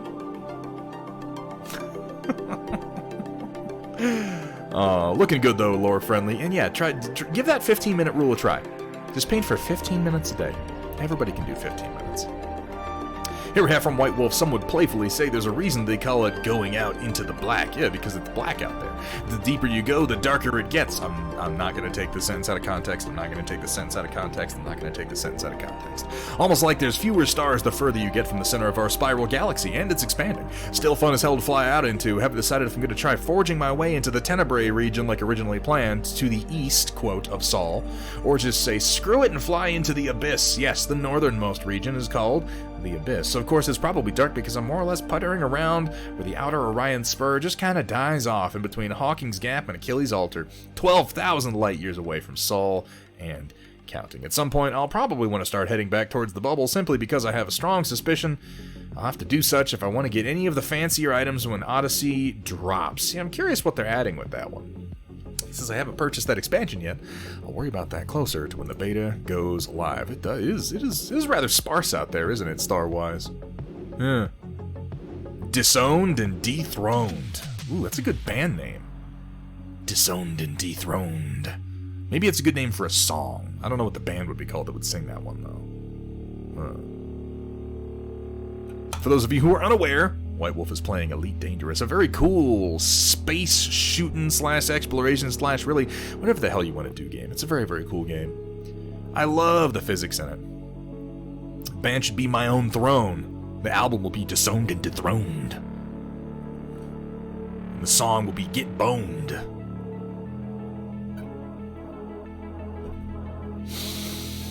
Here from Sumitha, completely random.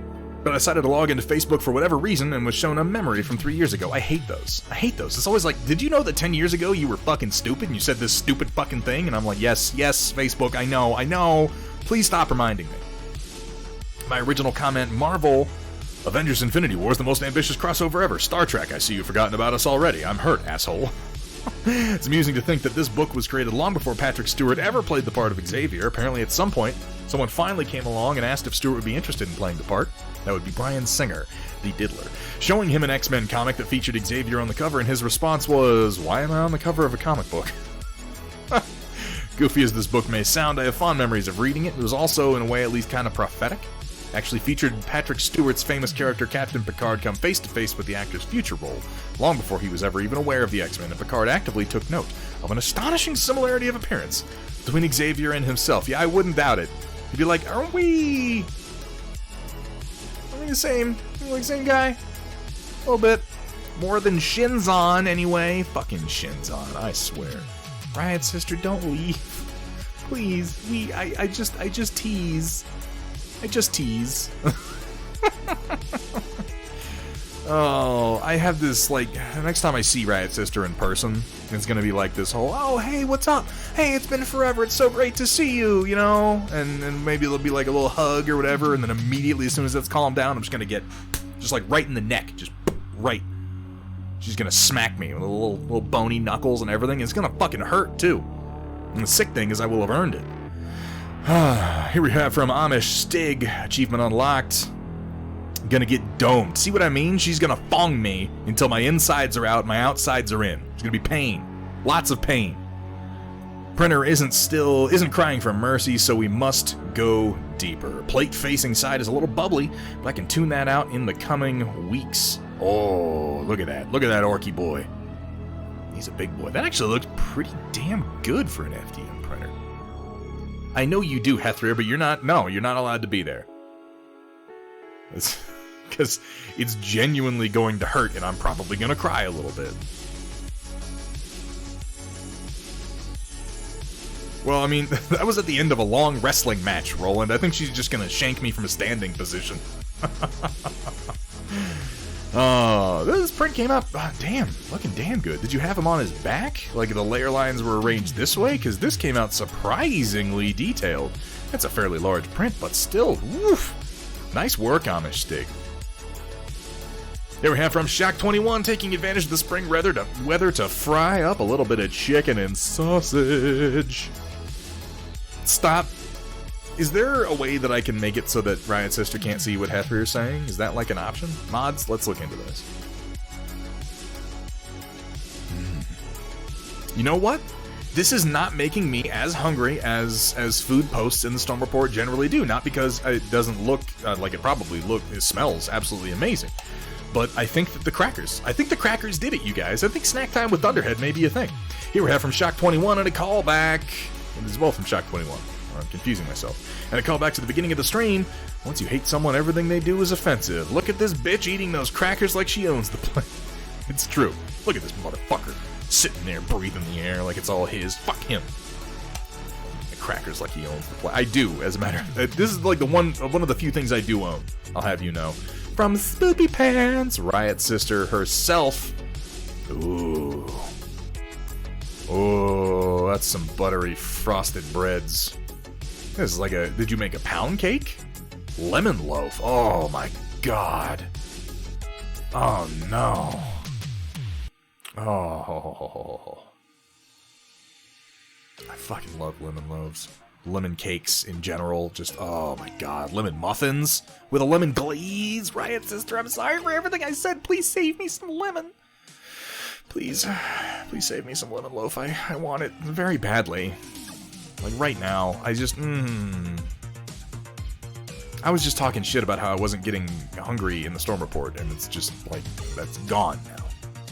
That whole boast is just out the fucking window, and I'm left sitting here just feeling like an idiot and looking kind of stupid. So, you know, thanks for that, Riot Sister. And a very good evening to you, friendly Pyro. How you doing today, man? Here from Kursala, here's an inside shot of my fan-fucking-tacular. Wait. Okay, yeah. Burger from tonight. It's sirloin, bacon, corned beef, Munster, cheddar, mozzarella, and banana peppers on a pretzel bun. You mean pepperoncinis. We've been over this. Unfortunately, we didn't have any avocado today. That really would have capped it off, but I gotta say, this is a piquant burger that you've got here, and this is exactly the sort of thing that I would lean into. You know what I almost want to put on this? You know what I almost want to put on this? And this might be pushing it too much. This might be pushing it into the realm of being, like, cloying. like some blue cheese? Well, either blue cheese or maybe like a little bit of feta. Don't put peanut butter. No, fucking ignore everything Vergaderung says. Ignore everything Vergaderung says. Sub notification from me to your awesome face, Teal Security. Thank you so much for the sub. Thank you so much for the sub, man. How you doing, Teal Security? Can we get a shout? We did. We did, because Riot Sister's a better person than I am. She's already on top of getting Teal Security shout out. Thank you so much for that. Guys, if you're not following Teal Security, another truly fantastic Twitch streamer and miniature painter, someone you should be following. Can't do blue cheese, you're allergic. I'm sorry to hear that, Data Nerd. I mean, I'm glad to learn it because I put blue cheese on everything, and that could potentially be a problem in the future. But, well, it sucks. I like blue cheese. It was so fucking good, there was practically no speaking during the meal. That is always the sign of some quality food, is it not? Feta is acceptable. Blue cheese is the... Jesus Christ, Datron. Ever put peanut butter on burgers before? What are you, a fucking Ninja Turtle? Vergaderung? Oh, you never put peanut butter on pizzas before? Why don't you put chocolate chips in your chicken wings? What the fuck is wrong with you? Just stop by to say hi on my way to get started. Deal Security. If you're gonna be streaming soon, we're gonna be ending soon. That could work out nicely. Had Gabo Gang D&D today. Feel we may have set free some sort of ancient powerful being and we're only level 2. We're going back to investigate. Yeah, that's definitely what you should do. If you feel like you might have let loose an ancient powerful being, you should go make sure. That doesn't sound dangerous at all. Great idea. Great idea. I'm not listening to anything that Roland or Vergaderung say ever again. Here, half from SP Firestarter, I present the fully assembled but not painted Heavy Intercessor Kill Team. This is from the new box, right? Looking at this again, that fucking blur on the left makes me want to scream. Oh my god, no, it's a little blurry. Oh, blah, blah, blah, blah, blah, blah, blah, blah, blah. You know why that is? That's the aperture setting. And that is challenging to get over if you don't have a tripod, but you want to widen your aperture in order to get a deeper depth of field. It's also going to mess with the brightness of your photography somewhat. Judging before you try it. That's what... Yes, Vergaderung. I am going to judge putting peanut butter on my cheeseburger before I try it, because that's insane. I too have a fatal allergy to blue cheese. Really? I didn't know that... Yeah, oh, I'm sorry. No, you're right. Smaller aperture. Not wider aperture, smaller. Larger F number, smaller aperture. Yeah, I got those backwards. I'm not a camera guy. These are things that I have learned very, very recently, and I'm much better at applying from memory than I am actually explaining them. No, Ravencat, don't be sorry for the correction. Thank you for the correction. Thank you for the correction, because I said it wrong. And these are things that I need to commit to memory better if I'm going to actually be giving people advice. I'm learning them very, very slowly. Teenage Mutant Ninja Vergaderung. Put Oreos on my pizza, man. It's not as good as it sounds. The Heavy Intercessors look pretty nice. And yeah, this is from the new box, is it not? I'm pretty sure it is. Firestarter. Of course you would know. At least try it. You have to force that down my throat. Most common mold in blue cheese is the same family as penicillin and can trigger the same anaphylactic response. It's interesting. I guess it makes sense when you say it like that. Here from Sumitha, this is not a submission. This is just a meme I made a long, long time ago. Being posted here purely in reaction to Riot Sister's White Wolf's comments about Optimus Prime, commenting she thought Peter Cullen's iconic character looked like a Saint Bernard or something of all things. That is offensive to me. Early in the stream, I think it's relevant enough that it warrants posting, and yes, for the nerds, it's an actual frame from the show, not an edit.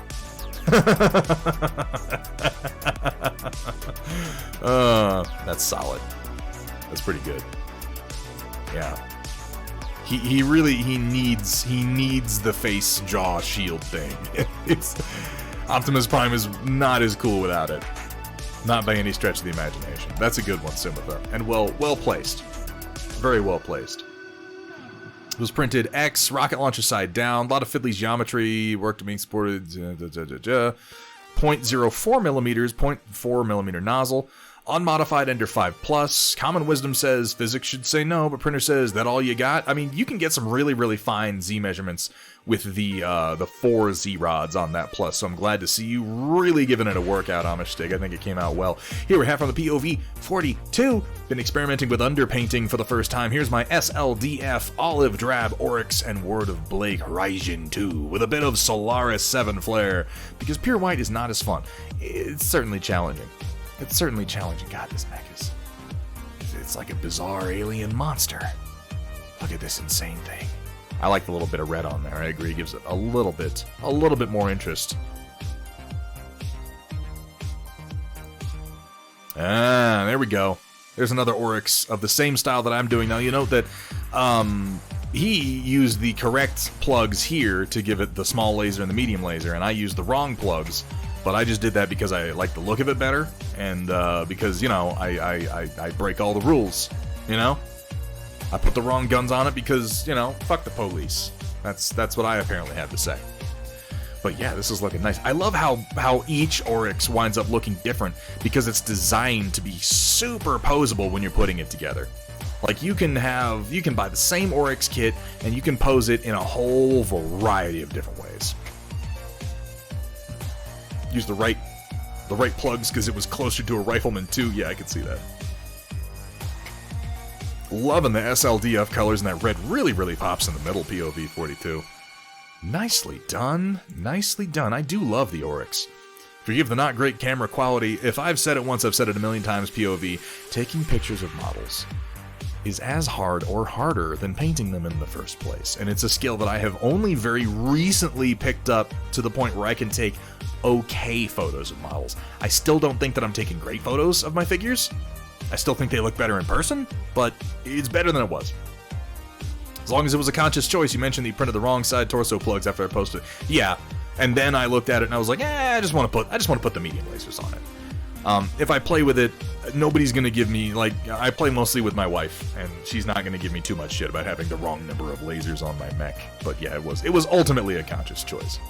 Which I agree, as long as I'm doing the wrong thing for the right reasons. Here we have from Hethrir. Oh, Hethrir. What is this, a photo for ants? No, but really. So this is something I made. This is the Energy Geyser terrain piece for Warcaster Neo Mechanica. I'm very, very happy with how this came out. It's some of the first work that I've done in ZBrush. The features of it are not obvious when glancing at it, and I feel like that's maybe the downfall of a lot of the work that I do. It's one of those things where if I put it in front of you and I could show you all the things that it does, like with my hands, which maybe I should make more videos. Oh, is it in the video? You did it in the you got it lit? You magnificent bastard. Ooh, look at that. Also, there's a puppy in the background. Look at it. Look at it go. Oh, that's cool. That's so cool. So it printed nice for you though? I'm really, really happy with this piece. It represented me breaking into ZBrush seriously for the first time. Now, it's worth noting that this whole thing comes apart into multiple pieces. That top cap obviously comes off, which is why he's able to have a light inside of there that then shines up through the transparent... is that PLA or is that PETG? Lighting effect remind you of the lighting they did inside of the nodes in the Borg ship in Best of Both Worlds. It kind of has that same uneven, sort of off to the side distance flicker to it. PETG was a pain in the ass, but the rest of it printed perfectly. Yeah, it takes a little getting used to the PETG, but being able to do transparent pieces like this is nice. I love that you did it in the orange-yellow. I'm gonna probably end up doing another one in red for my Eternus Continuum. This is meant to represent a lore-specific piece of terrain from Warcaster, but it can also be used for anybody. The idea is that it is a cap on a geyser that is trying to burst energy up from the ground, and they collect that energy. But that cap that is covering where the light is comes off, and inside of it there is also an organizer, a little tray, that you can put tokens and dice in. So you can actually store all of your game accessories inside this piece of terrain, and then when you play, you pull out your accessory organizer, you put in a light, you lock the lid back on, and then you've got this nice lit piece of terrain with some visual interest, and also a token caddy. Which, have you used that at all, Hethrir? I know that you've been mostly working on getting the primary geyser done, but I would love some feedback on the token and accessory caddy whenever you feel like doing it. This looks fucking badass, dude. This looks fucking badass. Oh my god. Oh my god. You added a mirror to the bottom. Ooh, that's a good idea. Yeah, get that extra bit of reflection in there. You found that it helped with the illumination? Ooh. I'm just so excited to... guys, I love seeing things that I made in other people's hands being used. This looks so cool. 3D printing is the goddamn future, guys. And I'm trying to do new things with 3D printed terrain that a lot of people aren't doing. And these new lit windows and lightable pieces and I just, you know what? This is me patting myself on the back. There, that's what you get. You get to watch that, as disgusting as it is. Okay, let's keep going. But thank you so much, Hathrir. Gross. Plank walker over here. Oh, the shit I put up with. Friendship drive charging. In other news, yeah, for those of you who might not know, that particular meme, when the frame shift drive charges in Elite Dangerous, it does sound very much like the computer is saying the friendship drive is charging. They are shitting themselves over 3D printing, and they're current. I think Games Workshop is like tying themselves to the tracks, and they're going to be run over by the train eventually. It's going to happen in slow motion, but I do think it's going to happen. In other news, decided to deep down to this. Is that a word? Since I happened to be in the area. No, seriously, I was in the area. I didn't even know about it. Welcome to Droko LNT E30, or more specifically, about 28 kilometers away from the Black Hole Nebula. Nebula. That's there. I can't word today. Yeah, we all know in reality this would be death, and physics would have things look a lot different, but thankfully the game lets you get nice up and close for shots like this. Paint is still looking a little worn out on the ship. That tends to happen to go way out into the black. I know I'm only 14,000 light years from Sol, but still. Ensign Thunderhead's probably said it by now. Yep, my first thought was more than likely the same. That looks like a purple butthole. Well, I hadn't said that yet, but thank you for, broaching the subject. Initial leg of the trip towards Tenebrae region is now done. Cashed in at DSSA's fleet carrier Kraut in the outer Orion belt and acquired a lovely 240 million credits. Not bad for only 14,000 light years of travel so far. It does look like a purple butthole. It does. It reminds me of the fact that, like, the one thing that I do remember from Star Trek the Motion Picture, is the Great Space Anus that they encounter. And the fact that everyone else refers to the Great Space Anus as the aperture, and Spock refers to it as the orifice. Am I reading too much into this plot? Maybe. All I'm saying is that everyone else calls it the aperture, and Spock calls it the orifice. What does that mean? You tell me. I'm just pointing it out. I'm just pointing it out. Either way, nice picture. Here we have from SP Firestarter. This minuscule Necron took me the better part of a half an hour to build. Fuck you, Flayed One. I've heard that the Flayed Ones in the new box are like a huge pain in the ass to build. I have heard so many complaints about the new Flayed Ones and how fiddly they are. Which is unfortunate, because the Flayed Ones have always been some of my favorite designs and concepts, and I feel like they really got ignored for a long time, and now they finally get new models, and they maybe leaned a little bit too much into the Freddy Krueger claws? I don't know. The claws never had to be that giant, it was mostly the fact that they were hung with flayed skin that made them interesting. Are they still... is the lore for the Flayed Ones still that they're, like, long for a return to the flesh, so they drape themselves in flesh because they're insane, or have they changed that along with everything else? Means Nimoy wasn't having this shit. Yeah, right. Okay, how can we keep people from 3D printing everything? People, how about providing popular models for armies that need them? Roger that, we'll redo the entire Space Marine line. Yeah, you want some more Primaris Lieutenants? Because we can do that. You did it! All 5,535 points of Salamanders are painted. 9 months done! Osri, I don't have a thing. I need like a cord that I could pull, and confetti rains from the fucking sky, and like a big sign lights up. You finished a fucking project, not just a project, but a big one? Aswi, that's fucking awesome. I'm proud of you. Really, that's like, for as many minis as I have painted in my life, the number of times that I could say, I finished a big fucking army project, it's done, it's over with. It's surprisingly small. Most of those projects die somewhere around like 80%. Well done, Osri. Congratulations, and I'd love to see some pictures. Yeah, maybe go take a nap, though. Maybe go take a nap. 123 models, goddamn! Do feel free to share with us, though. Here we have from Kursala, finished up the turret on this guy, the Minotaur Urban Support Platform, and it's ready for a test print. For those of you who don't know, this was a refinement and cleanup of a hull that I speed modeled during February's movie night. I think it turned out surprisingly well, considering I spent less than 20 hours on it. Also, it comes equipped with magnet holes by default and can be printed in 4 parts. The Magnet Empire marches on. Now I just need to get some work done on a few of my other models. I actually really like this shape here. This is kind of neat. The 2 giant missile pods just sort of angled up at this little sweep. Yeah, that has a unique profile to it.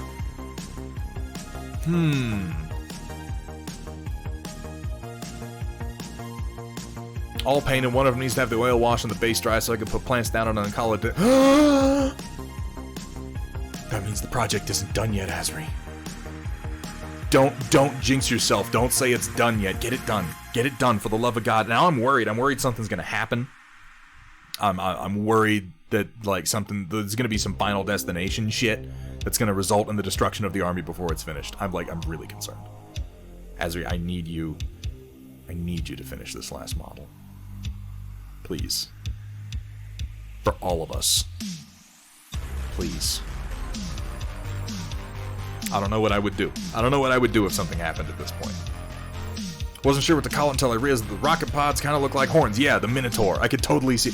I see Minotaur when I look at this tank, which is more than I can say for most of the designations a lot of people give their tanks out there. Nicely done, Kursala. And for Setup Sunday, here's a preview of most of the next batch of paints we'll be releasing soon. Got 3 to 4 more colors to do before I'm finished. They should all be up on the site by the end of the month. Apologies for the bad picture. There's no good lighting in that room after the sun goes down. Look at all them paints. Look at all them paints coming together. Yeah, I like the use of the different caps to represent what type of paint it is. I need to get my hands on some more. I need to get my hands on some more of these sweet, sweet Rainy River Designs paints. In, very particular colors that cater to me. It makes me feel special and powerful. Guys, if you're curious about picking up Rainy River Designs products, by the way, you can always hit ! merch right there in chat, and you will get a link to where you can buy specifically Thunderhit Studio merchandise. Yes, that's true, but it's going to take you over to Rainy River Designs, and from there you can navigate to all the other things that they sell at this point. This is the first model made specifically for Crucible rather than Battletech. Ooh, that's wonderful, Kursala. That's wonderful. I think it looks pretty fucking badass, by the way. Coming down here, we have from Cyber Knight Metal Core Collectibles, working on the Streaker. Finally, as someone said, looking at you, Verg, as someone said, finally, I get what you're trying to say here. And figuring out how to break it down into parts and start revamping the mesh for the lower fidelity of SLA printing compared to Shapeways' fancy industrial grade printers. Bit of a loss overall, but this ain't my first rodeo, so should have minimal impact on the final result.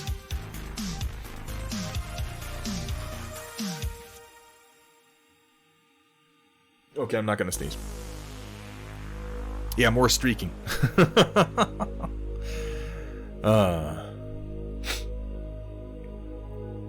It's a neat looking little truck, and it definitely has kind of a truck feel to it. I like the suspension that you've got worked into it. It kind of sits up high on the ground and has a narrow little cab on it. This big nasty weapon hanging off the back, or troop compartment, or missile launchers. Man, your work gets better every single time you make just about anything. This, by the way, is another model that will be available from Metal Core Collectibles, just like the Oryx that I've been painting tonight. If you hit ! Model, by the way, you can get a link right over to Metal Core Collectibles to check out the rest of his amazing catalog. Did you see the ones that you did? I don't know that I did Vergata. That turret ain't even that impressive. I mean, compared to a human being, that's a pretty big turret. Admittedly, it's on a relatively small vehicle, but that's all relative. Gus Schultz, you sick bastard. Oh my god. Now we can kind of see the whole thing together.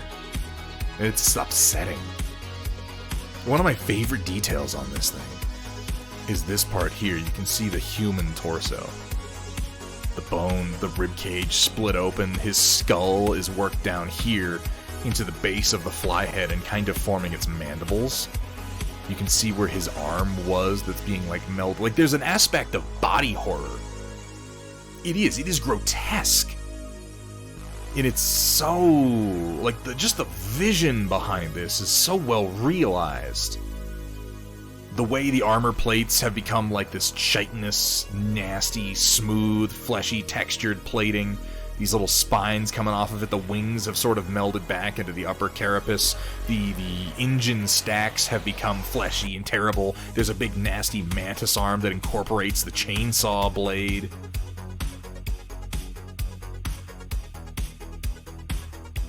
I hate this. I hate this in the best possible way. Oh my god, Gus. Primed it tonight and gonna start the... Look at the big nasty ass on him. Look at it. Ugh. I imagine it, like, moves. The skeleton has 4 arms and 2 legs for 6 limbs. It's an insectoid skeleton. Ugh. Ugh. I'm just... I look at this thing and I feel like this pulsates. Shifts, and like this part like moves and twitches, and I imagine these little like chitinous plates will like kind of shimmy and shiver and move, you know? That's just the impression I get from it. And again, it makes me want to throw up a little bit in my mouth, which I think is probably the goal. Yeah. Make the gun barrel drippy. WJ, it's already making me sick. I don't think he needs to push it quite that far. I don't think that the fly theme is pushed enough in Nurgle-themed mutations and war machines, but the fly motif, the fly theme, is one of my favorite things about Nurgle, Gus. It's probably why I love this piece so much, and I cannot thank you enough for sharing this whole creative process with us from beginning to end. It's incredibly cool, and I hope that you continue to share as you work on painting it, because this is one of my favorite things I've seen done for Warhammer 40k in probably 10 years. And I don't feel that I'm being even hyperbolic when I say that. Like, I like a lot of the things they've done. I don't like any of it as much as I like what you've done here. Here we have from Forgotten. Got the first test printing of the heavy alien nut forests primed. Gonna do some red texture paste on the bottom of the testicles. I'm gonna do some stems from cyan to light blue. I think they're called shafts in this case. And the nuts purple to pink. Oh, there's the joke. Well, now I feel silly. Some yellow glitter around the edges will sell that they're next to the crystals, and a little blue static grass around the bases will tie them in with the rest of the board. Like, as much shit as I talk, these are really fucking cool. And you did these entirely with your Space Mouse, yeah? I'm still learning how to use that thing. Very, very well done, Forgotten, and I am just so damn glad to see some Battletech terrain coming out that is based on real alien worlds and not just a rehash of Dusty Mining Colony number 3722. These are very cool. But yeah, keep an eye out for some of the new stuff, these new forest markers coming out from Forgotten. Pretty soon you'll be able to have a table of alien terrain populated with crystal forests and alien nut fungus, which, of course, everybody wants, right? Who doesn't want alien nut fungus? It's so appetizing sounding. Here we have from Cyber Knight, last but not least, also slowly working on some more buildings. Just primed so far, but I picked up new Vallejo air paints for base coating. Ooh, I recognize those. I've got to get the updated versions of the Trinity City buildings done and out. I don't feel like anybody's going to be like, oh no, but I already printed the old ones. I'm adding them to the set with the intent of it being like, and here are some more buildings of the same aesthetic that you can kind of add to what you have for some more variety. So I'm glad to see you painting some of the old ones. I'm really glad to see more drop-based Delta buildings coming together. This set is one of the ones that I'm most proud of. And of course we have some of the Trinity City slums being painted to go along with the rest of the buildings. I was really, really excited to see that you used some of Trinity City's hex-based stuff for the product photos for the last few things that you've done. By the way, Cyber Knight, thank you. It's an incredible honor to be featured on official product photos. It made my heart swell up in a way that probably doesn't mean I need to see a doctor, just like a a heartwarming sort of way. That will bring us to the end of the Storm Report, and thus, as you know, to the end of the stream. Who are we rating? I think we're probably rating Teal Security, aren't we? Judge Dredd Hab Blocks. You say that like Mega City 1 hasn't been on the forefront of my mind the whole damn time that we've worked. Also, we've ticked over. We've ticked over to 1,300 followers. We're at 1,258, which once you pass 50, it ticks over to the next 100 on the official listing. So, thank you guys. I really appreciate it. Yeah. Let's get a raid going on over to Teal Security, an amazing painter. He is working on just the most amazing thing right now. Guys, if you're here for Battletech painting, you want to stick around right now. You want to stick around for at least the next 10-20 minutes. I'm telling you. We're going to go over to Teal Security. Teal Security is painting a new Catalyst Game Labs Battletech Shadowhawk, and he's doing it in the colors of the First Free Worlds Guard, and he's doing it in my honor because he's such a fucking cool guy. It's my favorite mech, it's my favorite color scheme, and it's one of my favorite painters. Guys, please do me a favor. Please stick around. If you're not following Teal Security yet, this is going to be your chance. Go ahead and drop him a follow when you get in there. Even if you're not going to hang around for much longer, do me a favor, just make some noise in his chat. He's a great dude, and you're going to want to be following him just later on. He's gonna be doing some more Battletech stuff in the near future, and I'm really, really excited about that. We are going to be back Tuesday, March the 23rd, and Thursday, March the 25th. We're going to be painting both days, and we are going to be working on some of Ion Raptor's new ships. We're going to be painting up some stuff for A Billion Suns, and are going to be working on some more Warcaster as I continue to try to finish off my Eternus Continuum Force. Guys, thank you so much. New followers, guys, welcome. Thank you guys so much for all the subs. A whole lot of them came in tonight. It means so much. Thank you for the donations. A huge thank you to my mod team, as always, who make all this possible. I am going to go get something to eat. So until next time, keep on painting.